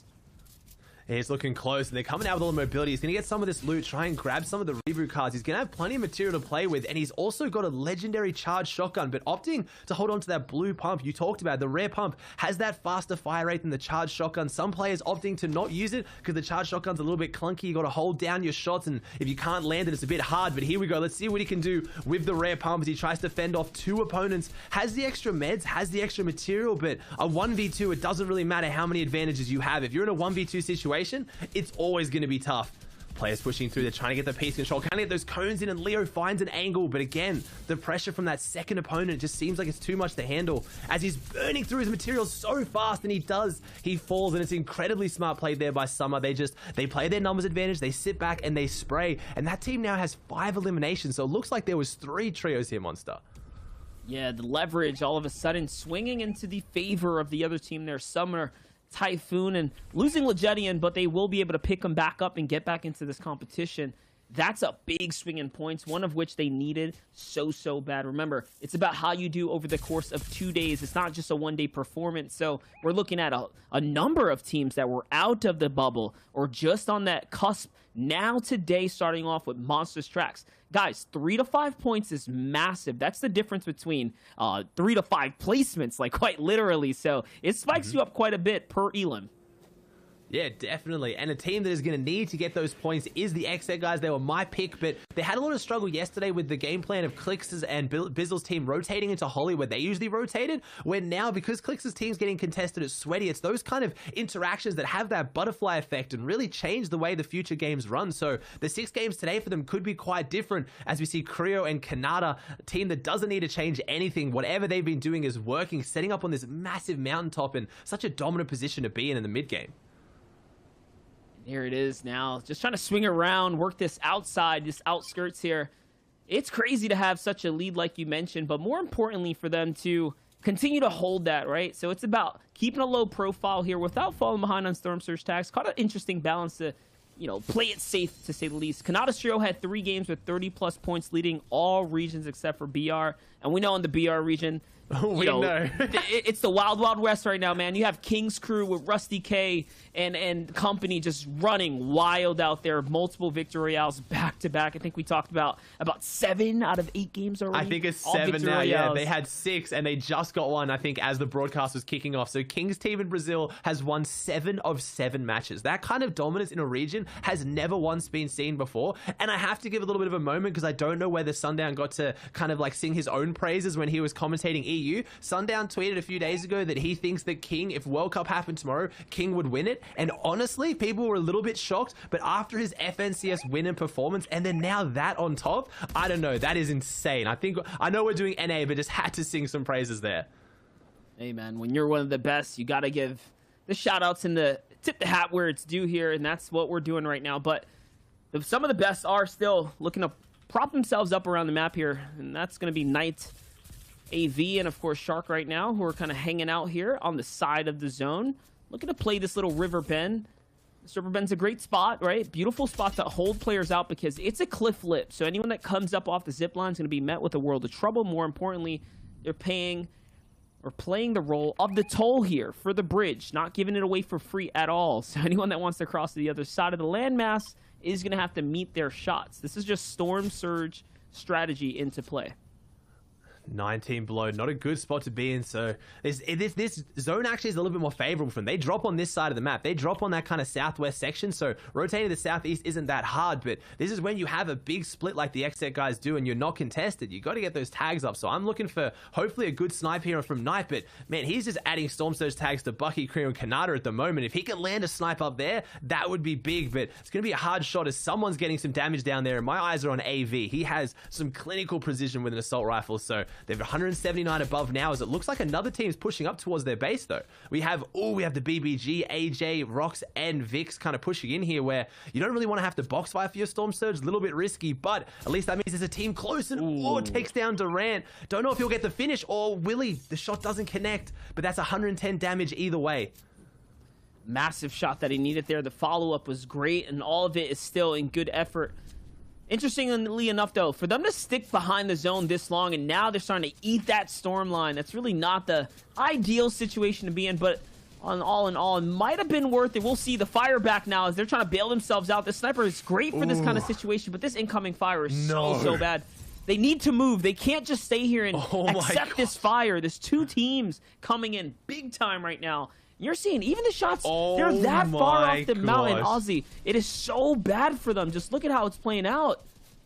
I don't think I've ever seen lobby focus like this before. This looks like at least 4 or 5 full trios, just full AR spraying at this box. And yeah, they built their base on that little kind of factory area to get the high ground for the tags, but unfortunately it wasn't in zone. So even though they're building out a hard match, that metal and brick, it wasn't fully built. So they got focused, as we now see your boys, Acorn, Jacques, and Slacks trying to make a play here. And I think they were trying to find their way down the mountain as they got sprayed as well. And they're not looking too healthy. They're below the Storm Surge threshold. So all kinds of issues right now. Looks like the Storm is going to go ahead and finish things off. And finally there, the Storm Surge takes him out and takes him out of the lobby. And does Acorn and does Slacks. All of a sudden, everyone is out. And finally, Jock falls. Remember, guys, they were in 3rd place coming into the tournament today. A phenomenal day yesterday.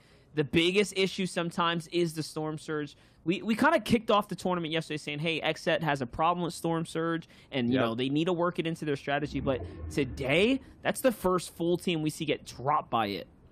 Yep, and if you didn't notice it as well, when you get knocked by Storm Surge, you don't get knocked. You get straight eliminated, so your teammates can't pick you back up, so Storm Surge can be really brutal. In that situation, even if they manage to have one of them survive, it is such a big blow, and yeah, it's difficult to manage. It's the part of the game that most of us don't have to play when we play Fortnite. You don't have Storm Surge in regular arena or public lobbies, so it's just an aspect of the game that you really have to learn, and experience pays off in spades. It's why you don't usually see teams like Zayt, Saf, or Bucky and Creo going down to Storm Surge, because they've just been managing it for so long.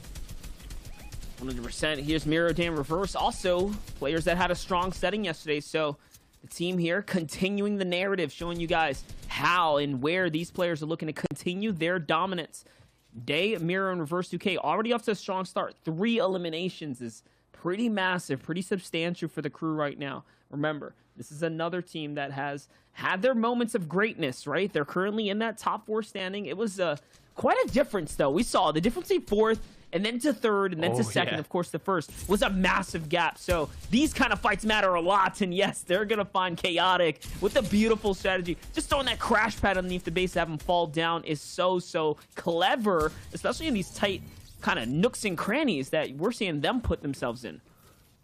And I'm cheering personally myself for Reverse as well here. If you guys haven't seen, Reverse has been having a little bit of, he's been having some talks about maybe getting out of competitive Fortnite as Day gets straight into the box here. Was that off a bounce pad, or he just managed to time that jump perfectly? Just jumped. That was insane. Gets straight in the box. But as I was saying, Reverse, just someone who's been around in competitive Fortnite since the beginning. I'm sure if you watch World Cup, you remember the legendary duo run where he almost qualified with Ninja, qualified for solos, and just such a competitive veteran that is doing so well here in trios. And I feel bad that he's in 4th place, but yeah, it's 40-something points behind 3rd, but they can still have a really big day here today. And Reverse is just one of those players that is just the best at solo clutching for a team. He has one of the biggest clutch factors as TJ now falls, our placement heroes of yesterday falling. So day 2's going a little bit differently to day 1 so far, Monster, but the big names are still in it.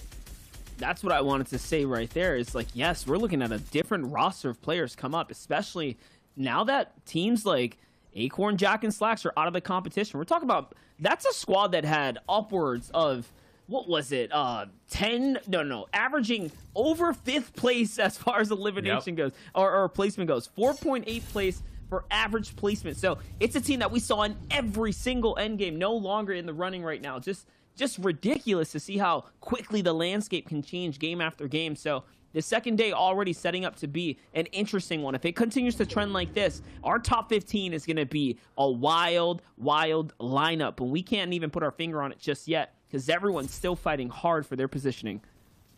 This endgame is going to be a wild endgame. This giant mountain is going to cause so many issues as Shark, only 48 above Storm Surge, is getting in, looking for some more Storm Surge, and an easy elimination. Takes down Carey. I say easy, but almost made it look not easy as Shark is now pushing forward, has to solo clutch this one out. And look at this endgame monster. It's just right on top of this mountain. It's just, the mountain is in the middle. If this can do so many crazy things, if this pulls like, let's say, north and then goes back south, I'm expecting this to be one of the most exciting endgames we've seen here out of NA East, because the more ridiculous the zones, the more exciting the end game. It might not be too fun for the players if you don't get on the right side of the zone, but it's always good to watch. What a crazy fight we're looking at right here. Multiple of solo players all jumping into these boxes here, looking to take one another out. Paps is going to find XS Shark on the rotate there, and he's no longer in the running, but at least he left with some points here to at least give him a little bit of cushion as he's leading up the leaderboards. On the other side, though, smacked Casper and Unknown now, trying to see what they can do with. And Unknown already has 2 eliminations, probably which came from the early game. Ooh. Another knock here, though, onto Summer. That's a beam out the sky. All body shots that connect. Double knock there, so that's 2 eliminations if he can capitalize. There's only 1 player down there trying to get this revive off, and he's putting the pressure down, and he's looking like a great position zone as well. Managed to harpoon the body out, so he's going to guaranteed get that finish and the loot, but I'm thinking with Unknown's characteristic aggression, I don't think he's going to let this elimination get away. I don't know if he's going to let the revive get off, but again, there are a lot of people live in this lobby, 50 players here at half, so he needs to be careful that people aren't going to be able to kind of, I don't know, pull one over on him as he tries to get this finish on the second elimination. See, but the problem is, as much as he wants it, he does have to happen, granted. So he wants to get back up to that stronghold positioning. Yeah, there it is. Gets right back at least into the base of the mountain here. You don't want to be down there. Remember, once that next full moving zone, zone number 6, it's going to start getting really awkward if it pushes off or up these mountains. You want to be definitely towards the top end side. Now with those bounces off of that elimination, that's a key elimination for the entire team to have a exit strategy, exit plan if they have to get off a height. So I am definitely kind of excited to see them find this great loadout and this great loot coming into the mid game. That's a massive impact. Yeah, bounce pads and crash pads. Any perspective we look coming into this end game, you're going to want to be watching for what kind of mobility they have, because there's a very good chance they're going to need to use it. And that's where I'm looking at teams like Booger, Jamper, Avery, who are coming out of Starks, who probably have some shockwaves, kind of loot like that will help them, as Calc, Zexo, and Macwood I can see there as well, having that Dooms loot still in hand, where if this becomes a giant mountain end game, if they have high ground, they're going to be so dominant, as Typhoon, Legidian, and Summer, unfortunately, not looking the greatest here coming into this one. But we've seen teams come back with less, so it'd have to be in a phenomenal performance, but all they need is one impact on someone who's got some stacked loot, and things can change really quickly in trios. Legedian, someone who's been in so many of these grand final situations, never to quite find massive success though, but these team-based game modes is where he shines the most. There is no surprise to see him here this far, at least in the round 3 settings. Now, it looks like to me that with the 5 eliminations, I don't know if they were quite worth it. Not just yet. Not picking up any heals along the way is a rough one right now, and this zone's going up and over the mountain, so the team that's at the lowest point, which is them right now, have the biggest order to handle here, which is getting up and over this mountain with no heals. I'm seeing names in the end game we haven't seen too much of. I think, they come out and they take down Mars. Someone who's been having such a hot performance this season, but his team not having a hot performance so far today. They were both out of there, so he was the solo clutch and unfortunately goes down. But again, there's some crash pads. They get another elimination, so they're going to make their way through here. But a massive misplay with the crash pad. He didn't judge the angle that he was on, so when he put the crash pad, it bounced him out, and I don't think he's going to be able to make it, Monster. And he had more bounce pads for his team. Can he get the siphon? No, he can't. Unfortunately, he goes down, and then Typhoon falls here into the storm, and I don't know if Legedian's looking too much better, but 7 eliminations, not a terrible performance, as I see Clicks, Izzle, and Billist on the Bizzle and Illest on the low ground, as it is Day, Miro and Reverse on the high ground, Monster. So our team that is in 4th place, looking to try and jump up over the top of Slacks, Acorn, and Jacques, who have fallen now, as Booger also in a great position with those shockwaves. Yeah, and they're getting pressured down, so the reason they fell here was those crash pads. High ground, throwing crash pads down, and now it's time to shockwave off this mountain. We saw this happen yesterday, and it did not work out for some of the players that went for this strategy. You eat so much Stormline going off the high ground, but it's a 220 on tonight for every single shot from the Legendary Pump. He's going to connect this time around, and Booga is going to find himself with a massive drop here. Your first place team now in the end game and finding eliminations across. That is ridiculous because they have such a strong lead. One more big game, and we can guarantee they're going to be a top 15 coming out of this. And Jampa's gone down here, so it's Booger and Avery. We talked a lot yesterday about duo chemistry. Avery and Booger having a fair bit of chemistry, but seeing what they can do here with it now. Shockwaves in hand, they're going through this top. They need to be careful. There's so many players here, and unfortunately, Booger can't get that one pump like he did before, and they're going to go down in 9th. Not a terrible game, but a game where other teams can maybe now jump up and overtake them, but a lot of the names in the top aren't here. I don't see Bucky, Creo, Kanata, Monster. I think all top 3 are out. Definitely, but Clicks and Bizzle are still in this running here. No, Bucky and Creo are still there. Yes, they're still alive. They're in the mid-game, so this is a big opportunity for them to now continue to jump off the standings, and they're going to do that because you have to believe they have a frag or two. Booga and Crew did not get many. Reverse 2K, though, Miro and Day, once again, have so much to handle here. They already have so many eliminations as well. They have 9 here, Ozzy, coming into this final running right now with high ground. They're raining so much fire at every single opportunity that they can. The builds here down below are just not that strong either, so they're piercing through and finding all the shots to connect.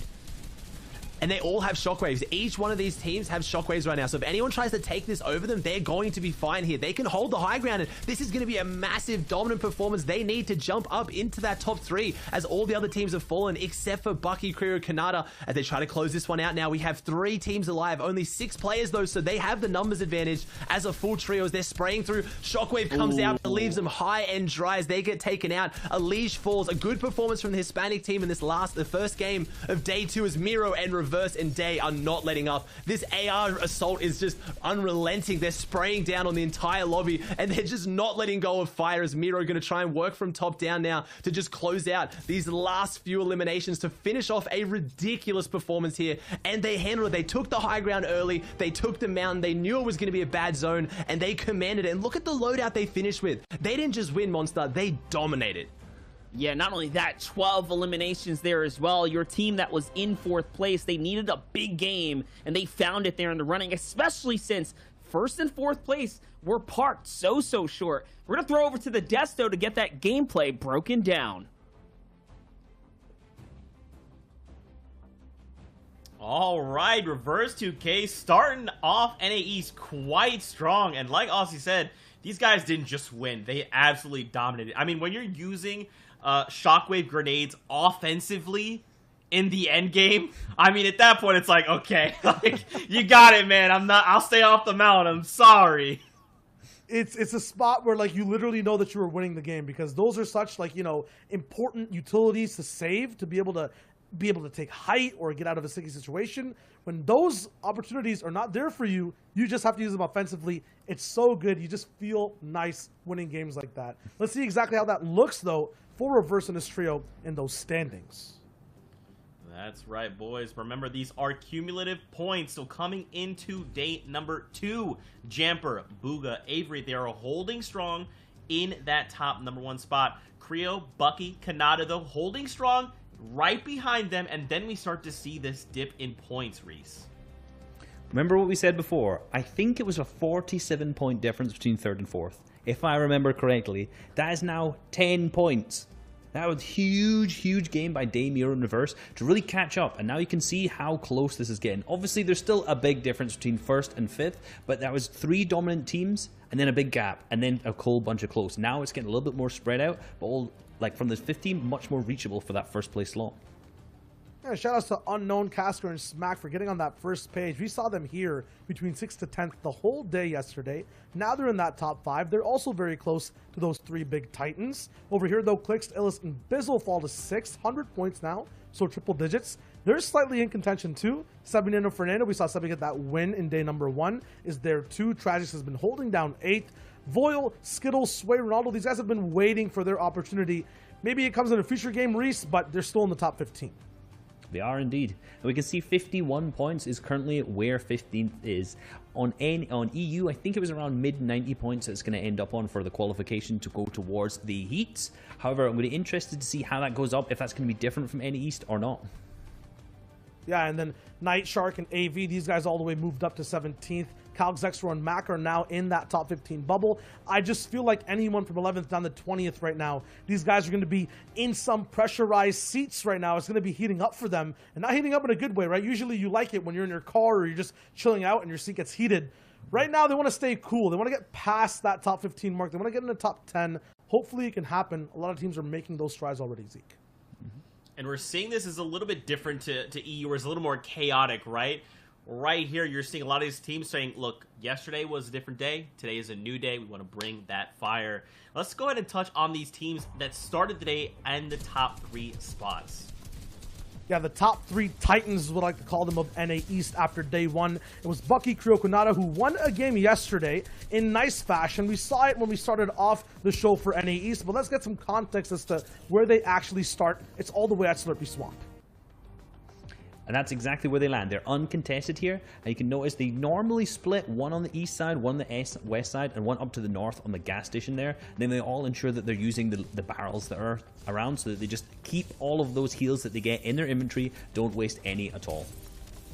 Yeah, past that to another team is Booga, Avery, Jamper, who we know is landing at Starks in the endgame, though. They were also using Shockwaves offensively yesterday. They won a nice game. That's why they were in the top 3. And yeah, they were landing with that loot at Starks. Starks split for them is so important, Reese. They were uncontested every single game yesterday, and they had a dominant performance, like I already said, average placement of 3.5. And today, no one's decided to contest them yet, so they're still completely uncontested landing there.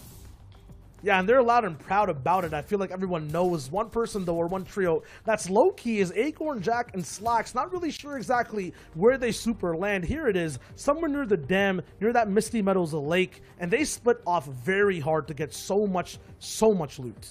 They do. And there's actually the placement between EU and NA East landing at that particular drop spot is an average of 4.5 over all the games that we saw on day 1. How incredible is that? That's such a consistent placement point threshold that we've seen, but unfortunately they didn't actually manage to make it up for it on that day as they went down, well, on that game, sorry, as they went down to Storm Surge in the first time. Yeah, and then we tune in with Reverse, Miro, and Day. These guys are sitting at 4th. I said it before, you need to win, really, to be in that top 3, to match Booga, to match Creo, to match Acorn, and these guys got it. As Reese mentioned, too, it was like a 40-point difference. Now it's like even lesser than 10, so this is another trio now that gets to be and have that title of a Titan. I'm just wondering who's next, and if these guys can hold on.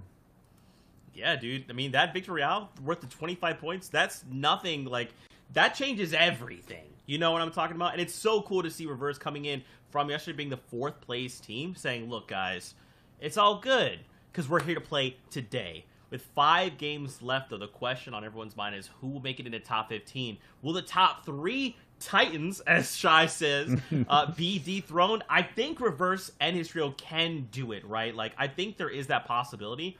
And, you know, we do see this often as teams finding those, like, first game jitters. So, this first game, I like to just give everyone the benefit of the doubt. Hey, look, first game, all good. Let's run it back game 2, and so on, right? Keep your self positive. Work with your trio and try to make it up the leaderboard. So you're looking for that magic word, Zeke, consistency, right? That's the one you want to see happen between game 1 and 2. That has been the word everyone looks for in these round 3 set lobby types of games. I mean, Reese, how important is that for a team playing in these lobbies?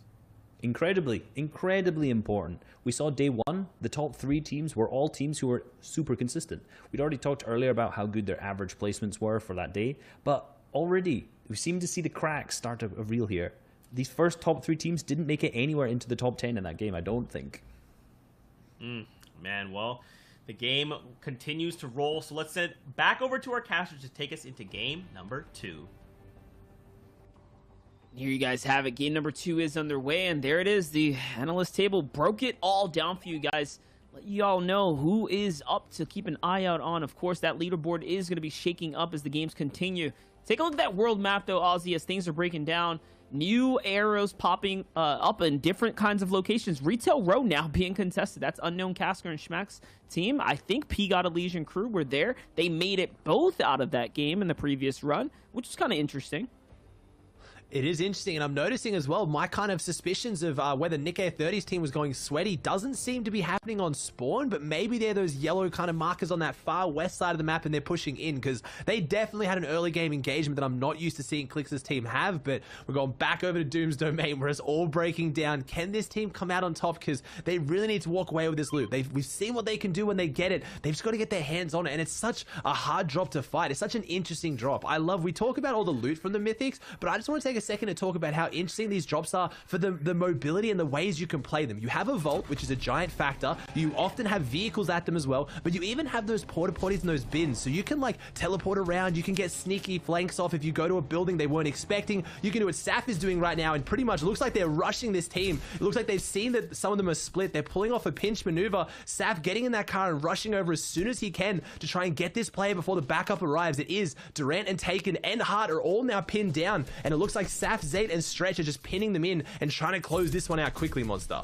Yeah, and this time around they have shield to do it as well. Looking a lot different than some of the other drop spot. But if it takes all this shield just to win an early game, I mean, I don't know how much confidence that can be for you. But Saf's going to find some big beams here. He tucks them right in between, and the follow-up comes up as well. Using that, big pistol right there to find that shot. And, oh, baby. Okay, the follow-up as he goes down there. Unfortunately, the Siphon's going to go down to his down body, but still, a big frag for them. All catching one piece.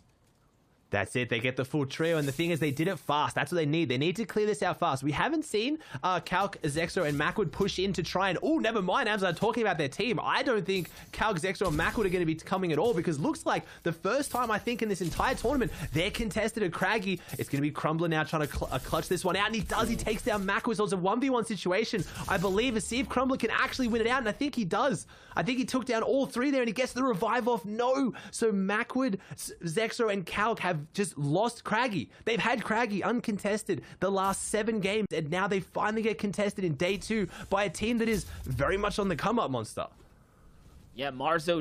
This is a long-awaited rivalry between the two. I mean, the smack talk goes well and beyond this tournament this season, and well onto the social medias for them as well. So for Mars OW to finally come up on top, I mean, lately he has been on quite the track. So that's a big, big victory for them, not only here today, but just in the grand scheme of things and the drawn-out war between him and the fight that's been going down at Craggy between Macwood, Zexro, and Calculator. Yeah, and Mars has kind of been on the come up, and if you don't understand the context of that, Mars obviously won DreamHack recently, had a phenomenal performance, but he's been like a champion of the people, because a lot of what Mars does is he plays Arena. He's first place on the world leaderboard for Arena points, and that's where he started to get some attention, and then won a major tournament, showing that it's not always all about scrims and creative. Sometimes it is about just playing the game and enjoying it. So I'm a fan of Mars. I love what he's done. He's kind of blown up all of a sudden out of nowhere, but it's on the back of a lot of gameplay, a lot of practice, and I think think he's earned it. Some of the plays he pulled out during that dream hack, I mean, the taxi rotate, that was insane. He beat Booger by 5 points by jumping in a taxi to get as many placement points as he could. So I'm happy to see him contesting a major team there, but maybe next game when Cal Kanata are expecting it, it might not go as well. I think he kind of caught him off guard there. 100%. These panning shots are showing you the teams that are in the top 5 right now. You saw a brief glimpse into Reverse 2K, Miro and Day, who were in, just about 4th place coming into the entire competition, possibly still holding that lead right there. Here's Xset's crew, of course. We already know they landed that Fortilla area, the swamps. This is all their location to control, to hold, and loot up by themselves. They take a bullish attempt of splitting up very far and apart because no one lands down here, not a single person to contest with. You can see that the loot does pay off. They do end up finding a fair amount of it as they continue on through. There's Xset Sharp's perspective to give you guys an idea of how the loot's looking. He's got the harpoon, the big pots as well, the upgraded legendary pump shotgun. Just so strong. Such a dominant loadout right now. Yeah, again, we're going to have to keep saying it. He's got to get his Storm Surge up. That's it. Like, I'm at the point now. I love this team. They were my pick, and I love seeing them have good loot, but sometimes the good loot's not mattering. They've just got to manage. They've got to get in faster, and I think that's what they're using the boat. I haven't seen them rotate too much in the boat before, so maybe this is a strategy of like, hey, what we're doing isn't working. We're getting all the loot in the world, but we're just not capitalizing on the mid into end game. So it looks like they're trying to get into zone a little bit quicker, so hopefully it pans out a little bit better for them this time. And they do have to be careful. They're rolling right through that Bucky Creo Kanata territory, right through Jack Acorn Slacks territory. Here's a little highlight, though, of a battle that went down. Here's Avery's perspective, trying to come into back up. Jamper and crew, Booga inside. It's Ved who rotates in with Leo and Nate. And do they win it? Yes, it looks like they are on the winning end of this. Big shots being found. Not too bad, though, but the tags, this is a rotate man. in monster. I think this is contested. I think we're finally getting Stark contested. I think this team's dropped here, and that's why they're over at the hangar just looking at Avery's loot. There's no way they had time to loot. That means they've dropped on him, but they've been taken out. We keep talking about it. Reese mentioned it earlier, whether one of those teams that's a bit lower has their eyes on Stark, but maybe this is why it hasn't happened till now, because they get straight wiped, and not only do they now still have Stark all loot to themselves, they get 3 eliminations on the board and so much Storm Surge. So honestly, that actually helped Champa, Avery, and Booger there, but if you lose one game today, it's going to be a massive downside, so I guess we'll have to see whether they can keep alphaing it up. Yeah, definitely there. It's going to put them in a favorable position. 3 more points fall into the hands here of Jamper, Booga, and Avery, who were coming in as the first place contestant, coming for the day number 2. You have to appreciate that. You do have to appreciate that. Everyone does give a lot of slack to players like Booga, who have such a strong resume, right? He's done so much, and then when he's on top, it's like you can never win, right? People are always going to give the excuses. It's because he's uncontested. Now he's getting contested, so what can you say when they win the drop spot? And you can see why they're getting uncontested, right? People don't take into account. There's a reason why some teams are uncontested and others aren't. It's because of that resume. We can sit at home. I've never versed Booger. I don't know. Maybe some people watching have. Maybe you ran into Booger in arena. I'm going to guess how it went. He's not a player that you want to fight. There's a reason why these players with big resumes get uncontested drops. It's because they're very, very scary to fight. And Booger dug his heels into Stark and hasn't left, so he has so much experience there. As you can see, Booger's trio was one of just 3 teams to finish top 10 in all 6 games on day 1. So, yeah, their consistency pays off. Yeah, definitely. Their average place was over, I think, 3rd place or so, third to 4th place. So, kind of a ridiculous standings in general there. Let's take a look, though. Still using that burst rifle here, the legendary burst, to go ahead and tag shots, tag players rotating on the field here. This is where having this cliff, having the zone favor you, does pay its dividend. Here, though, this is a team we did not cover too much of yesterday. Sebi, Ghost Nanolite, TSM's Fernando. The thing about Sebi is he is one of those players that has honestly traveled the world and played Fortnite on an international level on different stages, and he's always found himself some big moments of success. But yesterday was huge. He had an 8 elimination game pop off, and these guys, they land north of the Stark industry. They land at the lakefront. They have that entire area to themselves. There is so much loot there. I think it's grossly underrated as a drop spot, honestly. It is, and I feel like it's also grossly underrated because it has very little potential for other people to rotate through, so you have a lot of control on where you are, but then it's kind of hard on where do you go next. But it's a great drop, and this is a team of players who are very much on the come up as well. Nanolight, again, obviously coming third in a solos at DreamHack Anaheim, an insane performance. Fernando being signed to TSM on the back of a similar story to Mars, was playing a lot of Arena, really made a name for himself, grinding out Arena points last season, and then transitioning that into competitive, as we now have your boys Acorn, Jacques, and Slacks in a very contested area right here at the kind of river mouth going up into Stark as AJ and Vix kind of set up and they run into Sebi. So this could turn into a bit of a hot spot right now as everyone's trying to get up on top of Stark, and this is the easiest spot to do it because this is where it dips down and you can walk up. You don't have to build up those massive sheer cliffs. Yeah, and that's a good reason as to why you saw Nanolight and crew holding out this drop spot right here, because that's where you're going to find all those free tags. So you're watching Storm Surge strategies come into play, but more importantly, it's an ambush tactic, and now it's a funnel for so many different opponents.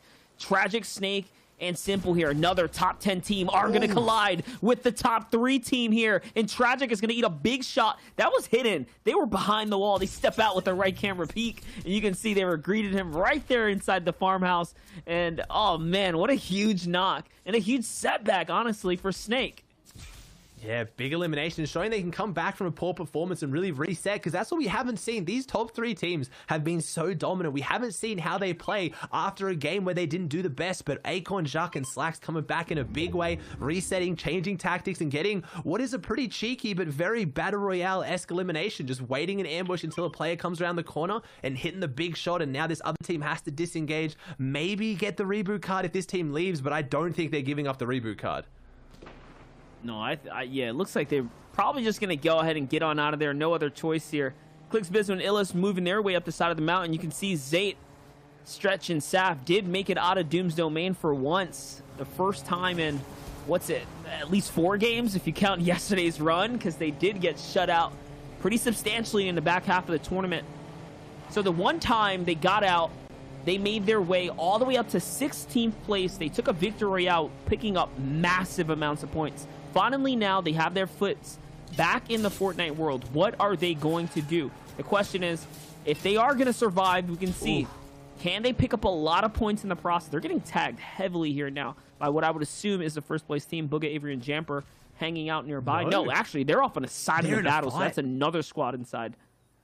Oh, and here's a team we haven't had a chance to watch too much that we really wanted to. Nick Air 30, Ops, and then Glace going up against the XF boys right now as the crash pad comes out and looks like they're aggressively pushing. Knight is up on top of this. This team is playing aggressive. I don't know if they're going for the fight or they're trying to go for the positioning. Oh no, they're definitely going for the fight. Never mind. They answer that question very quickly as Shark is full sending it towards Nick Air 30's team right now. And unfortunately, we might see them fall, gets taken out of the sky. And man, this is just full on brutal assault right now. They're walking forward and just charging this team with full confidence.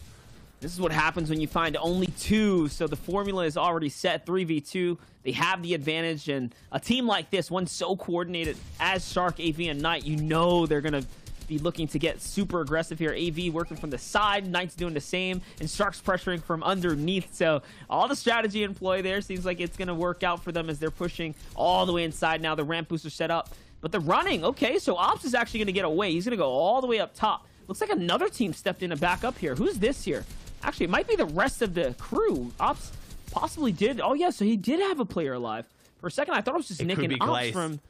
Yeah, it has to be. I think it might be Glace. Glace is a bit off to the side. I'm pretty sure what happened here, and it was insanely smart. I think AV threw a crash pad that bounced Glace away, and then that was the mark for this team to full sprint onto Ops and Nick Air 30 while they were split. So I think they made that 2v3 equation themselves. So ridiculously smart play here to take out this team, and looks like Glace has to now go on and solo clutch it, and AV, Knight, and Rogue Shark have found their elimination and their tags as Booger, Jamper, and Avery are pushing in, and we now have our first place team getting sprayed out by our second place team. Here it is, though. Can Creo, Bucky, and Kanata put on the pressure, put the force onto the rest of this lobby here? Whew. Take a look here. When Kanata initiates a fight, he has a success rate of over 78%, the highest in NA East. What a scary stat to have under the belt right there. That's one for the resume for sure that you can represent proudly with. What that says, guys, you don't want Kanata knocking on your door, not on his terms. And that's the thing. A lot of these players get that name for being overly aggressive, but that just shows me smart aggression. Kanata knows when he engages the fight, he's going to win it. He's not just engaging every fight he sees. So that's where a lot of these players get a little bit of flack. Oh, they're just super aggressive. They push anyone and they have good mechanics. It's like, no, they're also really smart on how they push. As we see now, they're not pushing that fight into Booger, Jamper, and Avery, despite the tags they got, because this would lead to a massive third-party situation. They're in the middle of the zone. There's so many eyes on them. As you see, TJ, Rokane, and Voyle sitting right there as well. But it's interesting to see how these players are going to make it now. Who rotates early and who doesn't? Because Booger, Jamper, and Avery really got into that next zone quickly, where now we have two phenomenal teams over here, Illis, Clicks, and Bizzle, as well as Sate, Saf, and Stretch, who really aren't in the best position for this next zone already. They've now got to make this massive rotate. It looks like the taxi is going to be the best option. Definitely. Now, remember, you can take this off the side of the cliff with no damage if you want to take no fall damage. Wait a second. Okay, so instead they're going to go with the shockwave. This is actually really, really smart, right? It shows that they don't want to give away their position. They don't want to just jump down and show everyone, hey, we're right here, come fire at us. Instead, they're going to come in with a much I guess subtle approach, right? They're going to come flying in, and by subtle, we mean subtle in the Fortnite world, right? Flying across the sky off the cliff and dropping down to base up. An explosive grenade blasting you out of your bills and landing is actually the subtle approach, funny enough. And it looks like one of them didn't go perfectly, though. I have a feeling it's gone a bit astray for someone. I think usually when you use these shockwaves, if you bump into each other mid-air, someone's trajectory gets stopped. And I think that's what happened, unless this is an entirely different team. But no, it was Haz, an entirely different team, falling down the mountain. And maybe perfect timing from Bizzle there, deciding to initiate that rotate when another team was dropping to, again, have the subtle approach to take the attention off their rotate. Because yeah, as much as the taxi is, it gets a lot of attention. If you're driving a taxi off a giant cliff, you're going to get a lot of eyes on you. 100%. And that's the reason why it makes so much noise, and it's really just a firing target to call least. Talk about Kanata being able to win most fights on his own terms. Looks like Kanata has got his back against the wall here. The pressure coming in. This one not necessarily being in favor of his team, as Chaotic and Paper now have to back up. It all of a sudden had the focus of Rokane's team on the side start to fire in, and that probably saves them for a moment's breath here. Big pot, though. They do have big pots. They have medkits. Okay, they have everything they need to come back. It's going to be all right. But what's more important is getting to this next fourth zone. The fact that shots are coming in, I mean, they're burning through that precious material. You're not going to find much of it anymore moving forward. And what a shot there as they find Chaotic. He was left behind, and Pandoosh is going to collapse onto Paper in the feed. So that's going to wipe them completely out the lobby. And that's a team that was interesting for me. Haz, Chaotic, and Paper. I was watching them a lot in the warm-ups. They came second in the warm-up week, but man, they looked like one of the most dysfunctional teams I've ever watched. So I was kind of hesitant to see how well they'd go, and unfortunately struggling a little bit this weekend. Definitely need to change something up, but we'll have to see as we get this beautiful panning shot of teams that are in a bit of a better position. And one team I'm noticing having a much better performance today so far, Monster, is our Hispanic team. They really struggled yesterday, and I said they needed to change something up. I think they've almost already got more points in their first game today than all of their games yesterday. Oh my gosh. Definitely, and Ali's showing just that. Remember, this is your NAS champion right here. He won this with, honestly, against all odds. Another region, he's going to follow up again. He's going to find Ecto too. My gosh. That's going to be his third elimination just this game here. And looking and judging by the side, it's only him and P-God in the run right now. Oh no. Yeah, actually, it's only him and P-God right now in this game here. And like you said, that first game, the previous one, it seems like they W-keyed the entire lobby. They picked up so many different frags. Now it's Elige onto Glaze. Glaze is by himself. Remember, Nick A30 and Ops have already been wiped out of the competition. Artsy is probably forcing the agenda here as he's putting shots in. But the panning shot's going to show us what's going on the other side of the map.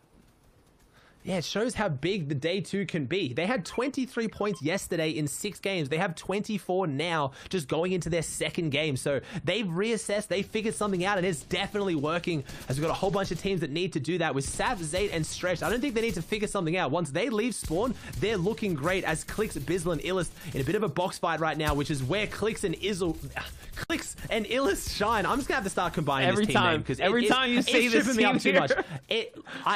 Let's just go with Clizzle. This is Clizzle, and they're definitely running through a team right now in the box next to him as they're trying to find even more eliminations. Illis doesn't even have any shield right now, but still confidently holding that purple pump shotgun out, ready to do some damage as it looks like they clear out this low ground when they're in half-half. So this is a situation they need to hold this area down here because they got a very good zone and they don't want to give it up. Two huge minis there to pop off by Illis. Now to follow up the Chug Splash. That's going to keep him alive and in control of the low ground layer. Remember, half in, half out is sitting right on top of these players. We talked about Mars having a good comeback day today. They have that half in, half out. The question is, what are you going to do with it? They also are up in that middle ground layer. On the other side, Xset in the comfortable position they love to be in. Low ground. Last game, they got nothing for points. It was actually just Shark who was alive at the end here. And now, finally, Knight and Av are here to back them up. They're on the low ground as well. They've got the shockwaves. So I haven't seen this team actually have shockwaves often. We talk about how good they are on the low ground, but maybe an actual attempt to go for high ground or a bit of a higher layer here, as they really are just comfortable down here in what is builds not even high enough to kind of, they have to duck under the builds, but this is where they play best. As this team now, unfortunately, rotating late, it is P-God. We were singing their praises, but unfortunately, game 2 not going as well as game 1. Still a decent performance, going down 16th, but I'm hoping AV, Rogue Shark, and Knight can really make something of this game and show why I have so much faith in them as a team. When they make it to endgame, they normally perform, as they also get rotating zones now. So they've got everything they need to close this one out. You can see the 3-2-1 coming in now. The fire rate from another team. This is the second time around now. We're seeing someone like their team right now sit on the outer edge of the storm and just get absolutely targeted. It's not something you see very often, especially being inside a metal base, but for whatever reason, everyone feels like they want a piece of the action here. We haven't seen Storm Surge really trickle on this game, but not that we're not going to see it at all. That doesn't mean that it can't still be a factor. There's 44 players left alive right now, and this moving zone's about to start closing. Here it is. As I talk about it, there goes the ticker. They are 11 below. This is the biggest hurdle for the Xset crew, is finding the tags. 2 eliminations is showing you that it's not enough. You need more. These are important moments right now, as they are pressuring all around. Still, nothing yet, and they're trailing behind. 80 damage below now. 30 seconds remain. They need to. 13 players are not going to go down here, so they need to find some damage. And this is what Knight and AV are going to try and do on the backside here. When we talk about roles of trios, you're seeing it perfectly here. You have Shark at the front, building the tabs, getting their team in, and then you have AV and Knight just trying to find as many eliminations as they can on the backside, and using that time they've been given by Shark building for them to just eliminate anyone around them, as they're still now in the 8 below, so they're getting some damage in, but it needs to be more. And there it is, 170 onto Rocks. That's one way to get your Storm Surge with a heavy purple pump shot. He's back down there now, though. 2 HP and no Knight falls, so bit of a misplay. He got the elimination he needed, but he goes down, as we now see Clizzle on the high ground now. Clicks, Illist, and Bizzle now raining down damage, and it's not Saf, Satan, Stretch. I don't know what's happened to them. They had Doom's loot, they had everything they needed, but it looks like they weren't able to capitalize. Yeah, it's already changed hands. Illis actually concluded the elim onto Saf, and you can see Clicks now has the infinite gauntlets up above, and he's putting that big pressure down. So high ground was already taken by Bizzle and Illis here now, and it's theirs, and the mythical loot is theirs as well to do with. You just saw Creo for a second bounce across the bottom portion of the map. Booga and Jamper are still in the game too. Avery as well, so that's a full team. I see Acorn and Slacks. Now it's looking reminiscent to day 1. The same big names coming in here for this second portion now. We have all top 5 teams. We also have still Reverse, Day, and Mirror. So I think we have every top 5 team still in this right now, trying to push this out. We had a 3v3v3 yesterday with the top 3 teams, which is monumentous. We might have even bigger here today, as they are still taking everyone out. I see Jacques in the feed. I still see Booger in the feed. Clicks now as well. Reverse pushing through. This is about to be such a big game for the leaderboard, because whoever can try and get their footing in this one, maybe get this victory royale, is going to jump up on anyone around them, as they're all playing so consistently. You can't play good Fortnite today. You have to play phenomenal Fortnite, as Reverse goes down, unfortunately, crash padding through all the boxes. He is finally found, as Miro trying to do something here with only 25 shield and 25 health. And no, he drops down and goes down, but Clicks is on top of his throne right now, so high up with so much control. That's right. He's not going to get touched. Not while he's all the way up there, though. It's Jack, though, who's causing all the havoc down here. And their team's going to have 6 eliminations. You're looking at Slacks and Acorn still alive right now. Chug Splash is going to bounce them right back into the competition. For the high ground team, though, Illist here, rounding out to 8 eliminations, so high ground is paying its way right now. And in the low ground, Jack and Acorn Slack struggling now to just try and stay alive. That pressure coming down, because they're in second height, is so massive that they're working their way down right now. They want to keep getting off of this pressure moment. And now, here comes the shock pads, or the crash pads from up above. It is becoming more and more chaotic, as now the little mountain here is going to spell disaster for everyone. It is, with those Dooms Mythics just putting so much pressure down, all the splash damage just funneling those teams down and down. You've got Illus now raining crash pads down. They have shockwaves. This is going to be such a small hill that feels like a massive mountain to get up as Jacques falls, Pendush falls, everyone's going down. Haji, Acorn are so far back in this one. Illus working his way down. This is where Illus shines. When he's working his way down, he has the advantage. He will not miss a shot as he takes everyone out of this lobby. Clicks is on top. Illus is down there. So is Bizzle. Illus looking to close this one out. And I don't even know if they'll able to get the last elimination, as they have had such a dominant endgame, and they close it out. All 3 players alive on full health, full shield. Just the most dominance you can possibly have with 13 eliminations. Clicks getting 0 of them on the high ground. 13 elimination. We're talking 25 points for the Victory Royale as well. That is one massive game. He had about 30 points to catch up to top 3. A Victory Royale like that, that's what you need to be in the top 3. And of course, done by none other than a big pick there. Clicks, Illus, and Bizzle. I mean, you call them the Clizzle team, put it all together. They have the synergy there. So we're seeing it happen here, Aussie. Yeah, we are. We're going to have to see what the analysts think about it. They were Reese's pick, so I have to think maybe is he going to able to get the number 1 on EU and the number 1 on NA pick. They got their hands on the Dooms loot, and they capitalized so strong. I don't know, Ozzy. We can't. He would become too powerful. He would just become too powerful and walk away. We can't do that. But in all seriousness, seriously, massive congratulations to the trio, Bizzle, Illus, and Clicks. Guys, they won a game the exact same way yesterday. You have Clicks on the high ground holding it down. Illus, the guy saying, look, whatever happens, I'm going to go rush the other guy. And I'm going to slow that trio down. And with Bizzle there to back him up, it was clinical. They literally just played their own playbook, and it got them the VR. That's it. Yeah, I mean, it's that height split that's really the kind of showing factor of this trio. Every endgame you'll see them in, I think it might be one of Bizzle's calls to get Clicks all the way up on high. Illus, such a good player when it comes to clutching, taking those final 1v1s. So with Bizzle supporting him, it's a sure 4 win if they're the last there in the top 3. Indeed, indeed. Let's take a look at our leaderboard. Currently, Jamper, Booga, and Avery locking it down. Creo, Bucky, and Kanata, though, only 10 points behind. They're starting to fall back a little bit. But again, we only have 2 games in the belt, 4 left to go. Slacks, Acorn, Jacques closing in. All right, Reese, give us the download. Talk to me about Clicks, Illus, and Bizzle. They're insane. They're insane. They're great. They took height earlier on in the moving zones using the Dooms loot, and as you can see, Clicks was staying up on the ultimate high ground because he had the gauntlets, which meant that any time that they get sprayed out, he can take completely no fall damage. This allows them to ensure that they just get no fall damage at all. If they get shockwaved up, they keep that high ground, and that clearly secured them that Victory Royale. Yeah, Day, Miro, and Reverse get to have a say in staying in the top 5 just because they also made it somewhat into that endgame. Unknown, Casper, and Snack because of Clicks' teams win, get knocked down out of the top 5 back into their 6th place slot that they've been holding for so long. Once again, very similar names I'm looking at on this page with Sebi, Voil, Tragics, and Skittles just holding down 7th to 10th. The points are all rising equally at the same time. Although we keep saying consistency is really good, to break out of this, you need to pop off. You need to be even more than consistent. I think so at this point in the day. For these teams, if they want to place first, they're really going to have to, because the difference between 1st and 6th is almost 70 points.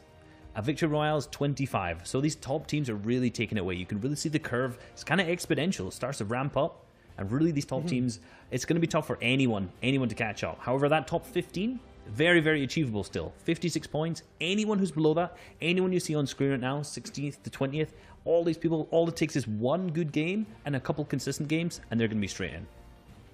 Yeah, that's scary too for all these teams because since everyone has a chance, no matter what you do, someone could be doing exactly the same thing with you. Unless you're really getting first, you will never know after a game if what you did was enough to really solidify your spot on the leaderboard.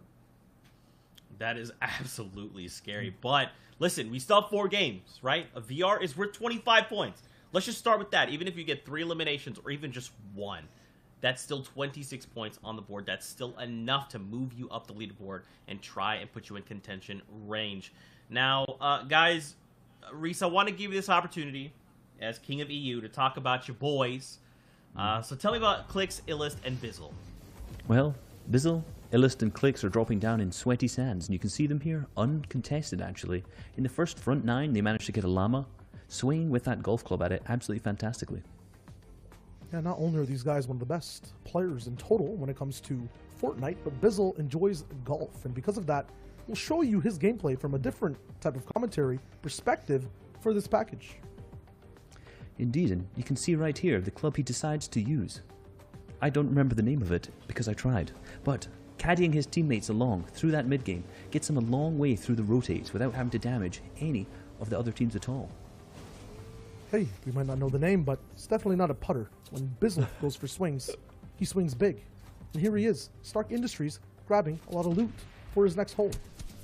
Picking up a fantastic little ace here on the opponents, grabbing in yet again, picking up his teammates and going for another caddy, almost running over Clicks at this point, but manages to get out of it perfectly. Gathers up all the golf balls, all the tees, and then at the end game starts to swing. Here we go. Ooh, there's an eagle. Another nice one, straight on par. Bizzle and Clicks so far up high. Look at the gloves on this man. Look at the control, speed, accuracy. It's just so nice to see. What a nice slice. Good recovery. Incredible hole-in-one there in the back 9. Absolutely incredible. Absolutely incredible. Thank you, gentlemen, for your breakdown there. You love to see it.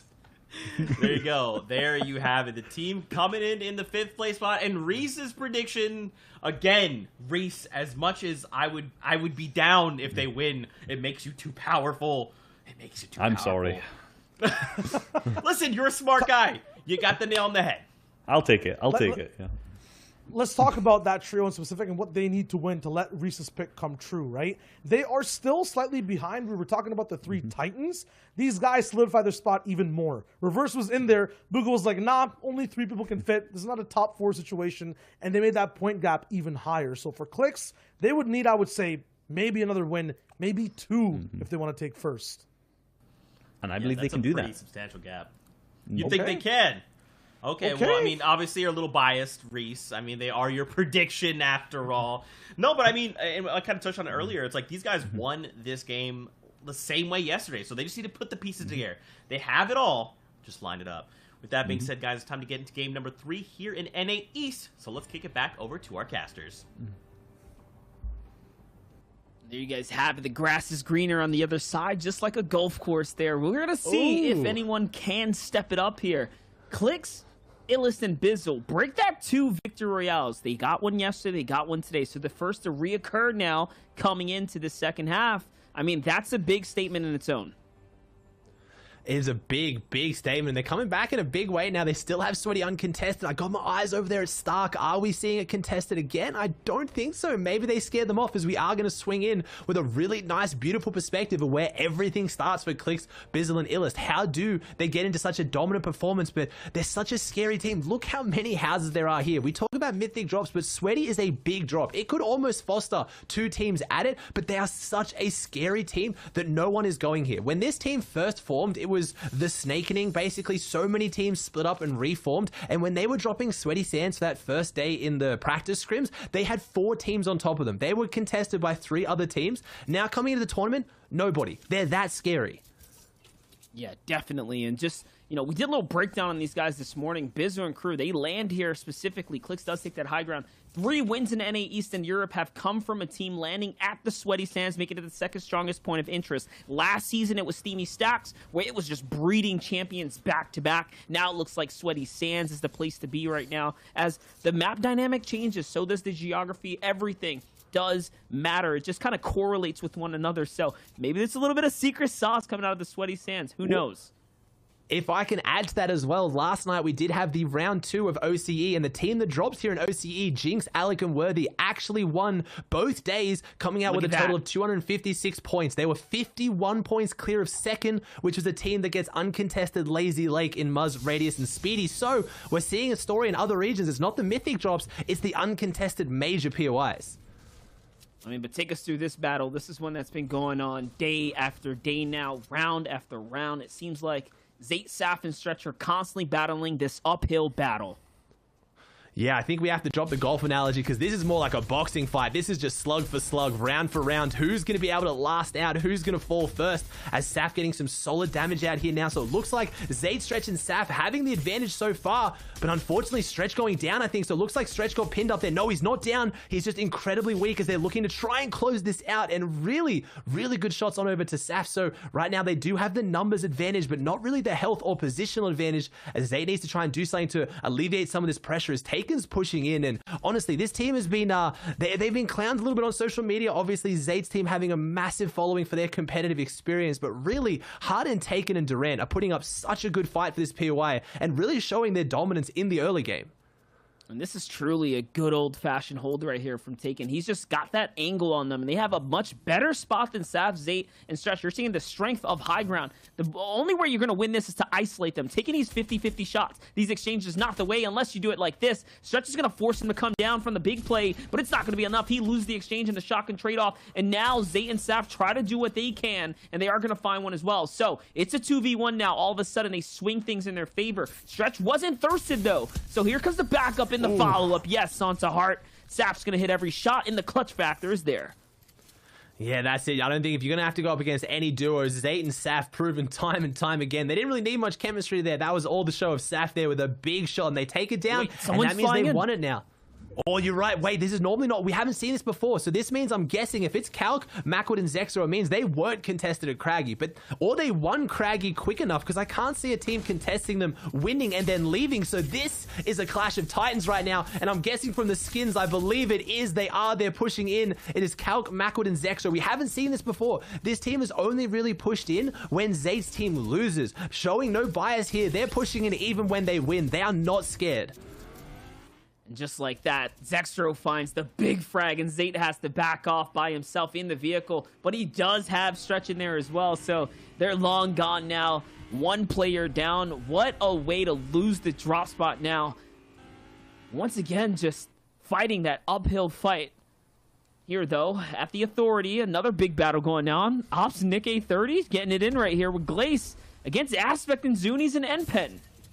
Yeah, they're changing up their strategy. They're trying to find where they want to land because they haven't found any success yet. This is this team's first time in the finals. Surprised a lot of people by making it there, but Aspect, NPen, and Zunies proving why they were so dominant in the semifinals. As I think they're going to be able to close this one out. Plays in the cone. All has to do is break the cone, and there it is. They fall. And Nick A30's team, you can't fault them for trying, man. They're trying everything they can to just find a drop spot on this map, and this is why it's so hard. I mean, even then, they did a great job there getting Aspect down to just one more shot. Zuni's getting exchanged completely out of the lobby, but it's NPen, the glue factor, who's going to find all three and keep his team in the tournament right now. We'll see if they get that res off and see what they can do with the remainder of their games. I mean, yesterday, Aspect and team were doing pretty good. Today, if you look at their cumulative points so far coming into the competition, they're in 13th, so they're still on track. Remember, it's all about top 15 right now. It's all about top 15. We haven't talked about it too much. We're focusing on that top of the leaderboard because they're really up there being so dominant, but it's about top 15. That is who is going to qualify directly into the heats. Everyone else still needs to worry about their performance, though, because they are going to be able to qualify off series points too. So consistency is everything, not just for consistency at the top, but consistency through and through, as Jamper, Avery, and Booger rotating out of star quickly with no elimination. So they scared off the one team that was brave enough to contest them. They went down instantly and thought, hey, maybe this is why they have the job to themselves. Yeah, definitely a good call from whoever was contesting them, because feeding them more points is definitely not the way to get yourself into that top 15 here. Jamper, Avery, and Booga, though, are rotating hot into Pleasant Park right now, where, remember, those arrows you see jumping around are probably Zexro, Calculator, and Macwood just hanging out there trying to get their loot on. On the other side of Stark, they're way past the bridge now, outside of Doom's Domain. Vix and AJ here have a little bit of high ground, and their third is off in the distance, which is Rocks, looking in to the Salty Springs. Salty Springs, not a drop we've seen too much focus around. It doesn't have enough loot these days for trios. A bit of a rough one. You can kind of make it work with a big split. I know Rich Homie Quinn's team on NA West did really well yesterday, coming second out of here, so it can work, but usually not one you see too many dominant performances coming out of. So I guess they're kind of setting up here in the middle, but it is a position where a lot of people rotate through and try to look for these tags now as they're going into the end game. And we got to talk about the qualification monster, how it's going to work. So it is top 15 for each week, but we haven't talked too much on the broadcast broadcast the wildcard match. I am so excited for that. A completely new addition to competitive Fortnite where any team has a chance really to qualify into the finals as long as they make it into one of the qualifying weeks. So it's actually pretty huge. Yeah, definitely. After we go through that funnel of placing everyone into heats, which would be the top 32 teams, there is that one slot up in the air, and that's going to be broadcasted as well. So we'll see with all the pressure on who's going to be able to do something big. But Zayt at Dooms is going to get taken out as they rotates right through Salty Springs. Vix finds every single shot and the knock here. Remember, it's only Stretch that's left right now. They were probably trying to get here to see what they can do for a reboot, and it's not going to be free. Ooh. Not at all, as Vix gets the follow-up as well. My gosh, you have to be so salty if you're Stretch and Zayt, who get deleted out of a vehicle before they can even respond.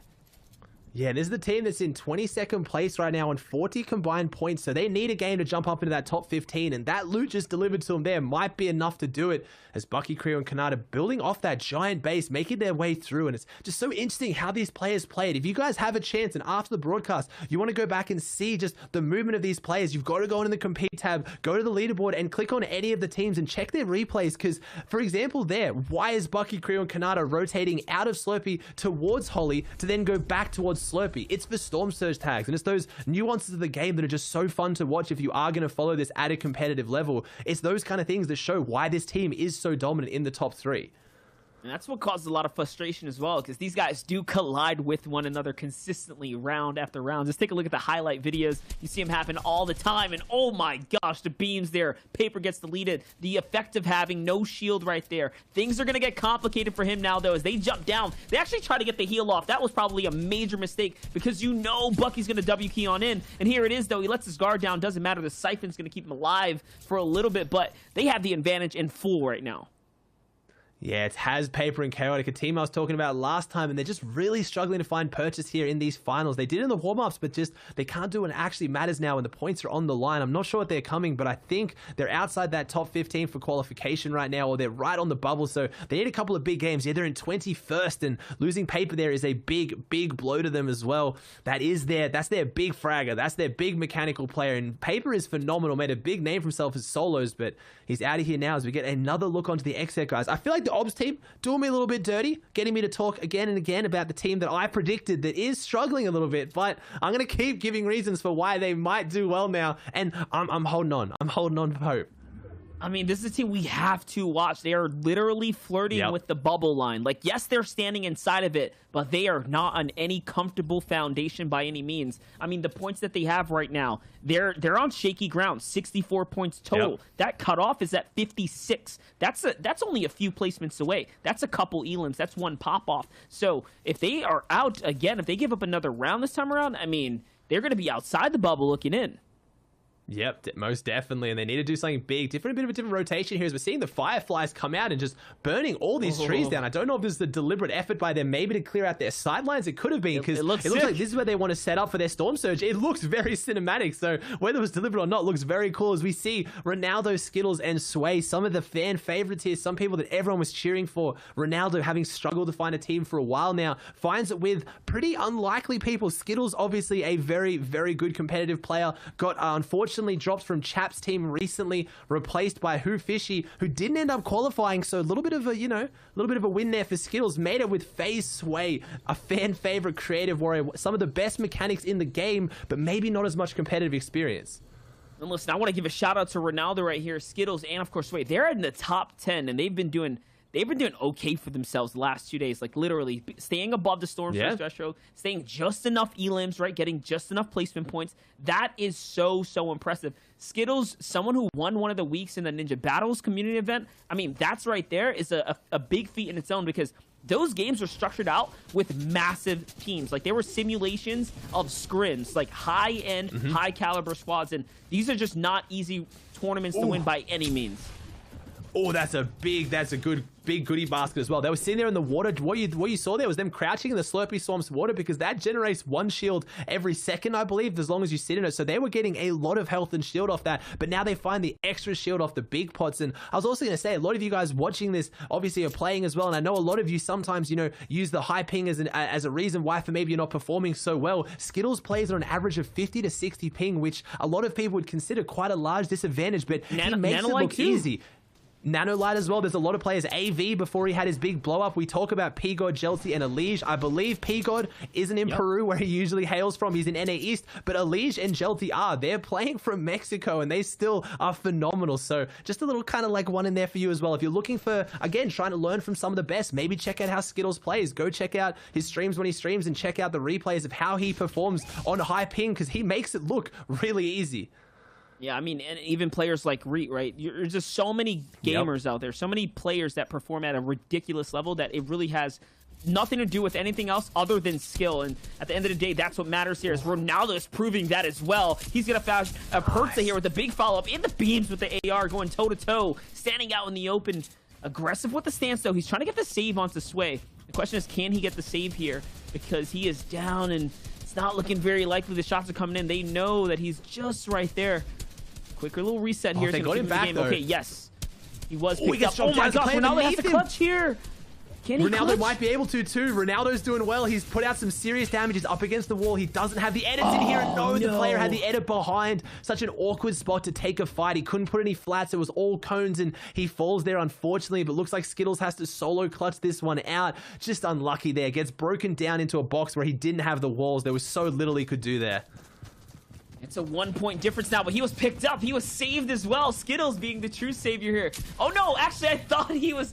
No, I thought he Skittles got picked him up. kidnapped. He was Threats. not saved. Yeah, no, he was taken deeper and deeper into the lion's den, unfortunately. They just wanted to secure the loot and get him out of there, unfortunately. But again, got a few eliminations, and honestly, from when we tuned in, they were looking a bit shaky. They had no spare shield. They were crouching inside Slurpy Swamp's water to get some of the shield back. That's not normally the position you're in where you go on to have a massive game. So not a terrible performance, but like you said, they're inside that top 10, so they're in that bubble right now. They could easily qualify on first week, and how big of a story would that be? FaZe Sway qualifying for Heat on the first time playing together with a new team.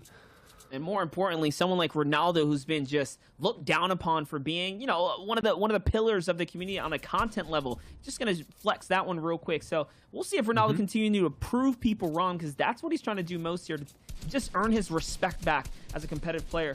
Crumbler, though, someone who's also trying to earn respect, as is Nexy, as is Mars, right? They want that big approval from the outside looking in. Can they get it here today? One more tournament. Will that be enough to finally put some respect on his name? I mean, people look down on players like Furious and Coop as well in the NA East region. How many tournaments do you have to win before they finally accept you on the grand scale? That's the question here. Yeah, and we've had 2 solo metas back-to-back, so team players, I'm looking at people like Zypher and at people like Ronaldo, who proved themselves in squad FNCS, winning the entire thing, who maybe weren't the greatest solo players, so they've been forgotten in the last couple of seasons. But some players just aren't adept to solos, but they're phenomenal in team game modes. I think of people like Chaps, so I'm really excited for this season to have some of those players get the respect they deserve, and showing that, hey, I might not be the best fragger, I might not be able to just drop 50 eliminations, but I can lead a team insanely well, and that's a very, very valuable skill to have. 100%. Next, he's going to eat a huge snipe, though, as he opens up that window. The firing rate there is going to backfire just a little bit. It's Gush and Crew who are down below. Another team, like we said, on the bubble. Chaotic's going to actually pull back his teammate here. Or was that? No, it was Noble. Noble Pamstro's down body for a second. I was like, wait, was that Haas? But no, it was Pamstro there. Things catch up for us. Pulls the body in, grabs all the loot here now, and that's a massive, massive impact for him. Remember, as a 2-man team, they need to stay as capped out as possible as this zone's going to get closer and closer. Lucky for them, they're in a nice, thick, wooded section of this area in the middle of Zone 4, so likelihood of getting the next zone is pretty much up there and guaranteed. That is all that's going to matter now, as Zone 5 is going to be Prussian sometime soon here. And that's one of the big disadvantages when your players go down. Yeah, you may have the firepower go down, but also your overall material cap goes down by potentially 1,500. So you've really got to make the most of the materials you get, and that's what happened there. They get the refresh, they use the extra materials they have to kind of build out a little bit there, and Haz gets another elimination. So this duo doing incredibly well here so far. Now, 2 eliminations. This is 2 of their 3 points here today, now found as a duo in this area, and it just shows how ridiculous these teams are at getting damage done. They are still below Storm Surge with 2 eliminations on the board.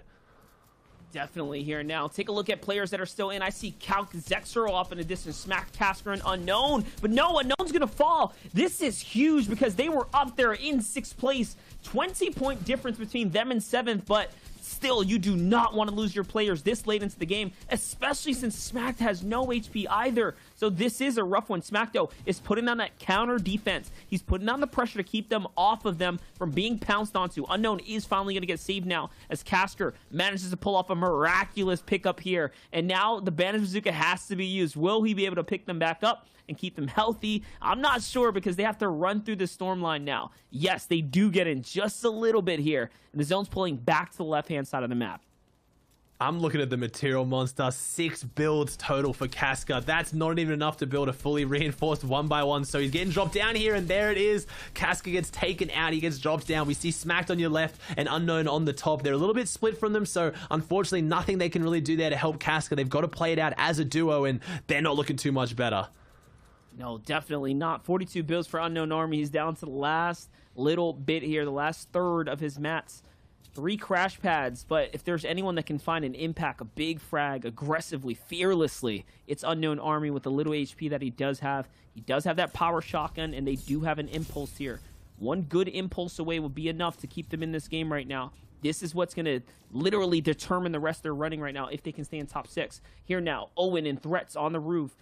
Listen, they picked up 5 elims already in this game here. This is a team that absolutely needs it. Flopper's going to be the bounce back, though. Hold up. He's in a tight situation right now. Yo, he goes down. That switched up very, very quickly. I was about to start talking about how they're 17th. They're on the bubble. Can they do it? And before I even get it out, unfortunately, he falls. And it can be that quickly as they go down, as the XTech guys are really nearby, who I just saw them take down, I think, 2 of the Hispanic team, unfortunately. So again, 2 teams I'm cheering for colliding. But we have Zexro, Calc, and Macwood up on the high ground in such a really nice brick 3x1 bases. There's so many players beneath them trying to get into this next zone right now. Shots coming out, and they've got that Doom's Mythic. I'm waiting for Macwood just to pick a target and just unleash. It's why it is such a dominant weapon. It applies so much pressure. If you try to build up just like that, they're going to start pushing you down, and there's not much you can do to hold on to it. Definitely. Anyone on second height is going to be seeing the pressure coming in hot right now. The zone is nice and tight as well, so things are going to get interesting here. Tragic's going to fall in the feed. That's a huge one for Tabs G and Lazar P there. But Macwood's the one who's got the power in his hand. It's up to them right now. They even have the gauntlets. Okay, so that rotate is going to pay off for them. Just going in nice and late into Doom's domain. Finding Saf was all that they needed. It's kind of insane how that works out for them, because Zate ran away with the mystical bomb, so it means that team that was inside of the Salty Springs earlier that had the mystical loot somehow still ends up back in Calc and Zexro's hands here. It's just like going full circle for this trio. It's going full circle for them indeed. They've still got 1 shockwave to try and make the next push. 4 limbs, they're doing well. 22 points on the board. I feel like Shio made such a strong pick with his team, and they've been making it to endgame. I feel like they fall short just around that kind of 15 team mark. Let's see if they can do something different here as they're on the high ground, trying to see what they can do as they push towards it and get to the front side, building up nice and high and just dropping down anyone that kind of looks at them and anyone who goes anywhere near them. Can they have the repeat of Clicks, Bizzle, and Illis when they finally get their hands on this loot?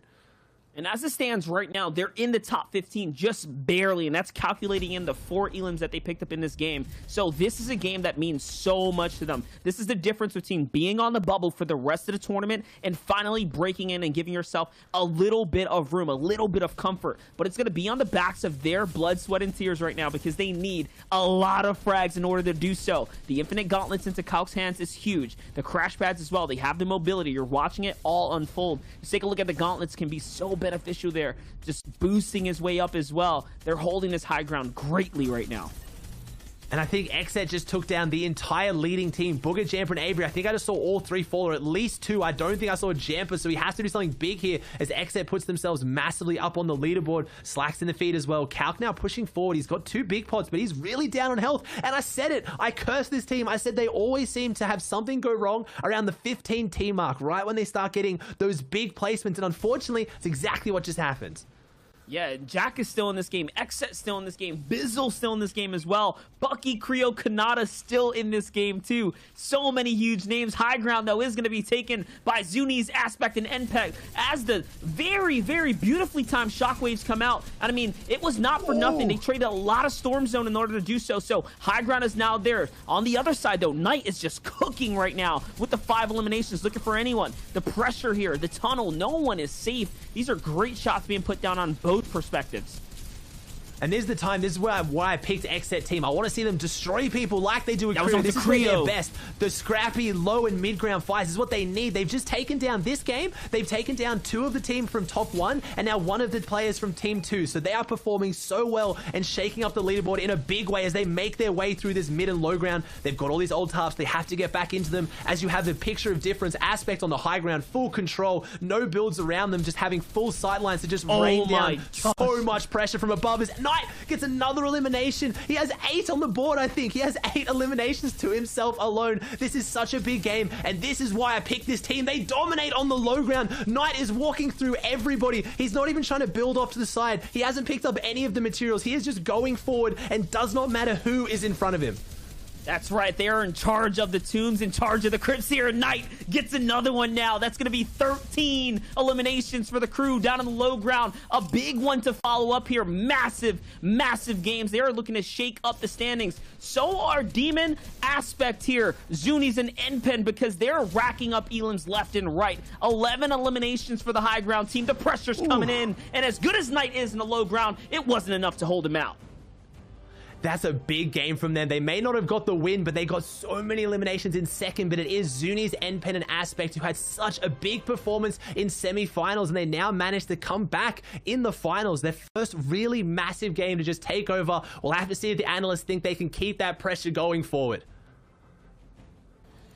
You know, Ozzy, this is the question, and this is the question we'll probably continue to ask as the competition goes on.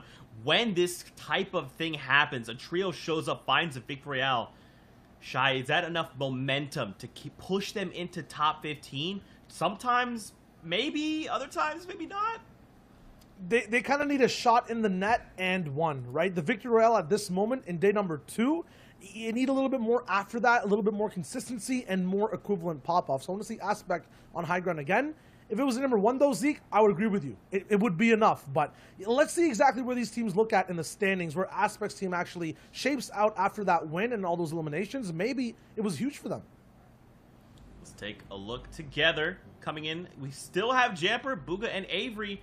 Now, guys, again, we see Creo, Bucky, and Kanata. They were that 10 points behind. Now they're 7, so trying to reclose that gap. Slacks, Acorn, Jock.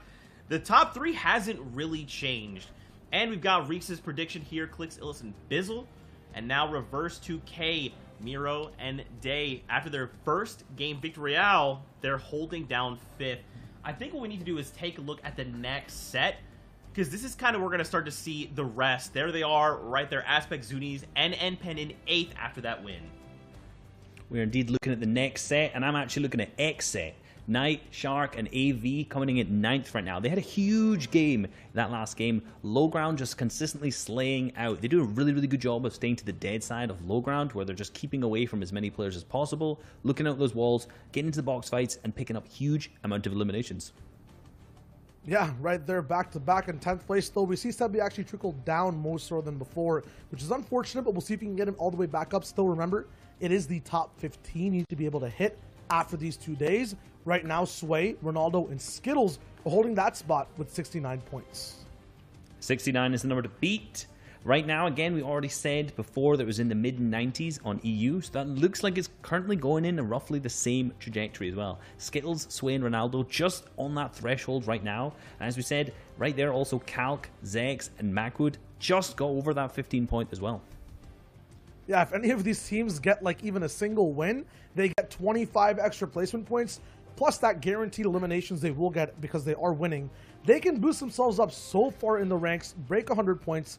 We'll see what happens. We mentioned it last game, Zeke. It is still anyone's game from that top 20 to top, 10 of staying in there and making sure they qualify for those East that will be coming up in a few weeks.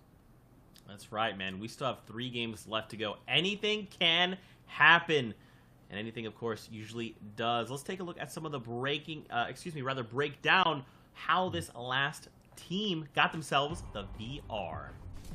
Yeah, the operating word for Aspect, Zuni's, and NPen is dynamic. The way they all just stood together, shot down, but then actually split apart to make sure the tarp was actually solidified. Aspect actually went down to get some mats and shockwaved up. What a clutch decision to make. And then past that, they just kept raining down shots on everyone in this game. Ooh, what a beam. Beaming! Oh, that's Calc out of the sky that actually knocks. And if we notice back from the previous game, Calc was the one who had the mythic Dooms loot. And you can see the harpoon going down there from either Zuni's or Enpen. And he managed to actually grab up the Dooms loot from that. They took the height by using the shockwaves early on, and they've just dominated so far. But if you notice one thing, zero materials on aspect so far, and he's sticking right to the edge of moving zones, which is where he's going to be getting the best angles to spray on the opponents below, giving him as many eliminations as possible. Yeah, and then he actually went down, as mentioned before, and then came back up with that pocket shockwave. No offensive utility there. Right there was defense. And then after that, raining down with the Doom Gauntlet, switching over to the AR, actually, you know, conditioning, I think, was Shark there at the very end to expect maybe, you know, slow down big shots from the mythic item, but instead just picking up speed using the AR afterwards. It was very confusing for everyone on low ground. We saw it, though. It was pretty simple. These guys dominated. Height wins out yet again, boys. We're seeing this be the case for so many of these games. I mean, that's got to be the key factor, right? We cannot let teams get above us on the high ground. If they do, they're going to be in a really strong position to close out that game. Now, Fortnite fam, we are getting ready to go to a break. When we return, more action at the FNCS.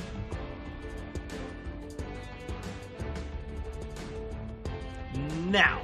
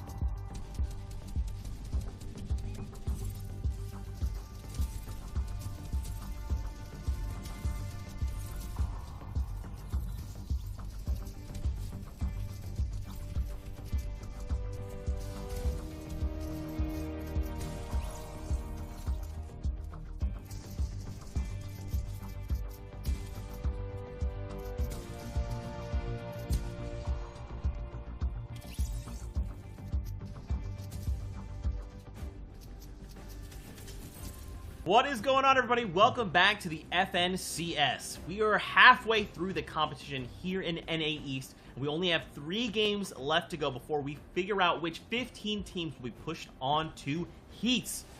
That being said, guys, we're ready to hop back into the games. We don't want to keep you guys waiting any longer than you have to. So what we're going to do now is go ahead and send it back over to our casters to get us into this next game on the day. We've got Monster Deface and Aussie Antics to take us in with 3 games left. Which teams will find themselves in the top 15? Well, we don't have to wait too much longer. Let's head on in. Exactly. We do not have to wait much longer. This game's already underway, and you can see 15 players have been dropped here. It's Monster Deface and Aussie Antics on the horn today, delivering all the action. This is a fun team right here. Aspect, Zuni's, NPen switching things up. Remember, they were dropping at the Authority. They found, what was it, Nick A30 Gleason Ops last game, but all of a sudden, mixing it up. Coming outside of Stark Industries, could it be they landed on the team that was there? I don't know. Yeah, we missed the start, so we'll have to come back and check if we can later, but I can't see, an Authority rotate coming up here when the zone is in the opposite direction. I know moving out of zone for Storm Surge tags, but I can't see them going too far, and they have eliminations on the board, so we'll have to see what we missed there. And I'm also imagining what's going on over at Dooms as well, but such an exciting day so far, Monster. And the leaderboard, it's changed up a lot. We had 3 Titans at the top, and that's spread really close. There's only like 18 points now-ish between 3rd and 4th compared to the 40 we started today with. It's getting a lot closer. 100%, and this is your team right here, Acorn, Jack, and Slacks. The team to look out for. They were on quite the tear last round there. I mean, and so was the Exet crew. My gosh, the Kings of the Crypt is what I'm going to name them from here on out. They are just the kings of that low ground, man. They do it every single time. These pop-off clips get better and better as we continue to watch them unfold. Acorn and Jack in that same boat, right? They don't struggle in those final moments. They find their ways all the time. They're very similar teams. You and me picked very, very similar teams, having uncontested drops that aren't major POIs, but played smart. If they manage their surge and they get to endgame, they are insanely dominant. And like I said, it's that ripple effect. Yesterday, we saw the biggest thorn in Xzet's side was Clix, Bizzle, and Illust, and they've changed up their rotate, and that's not happening now. And that's why this 12-game format is going to be such a big deal coming into grand finals, because things can change so very quickly. But man, qualifying in the first week, getting top 15, having that pressure off is going to be so big for so many of these teams. When we have teams like Zayt, Saf, and Stretch, who we know have been tumultuous, and they've been contested. If they can get it in the first week, that pressure drops as now we tune back in with them over at Doom's Domain, and it's looking like a stalemate, I have to imagine, if they're still in Storm. You know Zayt's going to stay here all the way just to hold out the Volt. They'll do this. Literally. And on the other side, it seems like that's possibly what the enemies are doing as well. Probably camping the Volt there. You see Stretch and Saf just off in the distance, those nameplates down below, and a team jumping off and all around on the other side. So yeah, it looks like this is a drawn-out fight. Zayt went to the castle, got some material, and now is looking for the flank. They have done this dirty play time and time again, but I don't think the crew down in here is ready for it. Heart and Taken. Look how close Zayt's gotten. Oh no, he was spotted out. He's spotted out, and the big hits come through, and now Zayt's on the back foot, has to try and hold this one off. I don't think he can really run here. He doesn't have the build for this, but... What? Wait, didn't see him. Hello? We saw hide and seek yesterday, and we're seeing it again today. Beautiful hide and seek from Zayt. They can't see him, but what can he do now? He's coming up, he's closer. He has to see him now. He does, but Zayt pulls it off, and that's the kind of nerves of steel you need. Unfortunately, he falls, but he does delay it a little bit. But man, the nerves of steel to hide there, but Heart is between Stretch and Saf, so they can't get to him. And again, this is a situation of if I can't have it, you can't have it. So I think, honestly, they're going to just dig in now. Saf and Stretch are going to dig their heels and not give up this Vault or this loot easily. Yeah, the problem there, though, Zayt drops so much white heals, man. The med kit, the bandages, the lettuce, the extra cabbage, right? And now they have to run here. But listen, Heart and crew, they have the mystical loot, which means they got the key card as well, so the Vault is now theirs. Here's Smacked Cascarin Unknown. A little bit of a highlight here onto Jelty, one of the Hispanic legends here, just trying to do their best to stay alive. And yeah, you best believe the big snipe's going to be coming in. Here it is on the moving target. Oh, the body shot as well. Just like that. And that was the whole team. Yeah, he catches all 3. He's out. P-God, Elysian, Jelty fall here now. He has 3 eliminations, so I have to think Smack just did a 1v3, took them all out of the game. And yeah, when you see the replay and you see the sniper in hand, we kind of know what's coming. It did happen right at the start of the game. And oh man, I really want to see this Hispanic team find a drop and just get themselves into it, because like we talk about with Acorn's team and AV's team, they're really good when they make it endgame. They're just struggling to get there. And look at this, Sav still playing super cheeky, trying to wait till the last moment here to even pop the med kit. That's something that's risky, but it might pay off here. Sniper in hand, might find a body shot. No, it's not going to connect. Now it's time to heal, though. They're just playing a full-on hold fest here against Taken, Hart, and Durant. And you know what? They're all for it. They're like, hey, what's up? You guys want to do this? We're going to take this battle. We're bringing it to you, actually. Impost has come out because they have that Volt loot now. Saf doesn't stand a chance here as he gets cracked. But wait a second. I spoke too soon. Ooh, Big follow-up. Mechanics? Oh, my okay. gosh. He's just better. Saf has clutched up twice today now and making it a good 2v2. It's balanced. And I see a purple pump on the floor. And if you don't know, Saf for a while there would name himself the God Pump. He is very good at landing those shots. You just saw the beautiful piece control, and Edis takes him down. Equals it into a 2v2. Stretch now versus Hart. So Saf goes down. Unfortunately, Durant put up a good effort, and now it's on Stretch. The clutch up big, and Stretch can do this. It is possible, but it's going to be insanely difficult as he drops back in, gets a big shot onto Hart, and he falls, and he goes down. Durant and Hart are able to win it. But again, Saf getting that knock, getting that finish, and that elimination is really going to slow this team down when they don't need anything to be slowed down. They are so far from zone, but we've seen worse. The amount of times that I've seen Benji, Fishy, Leshy, and Savage on EU have these late storm pushes go into the vault and get all the white meds, the bandages, the med kits. But maybe does Zate's team hide the keycard? I don't know what's going on with the keycard. That's one thing we haven't seen yet, Monster. Yeah, it was definitely pretty awkward, but they already had the key card. They had the mystical bomb coming in, so they definitely looted the vault. I think that's where the shockwaves came from. What I wanted to say, though, was so Zate was tweeting out 3-0. Yeah. Yeah, but Zate was tweeting out 3-0, so not anymore. That makes it 3-1 now. And this is what happened yesterday. It was the back half of the tournament where they did not find the success. So we might see a repeat performance from yesterday. Let's hope not, but hey, the gloating is definitely backfiring now. And it's a 12-round tournament. This isn't 6 rounds. When you're a team like Zate who has that ability to walk away and then win the game, in a 6-round format, you can rely on that. 1 or 2 good games might be enough to get top 15. But right now, you're trying to do it in a 12-round format, so you're going up against teams who are maybe only getting 4 or 5 points a game. But when you're doing that across 12 games, that's going to equal more than just 2 pop-off wins usually. So we'll have to see how they go, because they were going into this game on 19. Ooh, little lobby focus coming in, though. Rodeo and Reese here finding some good shots to line up Avery, Jamper, and Booga. And then on the other side, a team we did not get to see the names on that Booga's sniping at is also firing in here. Lots of pressure. No time to be here, though, because the zone is pushing further and further west. Everyone's going to have to go out and make a rotate here. Going north is going to be a dangerous position. That's further and further from the dead zone. You want to go south here and hopefully play that way. But Booga's going to find a nice little edit here with Jamper onto Ecto. Great follow-up, too. This is going to be a nice impact. Well, that pressure, not for nothing now, because now they get the refresher. Rodeo walks into another shot as well. Jamper, my gosh. Slow down. This has to be a Storm Surge fight. This team is just rushing into the walls against the team in first place. It's not what you want to do, but that's the last-ditch effort. They're backed against the wall. The storm is coming, and it does consume anything in its path.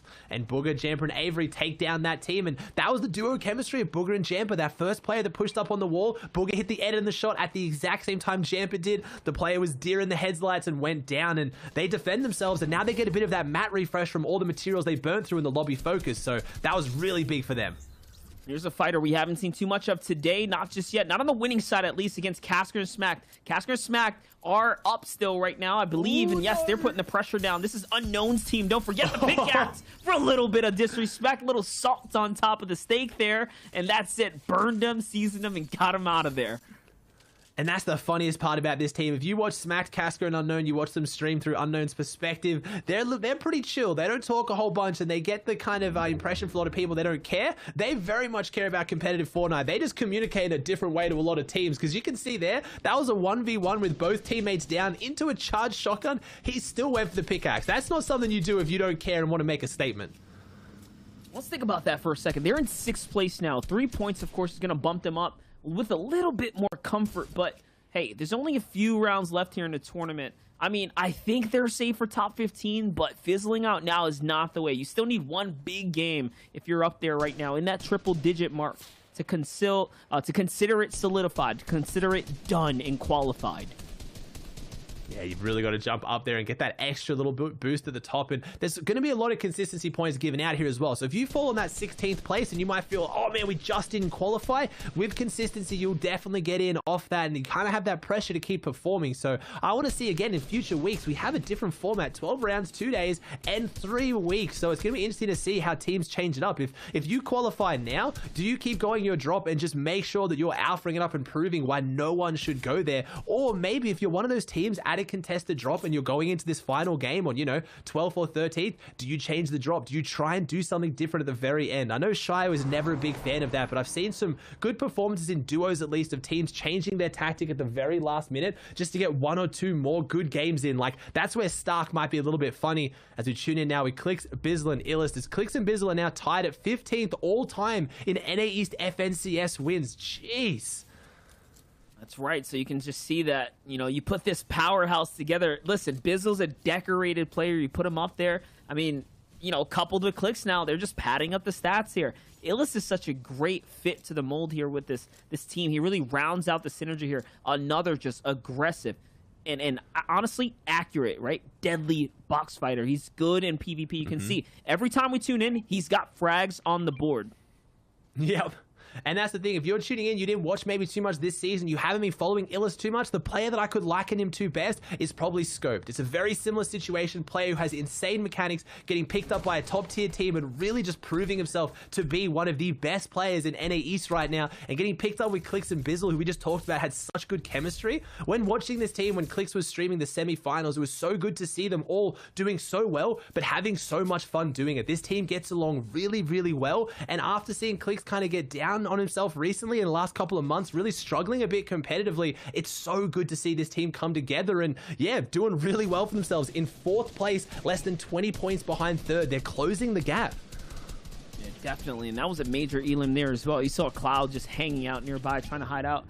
Haas chaotic in paper though. Haas, I think, just found himself a little elim there. Possibly, I could have swore I saw the feed pop up, but either way, they do have the best position, I'd say, in the lobby right now, because they're fully situated up in metal. A little bit of that mid ground here, and no matter which way the zone pulls, it's not going to hold them out that far. Even if it's a max distance draw, remember, they have that little bit of that center piece here for the map and a bit of that height. So I'm sure that they'll be able to make a great rotate. Storm Surge happening here, though. One player is getting zapped right now. One team, potentially, honestly. Yeah, that's definitely a bit of risk there, because it is. When it's in trios, it's only one player above the 50 mark, but the whole trio will be taking damage until one of them falls, so we'll have to see. And you were talking about there with the positioning with zones, and that's what's so interesting to see in trios. It's so important to get the zones right now, because even if you're, let's say, like, I don't know, 10, 15 meters, 20 feet away from zone, that's an easy run, but we've seen what happens today. When you try to run and build a fresh base of even metal or brick, it can get sprayed out so quickly. So positioning is key for these teams right now. As you see, Bucky, Creo, and Kanata pretty far from center, but on a nice dead side. What we would call this, what me and Monster talk about, we love looking at this stuff. They're on the side of zone where you can see on the minimap in the bottom right, perfect representation. No one is near them at all. So even though they didn't get zone, this run in is going to be so much easier than all those teams on that north to northeast section who are on congested side, where they have at least 10, 15 teams directly on top of them. Definitely. Now, though, Kanita, I'm doing a little mix of here. Kanata, Bucky, and Creo. I can't talk. Come on. Hey, we got Clizzo and Kanita here. We're just gonna start making up new nicknames for the teams. But either way, they're trying to get their groove on. They make it to half in. Okay, so they got a nice, easy rotate. Went around that outside. They put in the resources that they had to, and I like that. I like that they committed the resource. A lot of teams take a aggressive approach, a really risky one, right? They'll try and do it for free. They instead was like, nah, let's play a little more passively. We're gonna build. We're not gonna risk. And they all make it in completely inside the zone, and now they have half in, half out. They have a little bit of that high ground. Listen, I did a big VOD review of all the days from yesterday, and you notice whoever had high ground coming into half in, half out, obviously they're going to have a lot of success, but they were walking away with these victories, with Kanata, Bucky, and Creo being in so much good shape. I mean, you have to assume that this game is looking very, very great for them right now.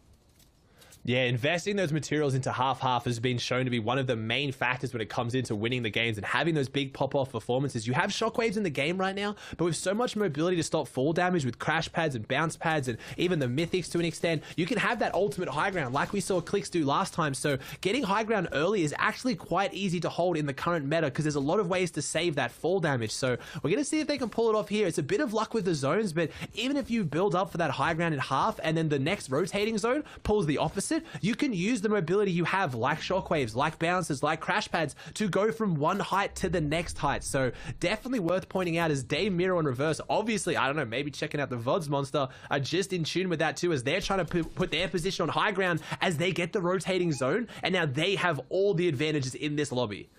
And you're noticing that the team across, which is Bucky, Kira, and Kanata, they're building outwards. So they're trying to set something up here. They're trying to find a way to open up the playing field so they can get a free rotate and not necessarily be all cramped up on top of Reverse 2K, Mira, and Day. Both of which are very much fighting for the same spots here. They want that top dog slot by the time this tournament is concluding. Big players are trying to make the rotate here. Gush is going to go in and get beamed out the sky. Here's the perspective from Reverse 2K. Finds every single one there. He's actually scrambling. I think he's trying to pick up the loot. Potentially, yes, there goes the rest of the team. They're following up beautifully now. Yes, they're jumping down. They want this gear. They want this follow-up, this impact, this refresher. Can they get it, though? Yeah, Miro didn't have an idea where the body was. Reverse 2K is the one who's going to go ahead and lead the push now. Ooh, oh, beautiful gosh, angle. The angles my this team is finding. Yeah, they're finding beautiful angles through here on the mid ground. I was going to say, this is big for Reverse, Day and Miro, but it's also big. They've joined a new org, Team New Age, so they're really expecting to have a big performance here. It's very rare that orgs are able to sign entire trios to their roster to try and pull something off as Day goes down here. Miro comes up, the 80 tag jumps through, takes down TJ. Bit of payback on the VSB boys, takes him down. They're going to have to keep pushing through this one. As I'm looking at the feed and I'm seeing some big names still in it. Smack still up there as well, and they're back together. Day gets revived. They have the splashes and they have shields, but not a lot of meds as Clix is Bizzle and Illis Clizzle on the low ground. Paper there as well though, so Paper and Haas and Chaotic looking to jump up and they need to have a big performance to break in that top 15. Yeah, and Clix actually just booked it on Clix. So Clix is by himself. He's off in the distance. Illa's trying to make his own rotate through the zone here. Nico's going to put a bouncer down as well, trying to stay alive. He's just a one-man army, though. Only a single elimination. Playing the medkit here. That's a good timed medkit, too, but he's going to have to commit now as the zone's going to go overhead. So losing the lead on that one. Let's see how it's going to play out. Here's the 100 health. It's going to go right into that health pocket now. He's got plenty of time on the rotate. Harpoon in tow as well. He's still chilling here. He needs all these points. These are teams that are on the bubble, guys. Haji, the newest signing to TNA. Pandusha on the other side. They are counting on Nico right now to literally clutch up so that they can qualify through to be a top 15 team. Nico's doing a great job of running, though. We're talking about the bubble teams, the big teams in this too. I saw Kanata and Avery both get eliminations back to back as Nico finds one to Haas. If he can get this finish here, he does. That's Paper. That's two of a full trio. He dips before he takes down Chaotic, but with rotating zones, I think he's going to get that double finish, but he needs to survive until it comes out. Nico having such an insane solo performance right now. I know that skin. I know who that is. That is AV on the other side of that wall. I saw the Tony Stark with the double sword back bling. Oh, and he takes down Chaotic. That's the full trio wipe. Nico just took down the entire trio. Chaotic, the last member he needed to take down. He was coming for a bit of revenge, but like we said, there are some literal sharks on this low ground. We do have AV, Shark, and Knight down here somewhere as Nico doesn't care. He's pushing forward. He's trying to find what he can out of this game now. 4 eliminations on the board. Only 20 builds left. He's opting to hold this low ground, but he's getting in such a good position as he takes down Voil. Nico, what are you doing? This is such a good solo performance. 5 eliminations. Big pot of minis. Jamba, Avery, Boogie on the high ground. Probably going to win the game, but Nico clutching up so many points on the low.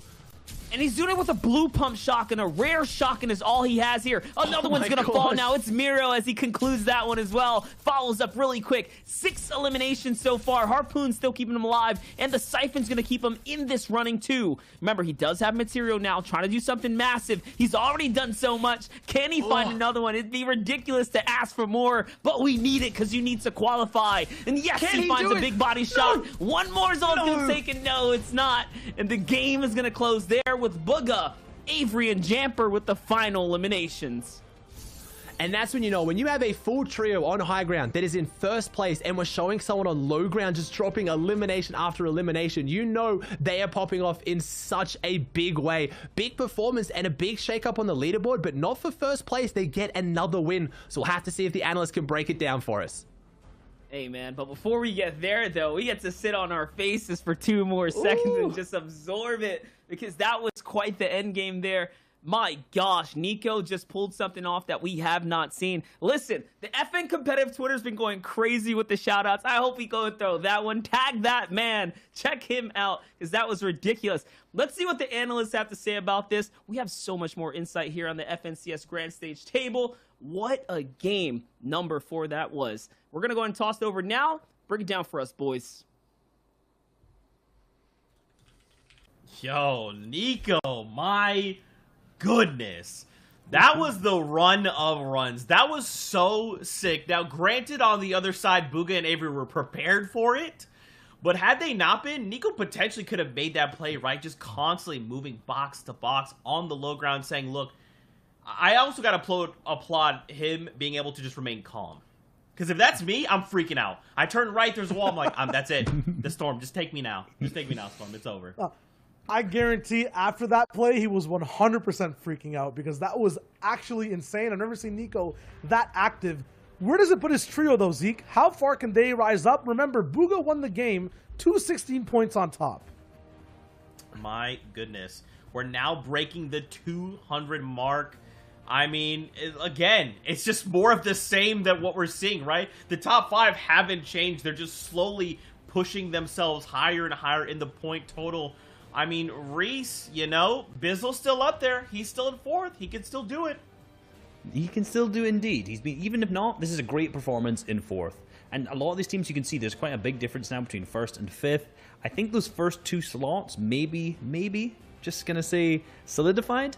But that 3rd place team of Slacks, Acorn, and Jack may be able to do it, but they have seen a little bit less consistent today.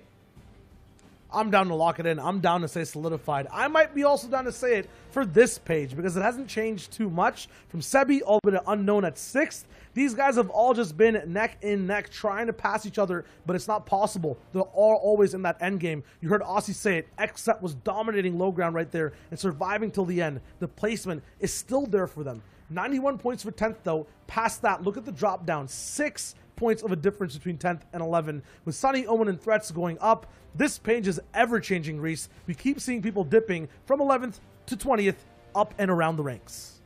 We saw them dipping, we saw them coming back up, and we just watched Nico's incredible pop-off there, and that actually claimed him a spot and his trio of Haji and Pandush up to the 15th. So now, because of that huge endgame pop-off that they had, they are actually in qualification range. That's crazy. What a clutch. 2 games left. I guarantee that's going on Twitter. 100%. Look at the trios they knocked down. Zextro, Calc, Macwit to 16th. Joji, Knifer, Tabs G to 17th. AJ2 is now not as close to the top 15, and that is the mark all these trios want to hit. And you got to think about it, too, especially with 2 games left to go. To pull off something like that and say, okay, look, we're now inside the bubble. We're not safe. You got to think they're gassing each other up, right? They're thinking, hey, look, Nico, that was incredible. We just got to run it back 2 more games. Let's hit it hard. We can do this. And that's just their trio, right? Nico had the spotlight, but let me just put in a few more bulbs, because in that game, there were so many people that ended up popping off on low ground. Let's do it with Kanata. The same time Nico's getting so many eliminations, he's also box to box with a very threatening trio. Xset, 1 member goes down, another full max pump onto Threats. It was insane, and he did not stop there. He got 2 more, I think, before his run ended. In Canada, a well-known, very, very impressive boxfire, ended up getting 4 eliminations endgame to get 6 total, coming second. Now we hop over to the TNA TRIO of Miro, Reverse, and Day. And Miro himself has another huge pop-off. He's got that legendary pump. You can just see 150, misses that shot, but continually hits these massive, massive shots. This is just complete chaos in the endgame, and he's still managing to set up these right-hand peaks through the window. Huge 200 on Bucky. My goodness, there's so many people. Nico, Miro, Kanata, and then Bugha ended up winning out that game. Last shot, 5 HP, almost had it. If he had one more second, that Siphon would have came in too. It was so close. Avery though, Bugha and Jamper, these guys in first place. Look at why and how. They have Starks, they have power, aim, and the right decisions, actually pinching down from 3 different angles onto low ground. I don't care who you are, you cannot survive that pressure. The confidence. Just say, you know what, guys? Just go. Everyone down on the low ground. Get them from every single angle. We got this. We want the victory royale. It is absolutely incredible. And now that's, I mean, it's leading to the point thresholds we're seeing, right? Everyone's just kind of, like you guys are saying, cementing their point values and be like, well, guess I'm first place. I mean, I am a world champion. You can't forget about that. Now, guys, we do have 2 games left to go. When we're looking at the top, let's say 5, probably pretty solid. Let's talk about the teams on 15 and on the outside. Have they done enough? Have they worked as hard as possible? Have they set themselves up for a potential strike? Or do you think it may not be going their way today? I think that they have stricken multiple times, if that is a word, and it's just back and forth blows for every team from 11th to 20th. What about you, Reese? Agree, disagree? I agree, and Stricken, fantastic song. But what I will say straight up is the fact that anyone in that 16th to 20th, even below that, still has the potential to catch up. 1 victory royale, 25 points. They're going to get into that qualification range. 2 games left, so they're going to have to play it clutch. Obviously, these teams down below in this point have not been being that consistent so far, but we'll see if they can do it. How are they going to win, though, Reese, with these absolute warlords in the top 5 who aren't moving, right? Like, I agree with you, they can, but it's so hard. Well, anyone can win, and I'm sure they can do it. I believe any team, if they get set up in the right place, with the right pinch, the right angles, the right loot, pick the right fight, I'm sure they can do it.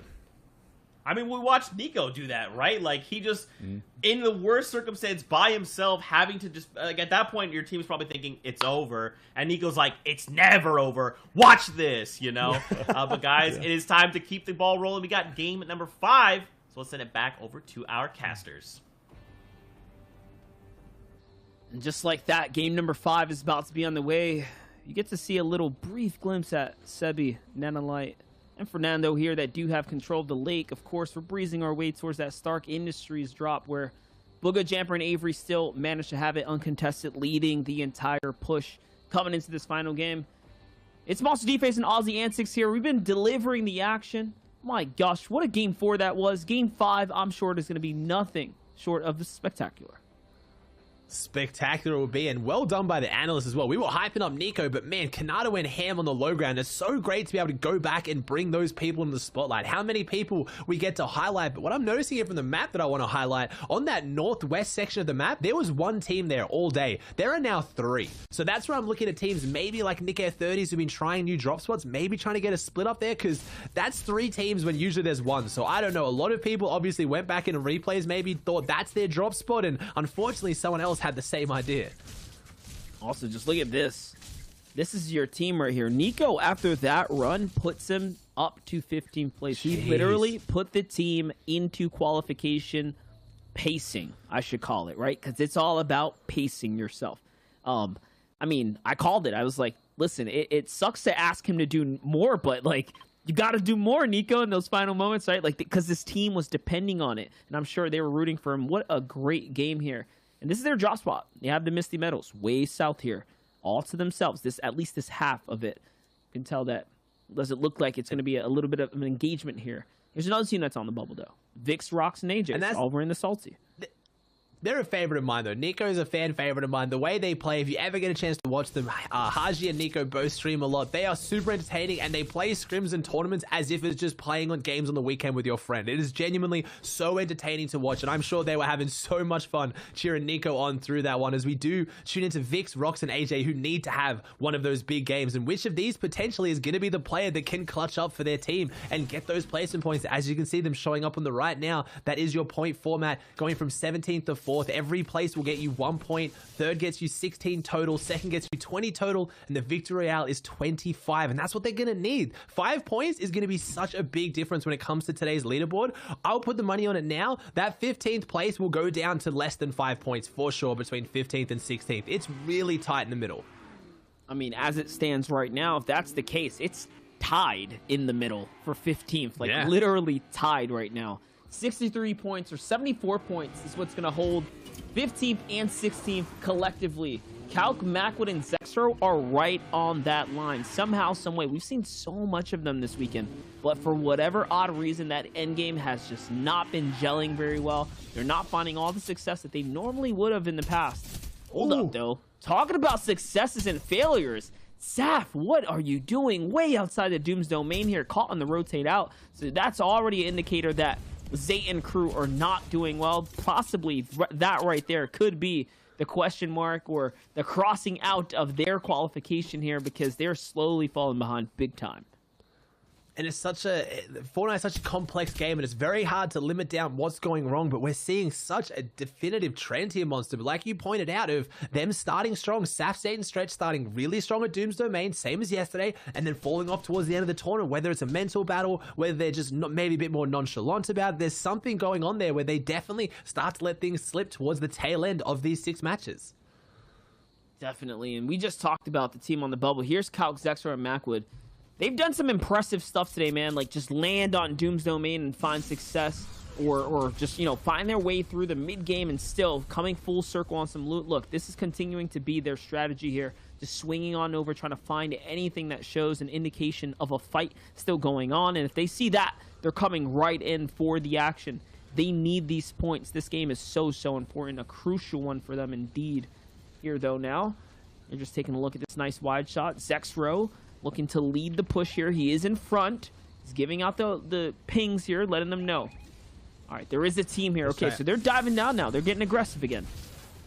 This is going to be a fight. And I was going to say that the adding of Stark Industries into the map helped this team so much. Craggy was a good drop, but adding that rift, as you just saw, gives them so much potential to rotate, to set up fights like this, just to get further across the map. Because if you're ever dropping an edge POI, that's your biggest disadvantage, is how you're going to get in. With that giant rift, you can get really far, as we now know someone who is not in there right now. We have Liquid Stretch all the way out here in the car. We now know what was going on there. Saf disengaged. Looks like Stretch disengaged as well. He's driving away towards Lighthouse and the island, so I don't know what's going on here. He's just trying to hold on right now. He's got the sniper in hand, so he might be able to pick up something that's a little bit cheeky. I think there's still a rift up there in the distance. I can't quite tell, but now we know what happened there.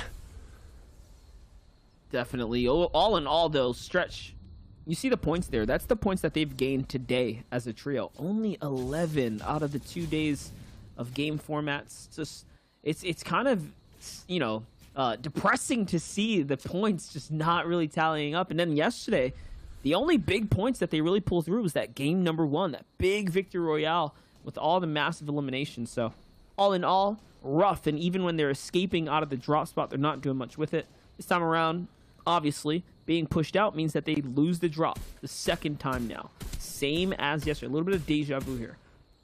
On the other side, we're going to have to see whether all it's going to take, maybe if Hearts team don't qualify 1 week, they get uncontested, you'd have to put so much money on them qualifying off of that. But Sunny, Threats and Owen in a drop area that I wouldn't think would be that strong, but 50 points on the board, having a really strong day here today.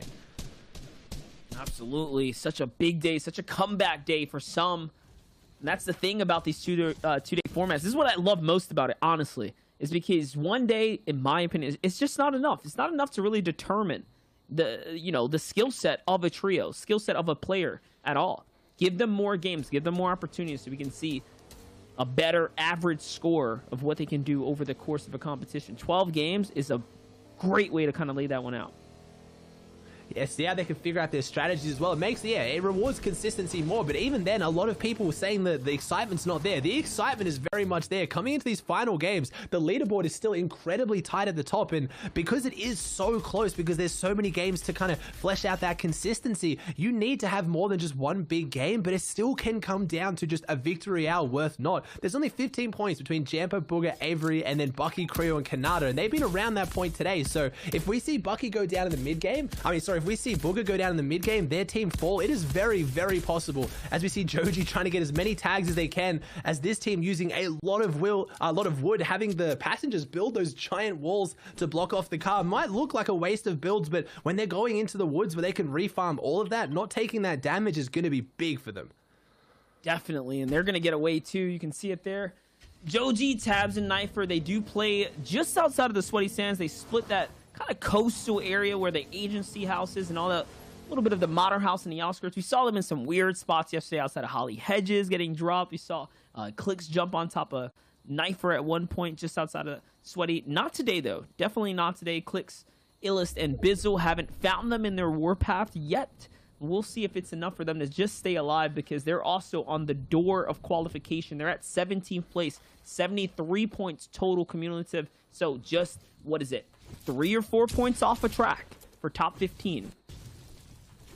Big base here as well. Good positioning, and they're not in zone, but set it up nicely. They've still got decent material on all of them, decent loot. So I want to know if they actually dropped here at Lazy Lake and kind of held their own. I mean, if I've got players like Face Sway in my team, I'm feeling confident to hold down a drop spot with the mechanics, and it's going to be the decision making here. Ronaldo leading the team for the next rotate, and I'd love to kind of get a flying and hear their comms. We obviously can't, but I want to see who is making most decisions in this team. You have Ronaldo, who again is a decorated competitive player when it comes to team modes, but again, you have Skittles, like you said, one ninja battles. So I want to see who's kind of leading this team, or whether it's a collaborative effort. I have to assume it's at least probably not FaZe Sway, who's usually just being brought along with massive firepower to back them up. As we talk about big firepower back on Team Clizzle on top of the gas station here, and looks like Clicks is standing out and getting some solid shots. Yeah, and just to touch a little bit on Ronaldo and what they've done today. They've been on a downwards trend. They came in at top 10. Now they're slowly just, trickling their way down, literally bleeding out here in the competition, down to the 14th place. So they are on the bubble as well. These next two games are so big for them. They had a great day yesterday. Today, not so much, but still, they're earning some points. It's not like they haven't put anything up on the board. It's just nothing impressive, or as impressive as they did yesterday. Yeah, 2 points clearing them from 15th, so they've really got to make something big happen, and that is Haji, Nico, and Pandos, who had a big game, though, so they're not seeing the same consistency. So whether Nico can do something big again, or as a team, it's those bubble marks that are really big. One win is enough. If you're getting 25 points, that right now, 25 points is going to jump you from 20th to almost top 10. So it is a big margin if you can get one good game in there. As we now see a rotate, we're not used to seeing too much from the XZ guys, all in the car going through Lazy Lake, and they're having a big upward spiral today. They're in 3rd place on today's leaderboard, so they're having a really good day 2 after a struggling day 1, defending a little bit why I put them up there, as you can talk about Acorn and Jacques Monster and why you picked them.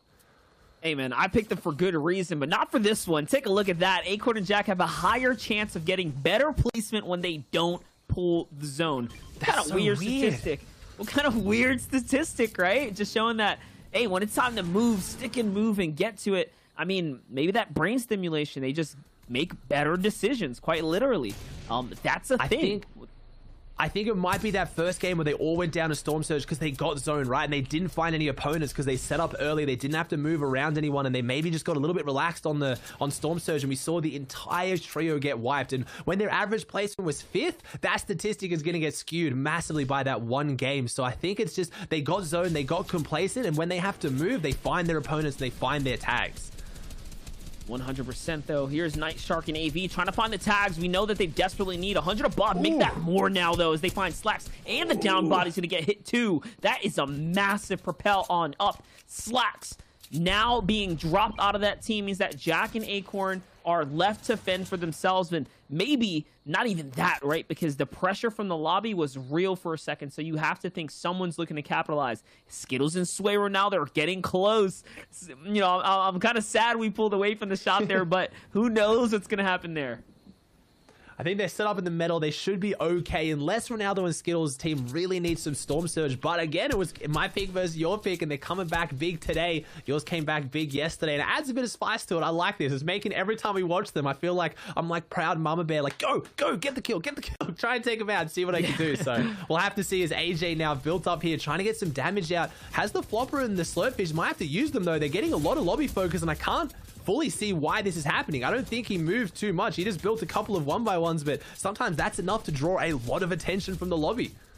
And so is Storm Surge, because that's still a thing here too. 10 players have to drop, which means multiple teams are being focused right now. Crash pads are coming in from up above as well. This is the focus from the lobby. AJ gets dived onto. This is a bubble squad. Rox, Vix, and AJ, they cannot afford to fall. No, they're not going to fall. Not just yet. Hungry's going to fall here instead.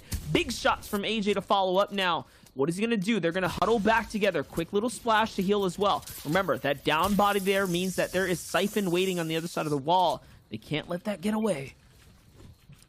They're going to have to try and get and try and capitalize onto it if they can. They've got a really weak team, and I think that's Storm Surge. I'm seeing Paris get hit by something that isn't bullets, so I think it must be the damage, and he does. He goes down there on the edge of their walls, and that's going to be a little bit of a refresh. Even if they didn't have that many materials, that's still 150. That's big to happen on your wall, and you have those different strategies. If someone's on your wall, if they're knocking on the door and Storm Surge is ticking, do you get out and try and eliminate them, or do you just wait until they're going to inevitably fall and just take their loot? Yeah, it is one of those things, decisions. Every single one does matter. It's the butterfly effect, we like to call it. They do lead to others. But take a look at this. Haji, man. We talked about whether or not they were going to be able to have back-to-back runs. Haji in the second half. Nico, Pandouche, really putting up now. Remember, 15th place, 2 more elims. Get them one step closer to what Clicks, Sway, and Crew would have been right there. So, all of a sudden, like we said before, they are not safe. Anyone within that 10th to 15th bracket are not safe point-wise. You need to continue to get more as everyone is edging up. And it's such an interesting position. Normally you see the teams on the top side of the bridge take out the metal and really just farm that one out. He's on the bottom side, and it's a great way to do it because that's an indestructible roof. There is no way he can really be shot under here. So refarming out the material, and they're on the edge of zone, so I have to think they won't get it. But if they can manage to get zone here, this is really, really big. But unfortunately, the next rotate, they do have a team we're used to seeing Unknown Army up on the hill ready to try and get some tags and put some pressure on them as they leave. But if they manage to get zone here, it would be massive for this team. Absolutely, and like you said, that's their home territory for Unknown Army, Casker, and Smack. They landed that retail row, mountainous area. They always go up there to hold it out and Storm Surge tag it out. So with the zone being here, this is reminiscent of, again, another tournament we saw. This is what we saw within the Ninja Battle. So clear indication that if they get that, they're going to do well. Demon Aspect, though, is going to jump on in, and he's going to find Typhoon here. That's one down for the crew. And a follow-up as well onto Legend Ian, wiping them completely out of the lobby now. Npen and Zunis don't have any frags, but that's okay. You don't need elims when Aspect's cleaning up house down on the low ground. Cleaning up house indeed, getting extra points on the board, pushing them forward. You and me were talking about it yesterday a little bit. Such a dominant performance in semis, and so great to see players that have been around for quite a while but haven't had those massive decorated performance. Most likely at this point sitting in top 10, probably going to qualify if they keep this consistency up in week 1. So really excited to see what this team can do with as they push forward. As Zexro, Calc, and Macwood, the complete opposite, incredibly decorated players that right now are outside the bubble and struggling. Yeah, it's always going to be a mix-up here any given day of Fortnite, but this competition is a 2-day of Fortnite, so there really is no excuse. It's all about consistency. And Macwood, Calc, and Zexro need to do more. A single elimination, though, is going to mean a lot. It's going to hold a lot of weight and value right now. Every elim is so detrimental to how this is all going to play out. Remember, we're looking at Game 5, guys. It's the second to last opportunity now. All of these battles are so important. Macwood and them are pushing forwards right now, literally soldiering their way through the box here. Good control by Macwood to grab the wall. It's going to force the enemy out. They're going to walk in too. The edit was open. The stakes are made though, and the follow-up is there. Nice job by Macwood and company to follow up and find a knock. And this is what you need, that chemistry, that confidence, that trust right there. Macwood stood up against that wall, tried to take the walls before as they get another elimination, but unfortunately, Cal gets knocked here. I was just going to say, had that confidence. He didn't have that last wall, but he knew. He had his boys behind him. Macwood and Zexro were there, ready to finish off anyone who opened that edit, and that's exactly what happened. And it's what you need as a team, and it sometimes only comes from insane months, if not years, of playing together and experience like this team has. But unfortunately, they took that fight on Edge Zone Monster, and this is what usually happens when you take a fight on Edge.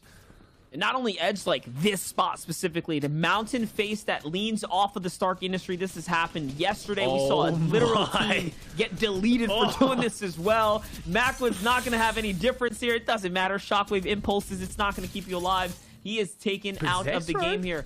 Zexro managed to stay alive for just a bit, but it's not looking too good. And no, they are crossed out of the competition. The elims that they picked up was enough to put them on a tie marker with Nico. Ronaldo, Sway, and Skittles. So all of them were on that same marker, but now that they've been put at the red light, they're going to have to reset for the last game. They're going to need a pretty substantial last game now. If you're rooting for Calc, Zexro, and Macwood at home, the veterans, the original champions, you're going to have to keep doing it. They're going to need your energy coming into these final rounds.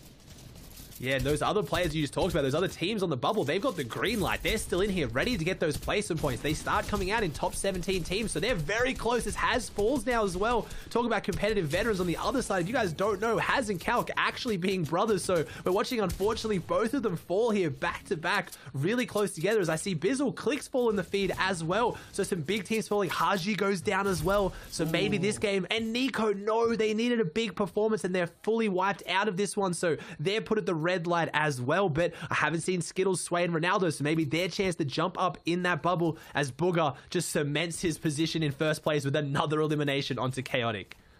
Crazy too, because that knock onto Haji, Pandush, and the rest of their team, now that they're wiped out, that was done by the hands of Tragics, who was a couple slots above them. So we're just seeing them slowly inch away and start to take away the lead here. The rest of the Wolf Pack is heading down the range. That's actually impressive nonetheless. We're going to have to keep an eye on Tragic. Tragic has been doing some impressive stuff, man. Like I said, from seeing him in that open squall, taking out Coop Chap and the rest of their squad, I mean, Tragic is continuing to do it, and he's lighting up the feed. That's someone who's under the radar right now for sure.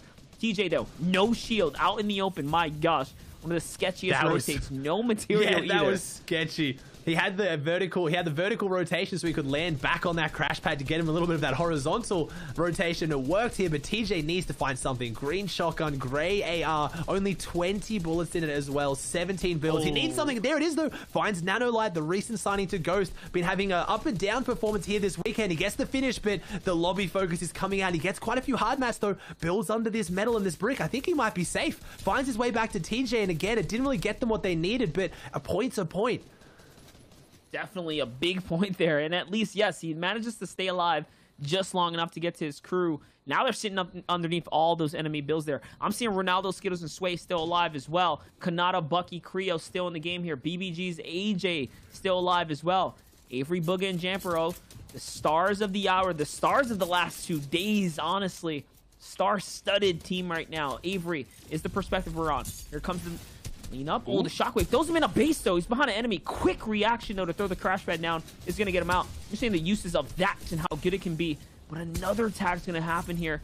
And if that wasn't all the bad news already, right? Like, getting tagged wasn't enough.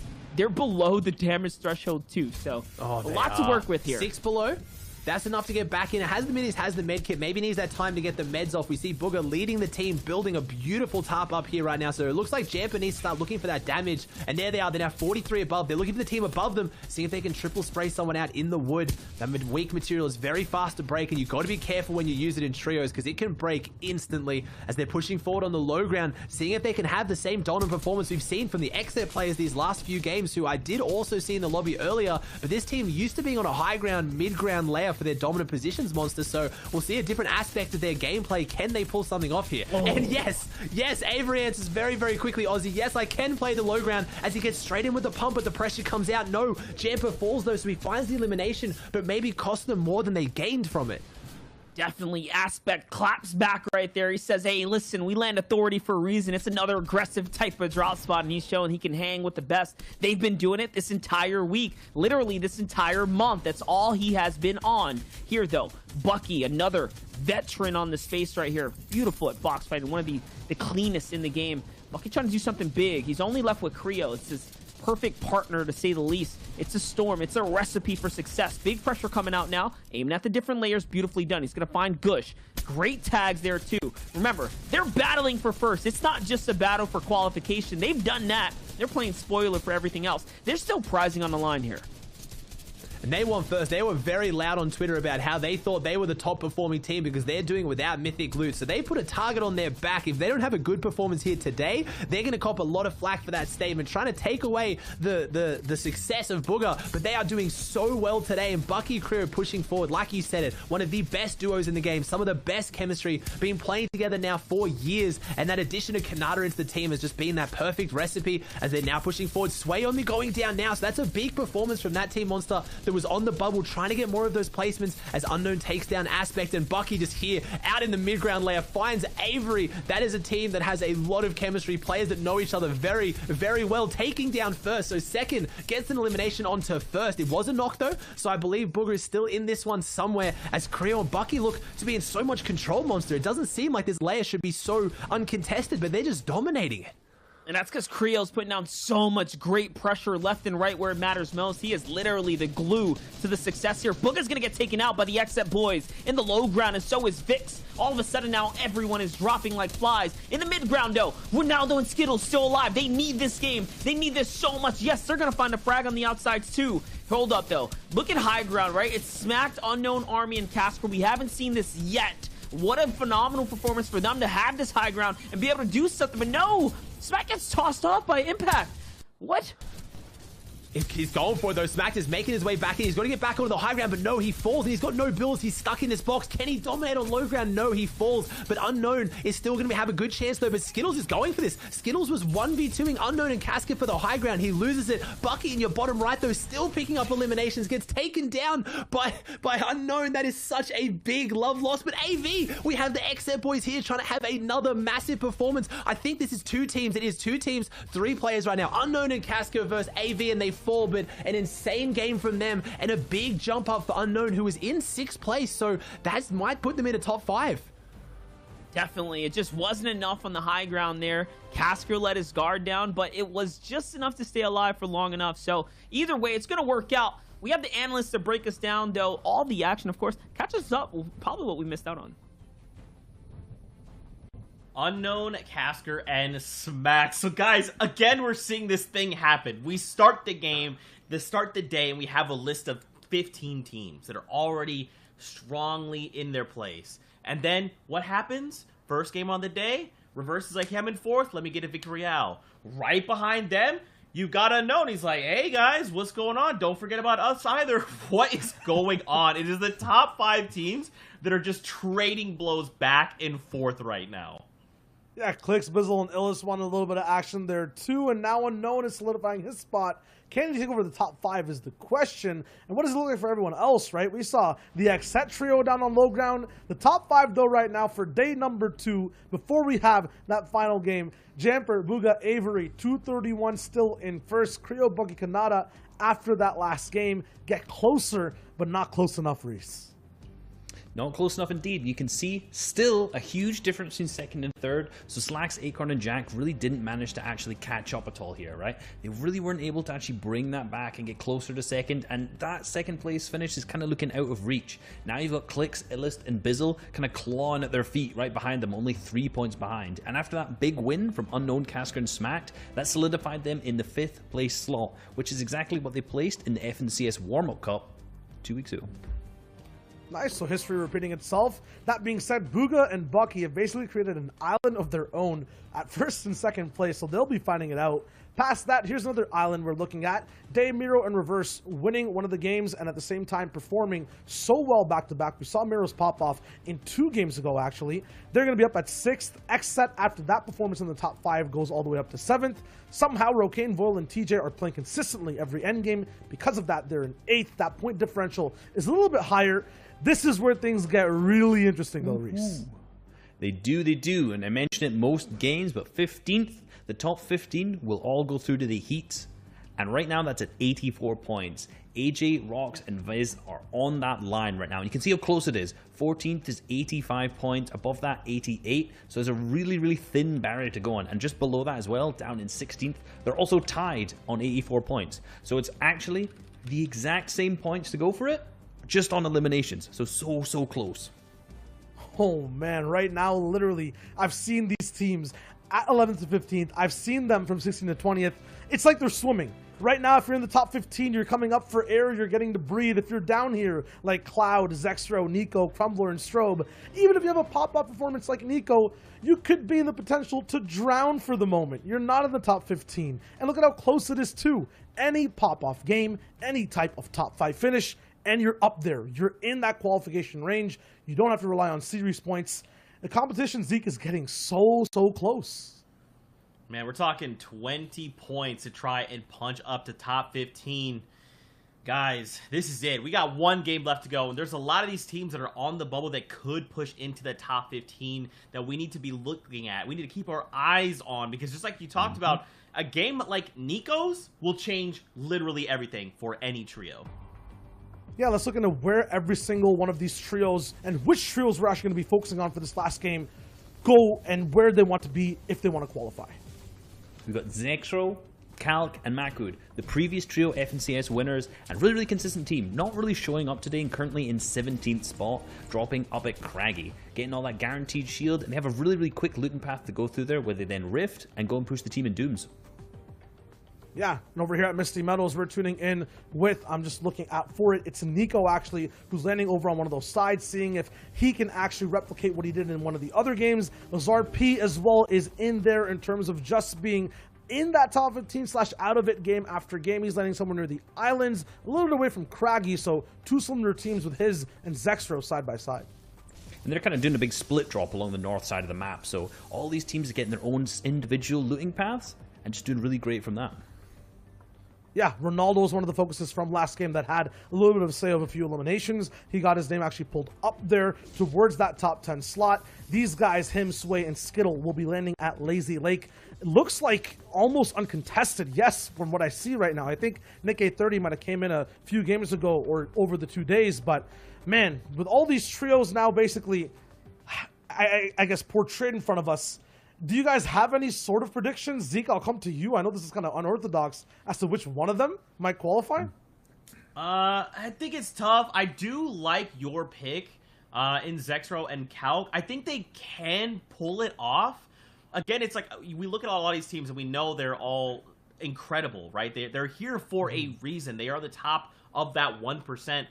So it's just about landing, getting your ball rolling, and getting momentum to push you in a late game. And again, we're only talking like if you're in 20th place, it's 20 points to make it all the way up to that top 15. So anything is possible. But I have to kind of lean with you if we're just looking at the teams in top 20.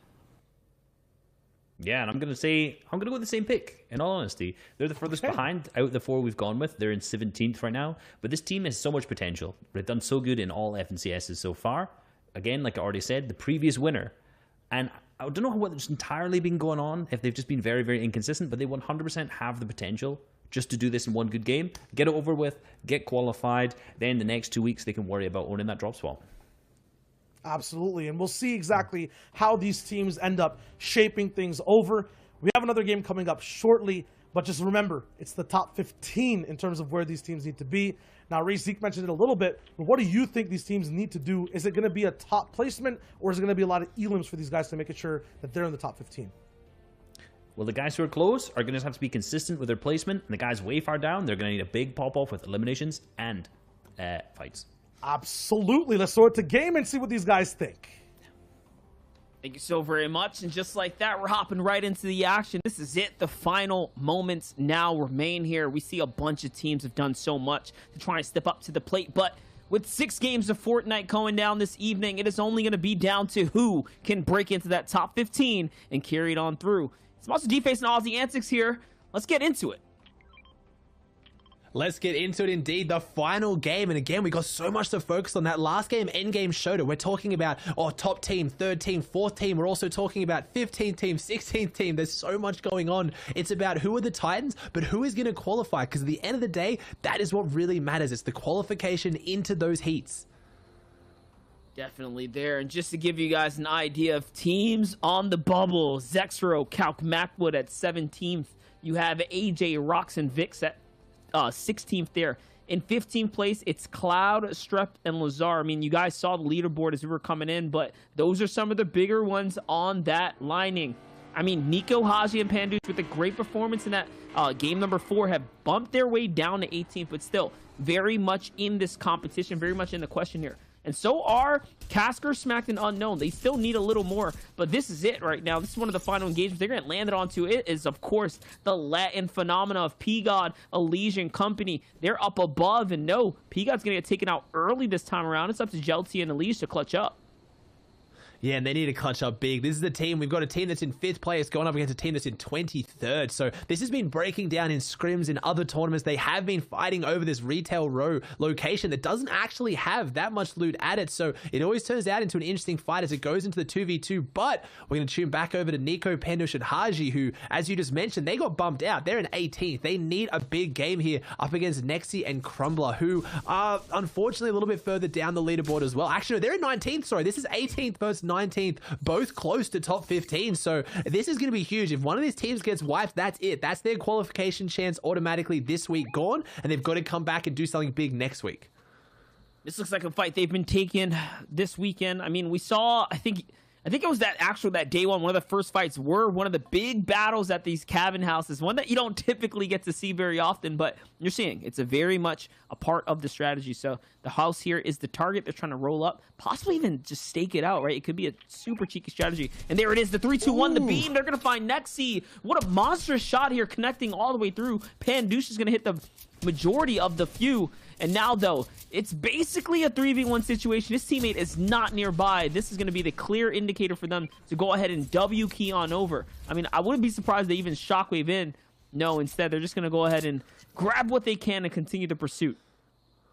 That mountain would be tough to traverse, and they're going to get a lot of damage out. So I think a smart call to back off once the mobility was used, but definitely smart to go up and try and get the elimination, as Nico is doing a bit of scouting, though, as now we tune back into our retail row fight, which really hasn't changed that much. It is still, no, it's a 3v2, so they managed to get one of them back up. So Pico, Jelty, and Elige with that gray pistol and head monster. I'm thinking maybe a reboot even happened here, as the double gas can drops in. One of those is going to fall in and do some serious damage, and now this building is going to be set alight. So this team is hiding underneath. Unfortunately, Unknown's team having to do something now and move around a little bit as they now push further back into the aptly named Blacktops here, as Jelty trying to find those angles onto Smacked and Casca. He finds another gas canister here. So this is going to be straight up explosion. It's lighting everything on fire as well. Don't forget, there's so many benefits to using the gas canisters. Jelty's in exchange, though. Jelty's going to win his trade as P-God comes up for the support factor from the side onto Smack there. So Smack's now down. It's up to Casker to stay alive. 3v1. Still, shambles situation for the loot on the other side, though, for these guys. Elise, Jelty, and P-God, but it's not going to be enough. Too many angles, too many power weapons. They win the exchange. Little clown emoji, too. Dang, the disrespect here. But, hey, it is what it is. They won this battle. Can they continue to battle out the war, though? They need so many more points. Literally, something like a 15, maybe 20 bomb in order for them to qualify. Oh, I think it's going to be even more than that, unfortunately, if other teams start jumping up. But again, series points. They can still jump up there. If you guys are confused on how it's working, we've been talking about how these top 15 teams are going to automatically qualify. Plenty of these teams are trying to get their consistency points, because that's where half the lobby is going to fill up from as well. So quite a lot of people get in off consistency and end up doing insanely well in the final. So every game matters, and that's why these players are still playing their hearts out, as Nico and Haji have a chance to automatically qualify. But even a 16th is worth quite a lot, as we see Brucey, as I aptly named him, the Shark, coming through and trying to get a bite of this team as they rotate around this very southern portion of the map, and they could have been even looking for that team that got away from them. Fun fact, I got a brother. His name is Bruce, too. He's a big boy. It's kind of funny. It's this little shark right there. Well, a little insight into the monster life. But Zexro, Mako, and Calc, we've seen this before. They're coming in on the rotate here through the rifts, of course, and Zexro's going to get shot a bunch now. But still, not even pausing the hero. Not initially, at least. He was looking for the shots. It's Macwood, who's very much in the thick of it with Calculator right now, taking us 2v1. He's going to win the exchange, too, initially, too. So this is going really well for him. A little bit of control, though, and now he gets dropped. And they have good loot. I have very, very good loot. So I think this is them just trying to be like, hey, look, we've been playing slow. We haven't been having the most success. Let's play our game. Let's play it how we play it. Let's finish strong, because this team are very, very strong fighters. They know how to handle themselves as they're going to get this finish now. They even got the shakedowns. They're trying to see where those teammates are, because they're not happy with one elimination and the refresh. No, they want all of this right now. They're pushing down. This player on the low ground gets taken out. Wow. And that is 2 eliminations on the board. So I think that was a duo. I don't think they had their third, and maybe that's what they recognize. But I'm seeing on the minimap monster, there are 3 players pushing in, and it is Bizzle, Clicks, and Illust pushing into this one. This is going to be a clash of titans if this breaks out into a full 3v3, which, based on Calc's health, I think is going to. Yeah, and it's unfortunate because Calc is low, Zexro is low right now as well, so they've already found those initial tags to want to take this fight. They need to qualify, so they cannot fall here. No, Calc is going to get taken out. This is looking like it's going to be up to the series points now to push him through if Zexro and Macwood can't fully clutch up right now. He does try to shake him down. He's not going to find that information. Zexro is now forcing to heal. You know it's serious when he's healing for 13 HP. Now remember as well, they get the information bits here, so yes, Clicks and company are like, okay, wait a second. This is a pretty big team. We got one. Let's walk away here. Let's not get over comfortable, right? Overzealous here for more points. And they're going to leave Macwood and Zexro alone for just a second.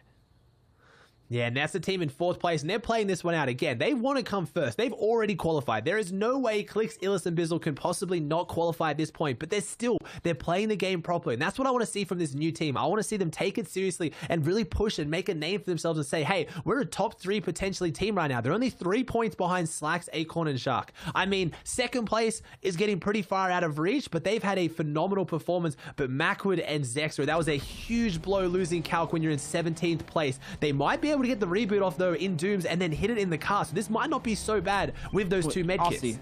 I was just gonna say, there's still 2 teams here, by the way, in Doom's domain. Look, 3 curses over by the gas station, 3 camping the draw spot, so you know who this is. Probably taken in crew. No, Zexro's gonna sit still. In comes the mystical bomb. Hello. He gets greeted with something nasty, something vicious, and it smells bad. Get him out of here. He doesn't want it anymore. Who is it? It's Taken, Durant, and crew. And you know who's holding the vault down. Exactly. Look at that. Stretch and Zayt, they're hiding out nearby. Oh, no. And that would have been a little bit of payback. This is a team we've seen Macwood, Zexro, and Calc rotate in and take down Heart's team multiple times when they finally got their hands on the coveted Dooms loot. So that one would have felt good. That was a personal fight there from them. And a little bit of a trick there that I don't know if you saw that, Monster. I haven't seen that before. Getting in the passenger seat of the car to get off the reboot where you can't build. That was really smart, but unfortunately didn't pay off because an entire trio was watching. But I would use that. It just looks so, like, comical watching someone come in with a mystical bomb and then the 3-2-1 follow. Like, it was just, you're done. Like, absolutely deleted. Yeah, the damage output was insane as Skittles hits the hard damage shot too. And that's 3 eliminations. That is 3 eliminations for a team that is in 12th place. That is going to jump them up into potentially 11th. So that was a very, very big one for them. A team that has been flying under the radar, but FaZe Sway might be in heats after week 1 when Macwood, Zexro, and Calc isn't. Just try to think what that statement means if you're a competitive Fortnite fan, and if I had said that a week ago, you never would have believed me. Look at this, though. Macwood still playing his storm line, still coming in nice and late. He can possibly get this reboot off and also get Zexro's card. It hasn't been that long. Yes, he's going to get it just in a nick of time. Looks like he's got both of them. Little does he know, though, Zayt is playing super sneaky around the outside. No. You know, the question marks are going to come up like, what are you doing here when Zayt steps out and deletes him in like 2 seconds? Oh, no, but he doesn't hear it. He didn't notice. Macwood turns around. He actually reacted. Did Zayt not see him? I don't know what happened there. I think Zayt is trying to go, but surely he heard it if he didn't see him. I'm not really sure what's going on there, but Zayt is making his way through. Maybe he was just too focused on the vault, didn't even think about another opponent here. They get the reboot off, and now they're going to get in the car. They have the splashes, they have the shockwaves. They've really got a good chance at this. It is going to pull it off. Calc's going to come back into this one. I was just saying, like, Mac was like, yo, you guys got to get in the car now. Like, we got to go, right? So yeah. He sticks around. He gets his teammate. He does get Calc. He did not get Zexro's card in time. You can see there that he attempted to. No, he's not. That's okay, though. All right, so they might make it out. Yeah, they're still in it. When they're this close, they can have a Nico moment. They can have a solo clutch. Would be enough to secure qualification here. So they just need to rotate really well. They have the 6 shockwaves. That's the only thing that's giving me confidence. If they rotate smart, they might be okay. And I'm guessing Calc knew that there was builds there. There was banded. Okay, I knew there had to be something they were stopping for because there was no way a team with this much experience was going to mismanage Storm that much. But this is possibly the worst situation you could be in going into your final game to try and qualify, Monster. Let's be honest. This is everything against them, and it's going to be so exciting if they can pull it off. Yeah, but at least they do get this other zone. Like, it's right there, so they don't have to worry too much about the 2-tick as it comes in afterwards. More bandages on the road there as they pass by. Yeah, he saw them as well. Looks like they're going to have to back up, pick up a little scoop here, and get their heal on as well, possibly. Now, though, looking to potentially abandon the vehicle. I don't know if that's the strategy pulling in. We'll see. Oh, he doesn't care. All right, they're just going, man. He's trying Trying to stay alive here. Ronaldo on the feed just got another elimination. That's 4 on the board. They're really making a strong case for why they're going to qualify here in game number 6. And yeah, you touched on it. How lucky is that zone? I don't think I've ever seen the next zone literally touching the current one. They got so lucky here, but they needed a bit of luck with how this game was shaping out. Oh, and check that out. Macwood now is going to be able to cap off. He finds bandages and, of course, leftover cabbages and bananas from what drops out of their domestic food source. So well played for him. They are still a very strong duo. They can definitely make the case here. They can make the argument that they can qualify through. They're so close. They are just so close. Someone who doesn't have to worry about that, though, Booga, Avery, Jamper. We already saw Clicks, Illis, and Bizzle do the same, trying to get in here. They're going for high ground. There's a team up here. They just landed on them and alpha'd the high ground. They didn't even care. Looks like a little bit of what you call a fake base up above, right? As they were trying to refresh down below. Big Instead, they fake base. yoink it. It's theirs. Look at the zone. This is like, it's almost like beautiful how symmetrical this is. It's a perfect circle around the lake. This is like, I don't know, I'm really enjoying just the vibes of the mini-map right now, but what an exciting endgame. I haven't seen one of these before, I don't think. A perfect central zone right now around the lake. So everyone had the same opportunity to get in and rotate for the final game of the day. You have no excuses for why you didn't perform in this final game. You didn't get a bad zone. It didn't pull opposite. It is central right now, but there is a lot of water. So you can see, oh no! After everything this team has gone through, Carey with a beautiful snipe onto Calc, taking him out and getting the finish. I don't think they'll pull off the reboot again. Maybe Macwood can pull off something. But I was going to say, this endgame was going to be so exciting, Monster, because that's a lot of water. You have to decide now, are you going to go on the middle island with everybody else, or are you going to try and bank on getting zone on your side on a bit of the land outside the lake? Oh, man, that's going to be a tough one for anyone to decide now. We'll see. Xset, one of the best at rotating and choosing positioning for what it's worth, is going to have to make that decision as well. A little beam in the sky. No, it's onto NRG's Ronaldo. This is a massive, massive knock right now. But Ronaldo, it was just a knock, so his crew could still somewhere be in the running here. They're going to be able to pick up the loot here. You have to assume with only Sway and Skittles standing, I don't know if they have enough of that IGL skill. We'll see. Knight gets dived onto here now. Knight has to back up as well. Forced into defense. Shark's so low, too. Everyone's lit up right now. This is a tough rotate.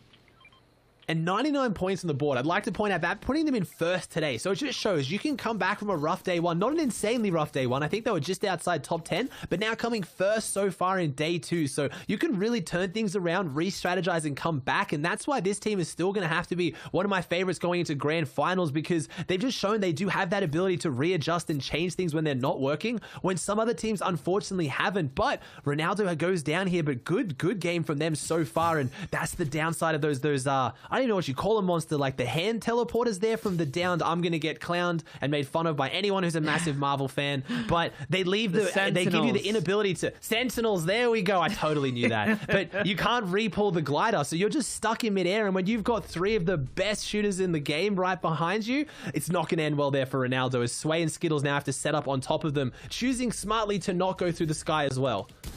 Hey, listen, it's all good. You had some hand teleporters there, but hold up. We got a fight going on right now. It's up to Shark and crew to try to do something big here. They try to use the shockwave once again to go ahead and break these players out of the builds. They're not going to need it this time around, though. The follow-up is good. It's confirmed. It's on to Skittles now, and Sway and Skittles were not enough to take on the full Xset trio. The Xset trio is dangerous, and you're seeing why.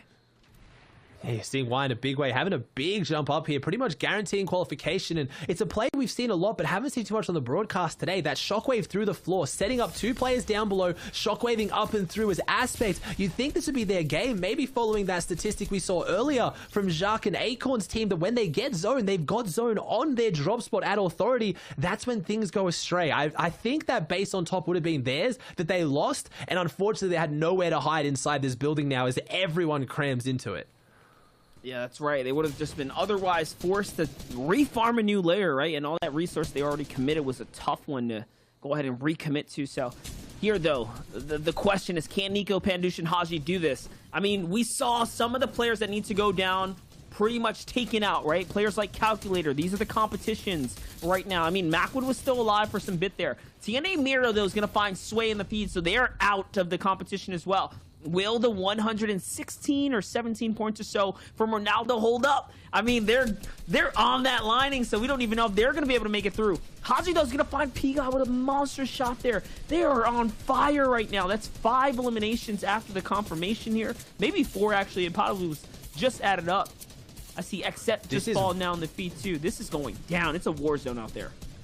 It is a war zone out there. Xset, unfortunately, their insane run on day 2 has been put to a halt, I believe, but they're definitely still in that qualification area, as now we see Kanata and Creo pick up big eliminations too. Macwood finally falling, so I have to think they're not going to get inside top 15, or maybe only a knock. Wait, there's no way it can only be a knock. Did he actually reboot Calc again? He rebooted. They are trying so hard. You have to give this team credit for never giving up and fighting against all odds right now, as we see the difference between teams that are in bad positions versus good. Bucky, Creo, and Kanata, beautiful layer, full build brick, no one around them, looking amazing, but this is going to be an interesting zone. Those teams on the north side are banking on it, pulling towards them, and it doesn't pull directly on them, but they can rotate along the land now. If this went over on top of Authority, we would have had one of the most insane end games ever, but that water to cover is still going to be difficult, as Haji gets a big elimination onto Calc. They did get the reboot, and they do fall, but what a valiant effort from that team.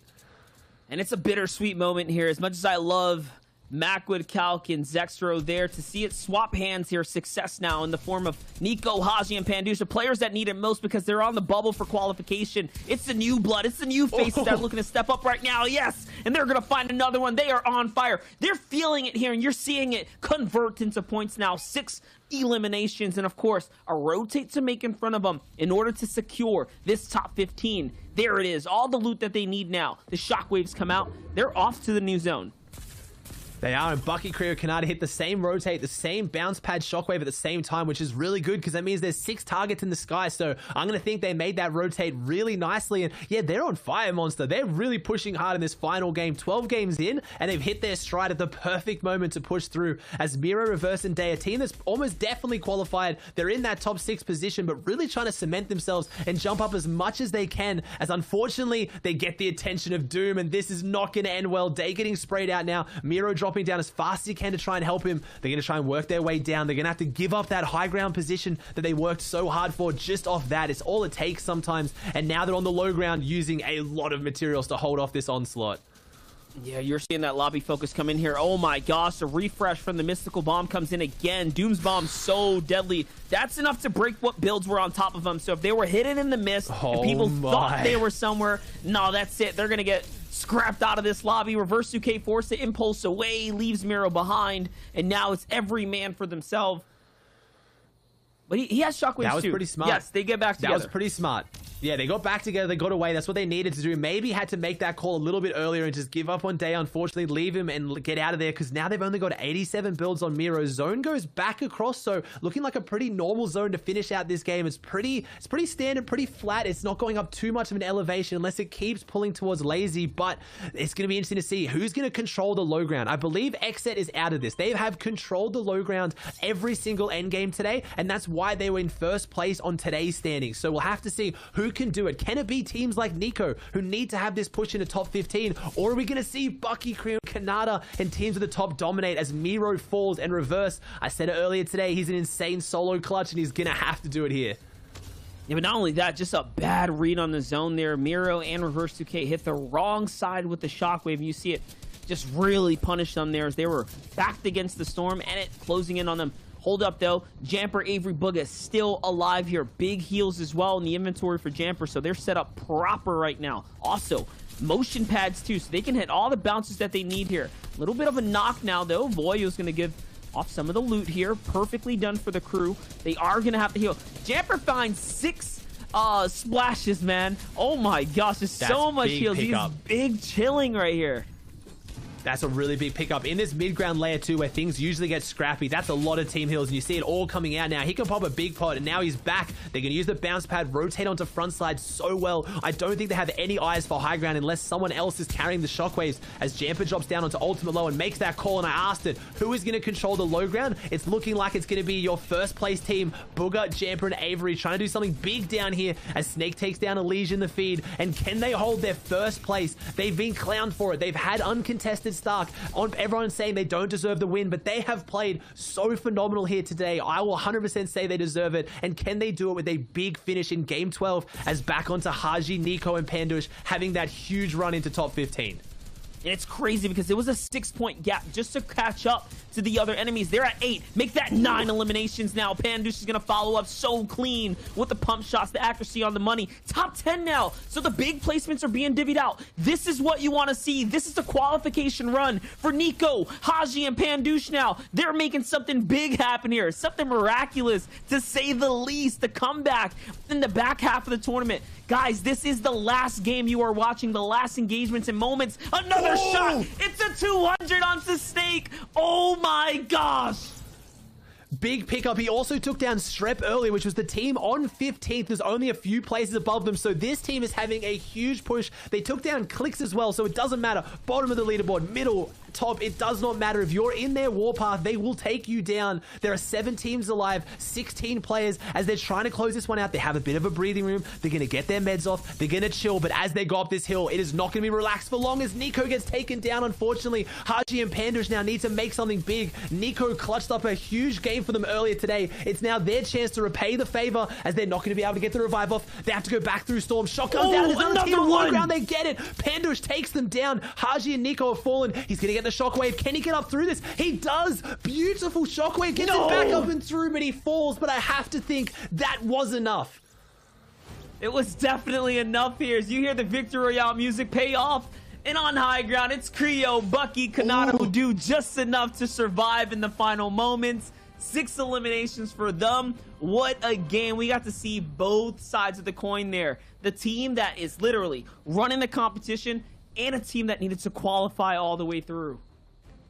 And that was the second place team. They were about, what, 14 points behind first, I think. So that may have been enough. We didn't get to follow Booger, Jamper, and Avery to the very end. They had a good game, but Bucky, Creo, Kanata finishing with a great game and maybe the first place. There's nothing that feels better than set lobbies, getting the first place to win the tournament, and out of 12 rounds as well. And that, guys, was 2 days of competition, 12 intense games of Fortnite. A little bit of prizing on the line, too, for these first weeks of qualifying your way through to the grand finals. What a day of Fortnite it's been. It's been Monster D-Face here, Aussie Antics, of course, delivering all the action. What a fun last game. And, of course, none better than someone who needed to qualify to do it. We're going to toss it over to Analyst to bring us home. Hey, thank you guys so much for that great cast on the day. And there you have it. Kanata finding that victory royale. We know he was going back and forth trying to keep up with Booga. The question is, did he overtake with that victory royale? Let's take a look at the settings together to see who our overall winner is. But don't forget, it is the top 15 teams that will move on to the heats. Here we go. We'll take a look together, and it is, in fact, with that, a 7-point. So they were 10 points behind, and then 6 coming into this last game, and then managed to pull out ahead with a 7-point lead. Big congrats to Creo, Bucky, and Kanata for finding the victory royale when it mattered, and now the #1 spot. Yeah, oh my goodness, that game entirely. The story today was 3 teams we were focusing on, but then Booga, Jamper, and Avery, Bucky, Creo, Kanata made their own island for the top spot. These guys pulled 6 zone, Creo, Bucky, Kanata in that last game. They dominated past that, got that win at the end. Creo was just getting elimination after elimination. It was huge. Past that, though, this page was a little bit more volatile reach from 6th all the way to 10th. These guys were pretty consistent, though, towards day 2. Absolutely. And you can see still a big gap between 6th and 10th, being 153 and all the way down to 118 points. But that pop-off that we just watched by Pandush was absolutely incredible. 12 points catching up. Yeah, and a very important game as well from Aspect, Zunies, and NPen earlier on in the day, especially the movements and the moments from Aspect in that game. Dropping down, making sure mats were there. A triple AR spray to dominate. Nico's low ground clutch as well. This is why, even though it's a team mode, these solo individual performances that stand out can elevate your team, get them to qualify, get them to even win out a tournament against people who are dominating 2 whole days. Wow, what a whole region, what a whole amazing day. Oh my goodness, guys. This is just the first week. We have 2 more weeks of this, and then we'll have grand finals and a wild card match. There's just so much to take in. Now, guys, that wraps up NA East, but there's something we've wanted to talk about, and that is the results of Brazil. King, God, and his trio. We're talking the same King who placed 5th at World Cup. Now, we have to remind you, we played 12 total games on the day, okay? 6 across 2 days. King God's team, their trio, won 11 of the 12 total games. You're hearing me correctly. 11 games of their total 12 ended in a victory royale. I mean, Shy, 420 points. They literally doubled. I don't... What? Like, that's my reaction. Not even double, like surpassed completely. This is unprecedented, unheard of, historic. My goodness, the way, if you guys were tuning in onto the Brazilian region, these guys were doing it, that Doom's uncontested. Past that, though, they took control of the lobby in every single zone. If there was a trio making even a slight mistake, they had beams there. They rotated to height every single game. And even the one that they might have dropped off, it was just so impressive. They still got eliminations. It's just, wow. 11 out of 12, Reese. Incredible. It's just nuts. It's nuts. Now, they have done incredible, but obviously we don't want to let anyone else down. Top 8 still qualified here, right? So you can see all the places from 8 upwards, but I want to give some stats. King's Trio, highest win rate of all time in an FNCS. Highest average eliminations ever in an FNCS finals, and largest gap between first and second ever in an FNCS finals, and finally, best average placement of all time. Okay, let's actually I'm trying to contain everything. I think I might need a replay package to actually look at every single one of those victory royales. Never seen before. Let's look at it on a major broadcast. My goodness, the first game starts off King, low ground, ending things over on the hunt. Big one pump. Notice his whole trio alive. Game number 2, same thing happening. They're trickling down with absolute tension because they don't know yet that it's going to be an 11 out of 12 day. This is just game number 2. Imagine the hype, Reese, of winning 2 back-to-back games. The hype of winning 2? Do you think it would go down at all? After you've won 5? Are you less hyped? Are you more? I don't know. I can't even comprehend. Third win right there. That I might lose track at some point. So Zeke, Reese, they gotta hold me, I guess, because man, this is just it's a highlight reel. Sometimes we can only see off spawn, right? Slouch is getting beamed out of the air. King still operating at maximum efficiency, expecting the low ground shockwave. Now they have a pinch. They have a shockwave of their own. 4 wins in a row.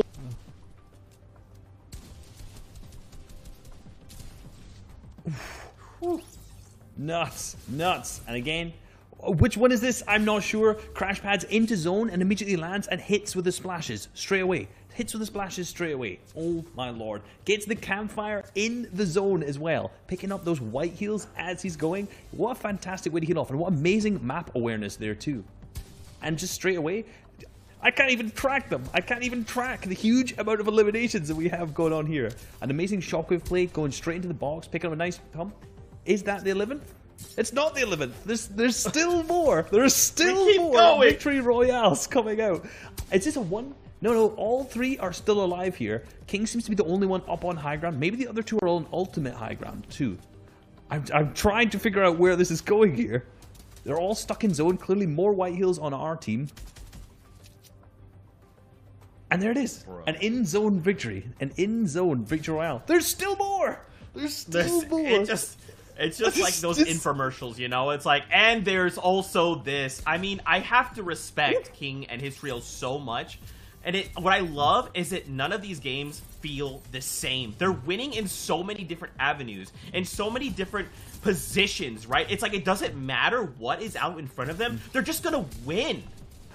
They just hit every shot, they take every angle, they do everything right. I wish I could give a full analysis, a full breakdown of every single way exactly as they could do it. But there's so many wins. They win in so many ways, it's like you can't narrow down their playstyle. My goodness. Is this 10? Is this 11? I'm not even sure, man. Again, if you guys are watching King and his trio, they won 11 out of their 12 total games. That's right. that, like, this has never happened. This is, there's not words to properly describe what has transpired here in week number 1 for Brazil. I mean, it's, what do I say? What do you do? What do you... I don't know, bro. I have no idea. I can't add to it. It's just crazy. Best average placement, best eliminations. I don't know. I can't say any more words. It's just too mental. Just absolutely incredible. So huge, just unprecedented amounts of congratulations to that trio. But Fortnite fam, that is pretty much it from us here on the broadcast. Unfortunately, Shy did drop out, but he wants to say goodbye as well. Reese, final very quick thoughts before we head out. Incredible. Just incredible day all around. Hype from day one, carrying on till today. Team still winning, picking up those victories. Loved every second of it. There you go. Well, Fortnite fam, don't forget we're back next weekend for week number 2. Till then, Fortnite fam, we'll see you guys on the Battle Bus.